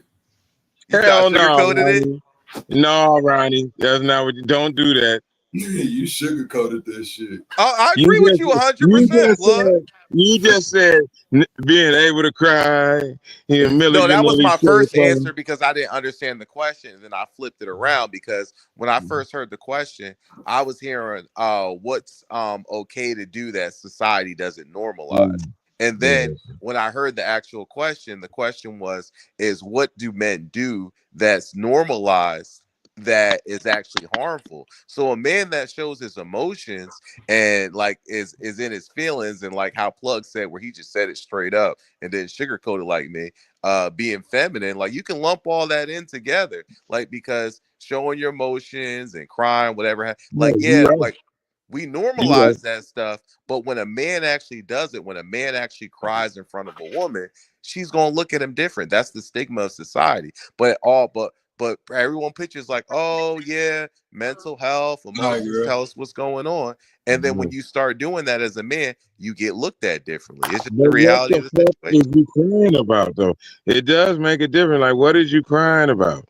Because I don't have See no what I'm problem saying? saying to you. Like, See what what are I'm you saying? crying about? I was That's answering the exactly. question. No, I'm Are you, sorry. I know I was just asking because the way you were, I didn't want you to get past that point before you could think about what I'm asking you. I'm sorry. I did interject. I no, apologize. it's fine. I mean, I don't mind the interjection, but I'm saying, see what like, because you turned it to me. Like, I don't know if you were saying, what is a man crying about, or what am I crying about? No, what Like, is it? Sit? No, not you. It's never personal, man. Shit, I love yeah, everybody, man. respect, respect. Yeah, I ain't tripping on that. I'm saying what it. I speak in that third person sometimes. I'm saying what is the situation that you're crying about? Like, so yeah, I'm not gonna be hypocritical, and I'm sitting over here like, ooh, I'm crying because the store closed early, and then I'm sitting up here being all on my lady head. You know what I'm saying? Because she crying and her cousin just passed. Like, why you crying? We ain't seen her in 25 years. No, but I'm saying yes. I mean, I'm not going to sit there. Whatever you choose to cry about is whatever you choose to cry about. But what I'm saying is like, yeah, I'm not going to sit there and say, oh, you shouldn't be crying about this. You're going to be crying. It could be as simple as like, oh shit, I ain't got it. Not that it's simple. Like, damn, I don't know how I'm gonna pay the rent. I'm getting behind my bills. I don't know what I'm gonna eat. I don't have a job. I just got fired. I don't got a car. I gotta walk. My feet hurt. I don't know. People But cry, and has your mama ever said, That ass funny. shut your bitch ass up and get your ass up and be a man? Has your but mama ever said that's that? why I mentioned that as that being the thing. Society sits there and says, "Hey, it's okay to share how you're feeling, share your thoughts, cry, whatever have you." But then when it's put on a man, and the man's the one that's crying, there's going to be a stigma. People going to look at you differently. Don't get me wrong. It's not that I'm advocating for anything. I'm just stating a simple. I can't call it a fact, but just literally what I see and how No, society revolves. you're Men are 100% supposed correct. to be I don't know. put to a I higher standard. disagree with this whole fucking thing, dude. What whole thing, What Corey? part of it, Corey? What part? Please, It's if we're expected to work for like 10 times less than our fucking grandparents, we allowed to cry sometimes. Fuck what they think. Corey said, "Fuck all that. I'm finna cry. Shit hurt. Shit hard." Look, look, in the book, it says there's nothing wrong It's with it. like, fuck There's that. nothing wrong with it. Ronnie's right. It's a bullshit stigma they gaslight you with. Hey, if you don't cry, you might not even make it up there into that ether, bro. You supposed to go through some mad suffering. If you ain't crying, if something ain't pushing your emotions or pushing you to do the right thing, and you're not going in that direction, bro, there's something going on with you. I'm very emotional. I spent a lot of years on that crazy stuff. Now, when I want to let them loose, well, you cry. I don't care what you think. I'm crying, and there's nothing wrong with me crying. You know what I'm saying? Let me get this stuff out before it turn into something else and turn into, you know, a whole different situation. Now they didn't have to come up with another diagnosis for my tears. Like, oh, he's crying. That's diphthosicosis. Like how all these different medical conditions have came up because people have places where they do things. I'm not saying mental health is not true, but there's to a point where how can you say these certain things? Like I really feel like a fucking punk with the blood I have in me for me to act a certain way when people have made the sacrifices for me to be able to push today that they have. So I don't make those excuses for those reasons, not what everybody else makes. You know, I'm not getting raped every damn night until I'm fucking 20 years old. So I have something to answer for, to be tripping because King closed early. You know what I'm saying? I have something to answer for. You know what I mean? So I give everybody their props. But you correct, Ronnie, 100%. Appreciate it. It's definitely in there. Yeah. They don't want you to be a man, you know, and show those things. 100%. Plug put it down. He All just right, didn't want me to man. sugarcoat Right. it. You doing too much damn sugarcoating, man. Yeah, we just chilling though, man. We can ask any questions y'all got, man. They talking about real men cry talking too much, always personal. Most FOMO people calling the undercover homosexuals themselves is what the chat says. Wait, what was that word again? Schmexuals. That's the Oh, okay. You had to change it up. I was like, what was that? I was like, you got it. Whoever was upset, I'll keep it shorter. I know for 100% they talk about me. Let me shut the fuck up. Hey, yeah, they can ask anything. I'll answer anything. I ain't got nothing. I mean, unless it's like something like wow, like yo, give us your address or whatever. I ain't doing all that. Like, but I can speak on any topic, answer any question. Nothing's off the table unless it gets like way too personal, like where I work at and what do I, Hey, you know what I mean? I don't answer nothing what like was the question, Plug? Hell yeah, What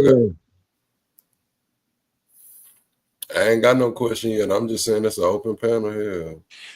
So what were you talking about before about the Japan stuff and the military stuff? And I'm not offended. I just want to make sure I answer your question. We ain't got to go back to the Discord. We can do it on the live. I like You what know were what you I'm gonna saying? ask me? I'm just giving fine shit. You talk about me? You talking about Yeah, you Cat? were gonna ask me something about like being in Japan and I'm like you said I was saying you backpedaling ain't or something. seen the aspect to say that you can hop off the plane in fucking California in the military and get the same things that you're gonna get hop off in Japan and get. You're telling me they're the same?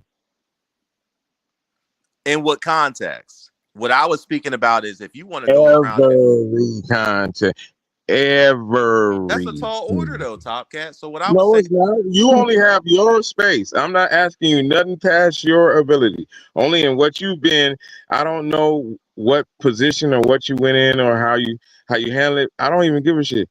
You are accommodated to every situation that your pocket can fill when you hit there. You can have what you want the whole time. It's just period. It ruins a lot of sailors. Am I wrong? I mean, yes, in the sense of like it depends on what you're doing. Like if you're trying to go do allegedly, like as far as like putting stuff into your body, like putting allegedly into your body, like that's one thing. If you're trying to go out and and go into like the corn industry and stuff or pastimes in corn or I don't know if I can say the word, that's why I'm not saying it.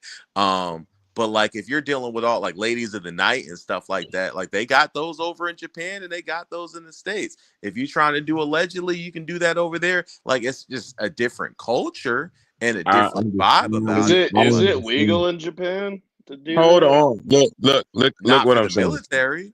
But Ronnie, yes, it's what's that? quit fucking playing, dog. Quit playing about what I'm so confused. They I don't know have what you're asking or look, alluding I'm to. gonna just put it this way. They have whole hotels filled with military people, right?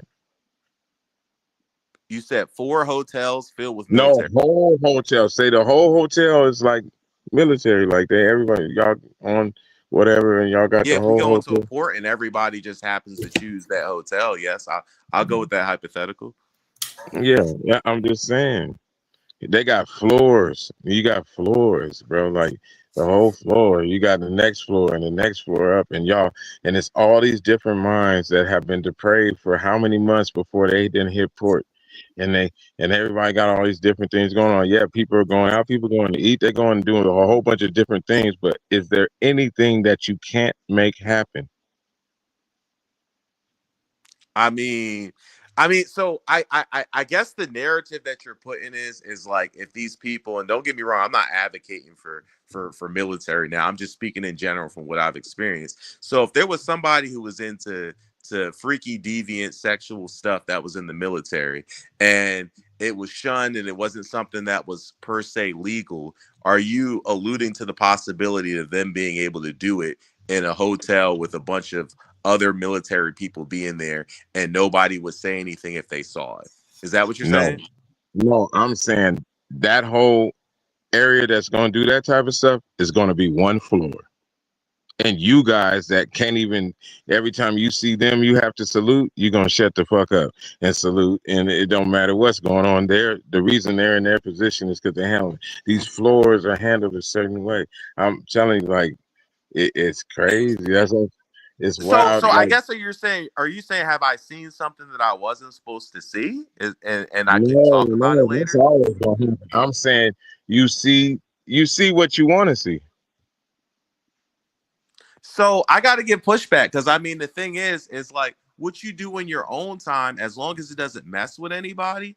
I don't care what you do. So like prime example, if somebody was in a higher position than me in the military, whether it be enlisted or officer, and in port, I saw them doing something that was against the UCMJ on what our guidelines were given when we were supposed to have that port. And it's put in there, if you see something, you need to say something. Me specifically in that position, if I saw somebody doing something where I'm like, hey, officers shouldn't be doing that. They shouldn't be out past curfew or whatever have you. If they're not doing anything crazy, I've been in that situation when I've been past curfew and things, and I'm not trying to incriminate myself, but shit happens. Whether or not like you got to go out and get something to eat or something, shit happens. But we can even speak extremes. As long as you're not doing anything, harming nobody, you're not leaving the person that you were supposed to go on port with, because we got to be paired up. You got to be you and somebody else so you can keep track of each other, keep tabs. As long as you're not hurting nobody, you're not doing anything damaging, you're not putting anything into your body which you need to be drug tested, I don't give a fuck what you do. And the honest opinion is, don't nobody else give a fuck either. And if we're sitting there talking about like I get what you're saying and you're alluding to, and perhaps maybe there might be a secret society, or it's just the military is just people. It's a job. Like I know we tilt our hat to them, like, hey, whatever have. At the end of the day, yes, you're protecting our country. Everybody has a job. Everybody's a spoke on the wheel, but they're just people like everybody else doing a job, and they're defending the country. It takes a little bit harder than most others, but some people are just trying to, you know what I mean, make a career, get the benefits, education stuff. Some people just want to go ahead and defend their country. And this But is what goes along with it. That's what goes along with it. This fraternizing and these different things that go on. But that's not even yes, what I'm it's their saying. fraternization, yes, but I feel like you're and take this whatever way you want. I feel like you're painting Mm. it in like a completely negative light, No, especially from, I don't know if you heard no. something from somebody or if it was different in a different time, but I mean, I'm here to tell you, like, the So narrative has just been, you think in I the don't military they would never say snitches get stitches? I think they just say that in general with everybody. But like I just mentioned before, Exactly. that they say, hey, closed mouth sink ships. They say that all the time. They want you to, if something's going on, they want you to report it. But I honestly believe that most people, like, unless you're doing something wild, like I'm saying, and it's going against the UCMJ, and you're hurting somebody, and there's no consent, then that would be the instance that would apply. But if you're just doing stuff and you're just enjoying yourself and you're not hurting nobody, don't nobody really give a damn about what you're doing unless there's a Mhm. personal vendetta. That is my point. That is my point. Exactly what you said. So if everything runs smoothly and everybody does exactly what they want and do it to the point of that, That's not what I said. You're taking out of context. I said if you can do whatever you want as long as you're not doing drugs or hurting somebody and it's going against consent or whatever have you, and you can stretch that to however you want to stretch it to. But I'm not talking about like the extreme. I'm just talking about general. Like if you want to have like consensual sex in whatever way you want to have it, ain't nobody messing with you. If you end up messing with somebody and they happen to be your same gender and you didn't know about it, I'm talking about lady boys, whatever have you. Hey, that happened. We don't talk about it. But if we're sitting here trying to make a narrative that we're trying to demonize people just enjoying their port visit and it's not affecting anybody negatively. I don't want to put a negative connotation on people just enjoying themselves and make it like it's some type of, I don't know, Illuminati-esque type of thing. And I'm like, Nigga, I don't did get the you narrative that just you're say spinning. lady boys? What the fuck is a lady boy? You never heard about Thailand? See, these are the things we're talking about. Like, you're talking to me about the military, and you're like, don't backpedal. You know what I'm talking about. But I'll mention one phrase or something in one term, and it's completely common, and you don't know what I'm referring to. So that's why I was just saying before, like, I'm not taking offense to it, by the way, but I'm just saying you're speaking on a lot of different things that you haven't experienced or don't know firsthand account on. So it's like, if I'm going to assume that you know what I'm talking about, but then I find evidence that you don't, it makes the dialect, the discourse, or the conversation that we're having just like, huh? Wait, you don't know what I'm talking about with this, but you're talking about that. Okay. I'm sorry, Ronnie. I'm gonna stop you. No, you're Yeah, good, bro. You're good. I know what a lady boy is. I was just saying if you thought I was that stupid. Look, I know what the fuck a lady boy is, and they didn't originate in just Thailand. They originated in the Philippines too. I know what the fuck a lady boy is. As much as we talk, I thought you would have.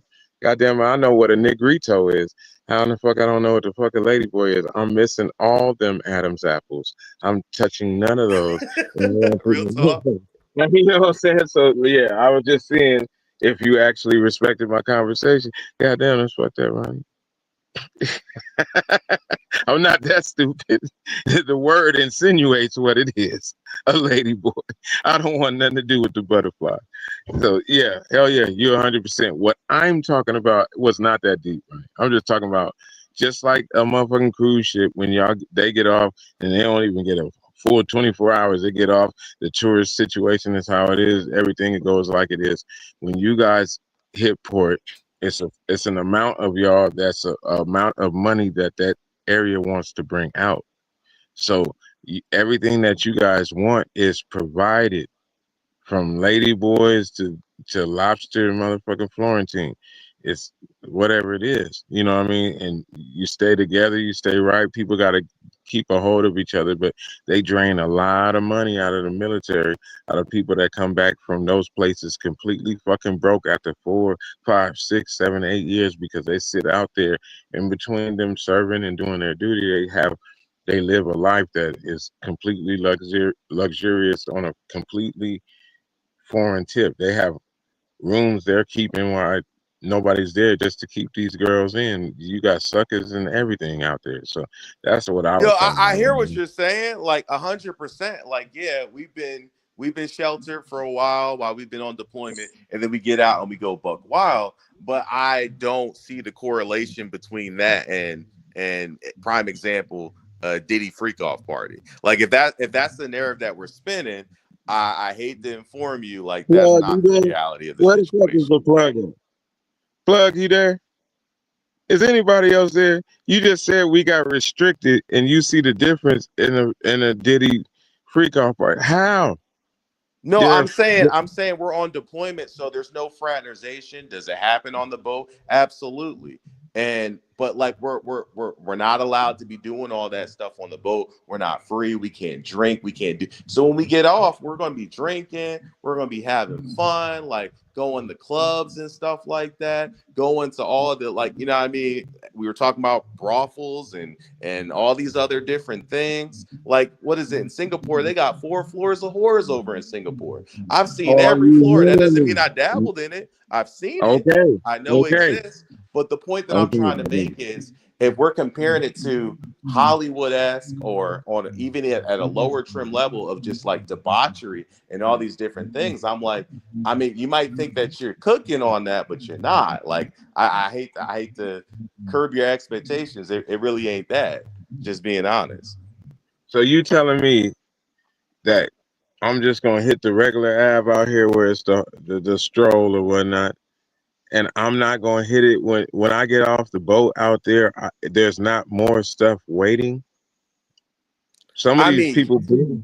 I mean, come on. That's what I'm saying. Come the hell on. You talking about the amount of people that are all around the world doing different things, coming to this place, and all these people are coming together and talking for months and months. When you gonna hit port, and when you gonna do this? You've been out here stressing and what. The But we're not going to craziest Diddy thing, freak off parties. That's the point that I'm trying to make. Like, I'm y'all trying to all understand the doing narrative that you're making. come on. You're saying, come on, I'm giving you the truth, the reality. Are Four, people you just having said sex? Yes, 4 but floors is of it freakiness. You going is to it the baby oil and all that? No, that's not the reality of it. I Maybe there might be know, a onesie, twosie somewhere, but that's a kink and a fetish. Like it ain't anywhere. just because it's in the bamboo don't mean it ain't a freak session. I mean, you getting it cracking. You know what I'm saying? Eating food off of nude models before y'all go back to the top of the Where steps. are you getting this information from, man? I know what I said. I'm right next to Camp Pendleton. I'm in San Diego, right next up. I know. I went to MEPS. I Wait, was so what finna go. branch are you talking about? Because I mean, I know The people say Navy, stigmas about the Navy, the but we ones don't get that hop down like off, that. the ones that hop off with hundreds of them. The Navy, the ones that come with the money, they all hop off at the same time. It ain't just a flight crew coming in right now. We coming in, boom, here comes the carrier, and we about to have our shit go on. So you know what's up. I mean, fun party, hotel party, whatever, but not to the levels of some Diddy shit that you talking about. Like that, that's I'm glad 100% you cap. never I gotta call experienced Cat. it. I gotta I'm call just Cat. saying, I'm glad you never experienced it, bro.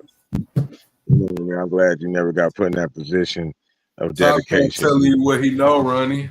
That's what I'm trying to figure out. I've never had somebody tell me something that I've lived, the lifestyle that I live, and tell me Now it's I'm saying completely. all my homies that came back had international incidents. That might let you know what I'm saying.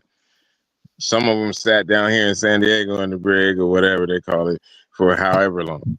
You know what Yeah, I'm I've saying? seen people that I served with go to the brick, but even some of the stuff that they did, it all came on to like, yo, you left the person you're supposed to go on port with, and we found them out in town by themselves. That's what you ended up going to the brick for. Or it'll be some type of like unconsensual type of thing that happened where somebody was raped or something like that. So like Yeah. I hear the narrative. I don't know who those dudes are that you with or whatever have. I can't speak about that. But I know the You command that I was just in and the don't people I just bumped strong elbows with confidence. in the military, they Just weren't on strong any of the confidence. shit that you were talking about. So I'm like, that's what I'm saying. I'm having somebody tell me something's completely the opposite of what I experienced. I'm giving you That's the what reality. Plug says I sugarcoat a lot. I'm being completely honest with you. yeah. Not Come trying to on. incriminate myself or anything. Like I've seen Please some. don't do it. Don't incriminate yourself. No, I'm not. I'm just not. I'm just gonna Listen, speak you about see the them reality of the shades? You see them situation. shades like that's on Diddy on that motherfucker? That's what every situation you're telling me you got them motherfuckers on. Like I went out here and there was no racism. You was like, they're just honking at me behind me. Wait, what are you Why are talking these about in people Alabama? just How they hung honking the horn at me to say hi? hi my ass? Like, get out of here, niggas. Like you hear them honking? No, I'm talking about it's black people. It's everybody. You don't understand what the shades I'm talking about, like the blinders. You like, what shallow Hal? Are you getting what I'm saying?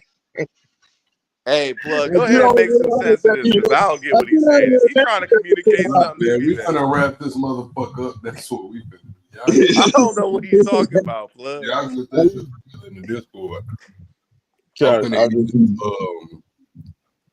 nigga said prime, Nicaragua. I'm I finna never eat this seen that. prime beef burger. I got some jalapeno cheese on this motherfucker, some Cool Ranch Doritos, and some Sweet Baby Rays. I'm gonna let y'all go ahead with y'all last words. Curry World, go ahead. It was a good show tonight. It was interesting when Plug intertwined his two streaming platforms, so like answering questions like that. That's it.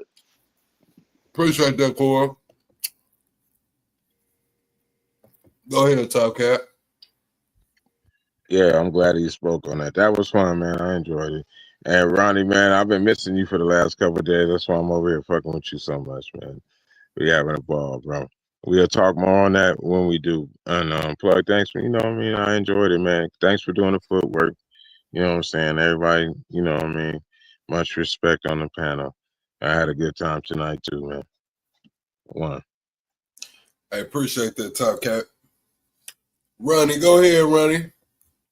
All right, final words. It's been a little while. Appreciate you letting me come up here to cook with y'all, have these conversations. Also, too, I love the fact that we were able to go ahead and intermingle between what was that, Bigo plug? It was Bigo. Yeah, I thought that was pretty cool how they could ask us some questions. We could ask them some questions as well. I definitely think that's a good look for the platform, us cross mingling and asking each other different things because perspective is important.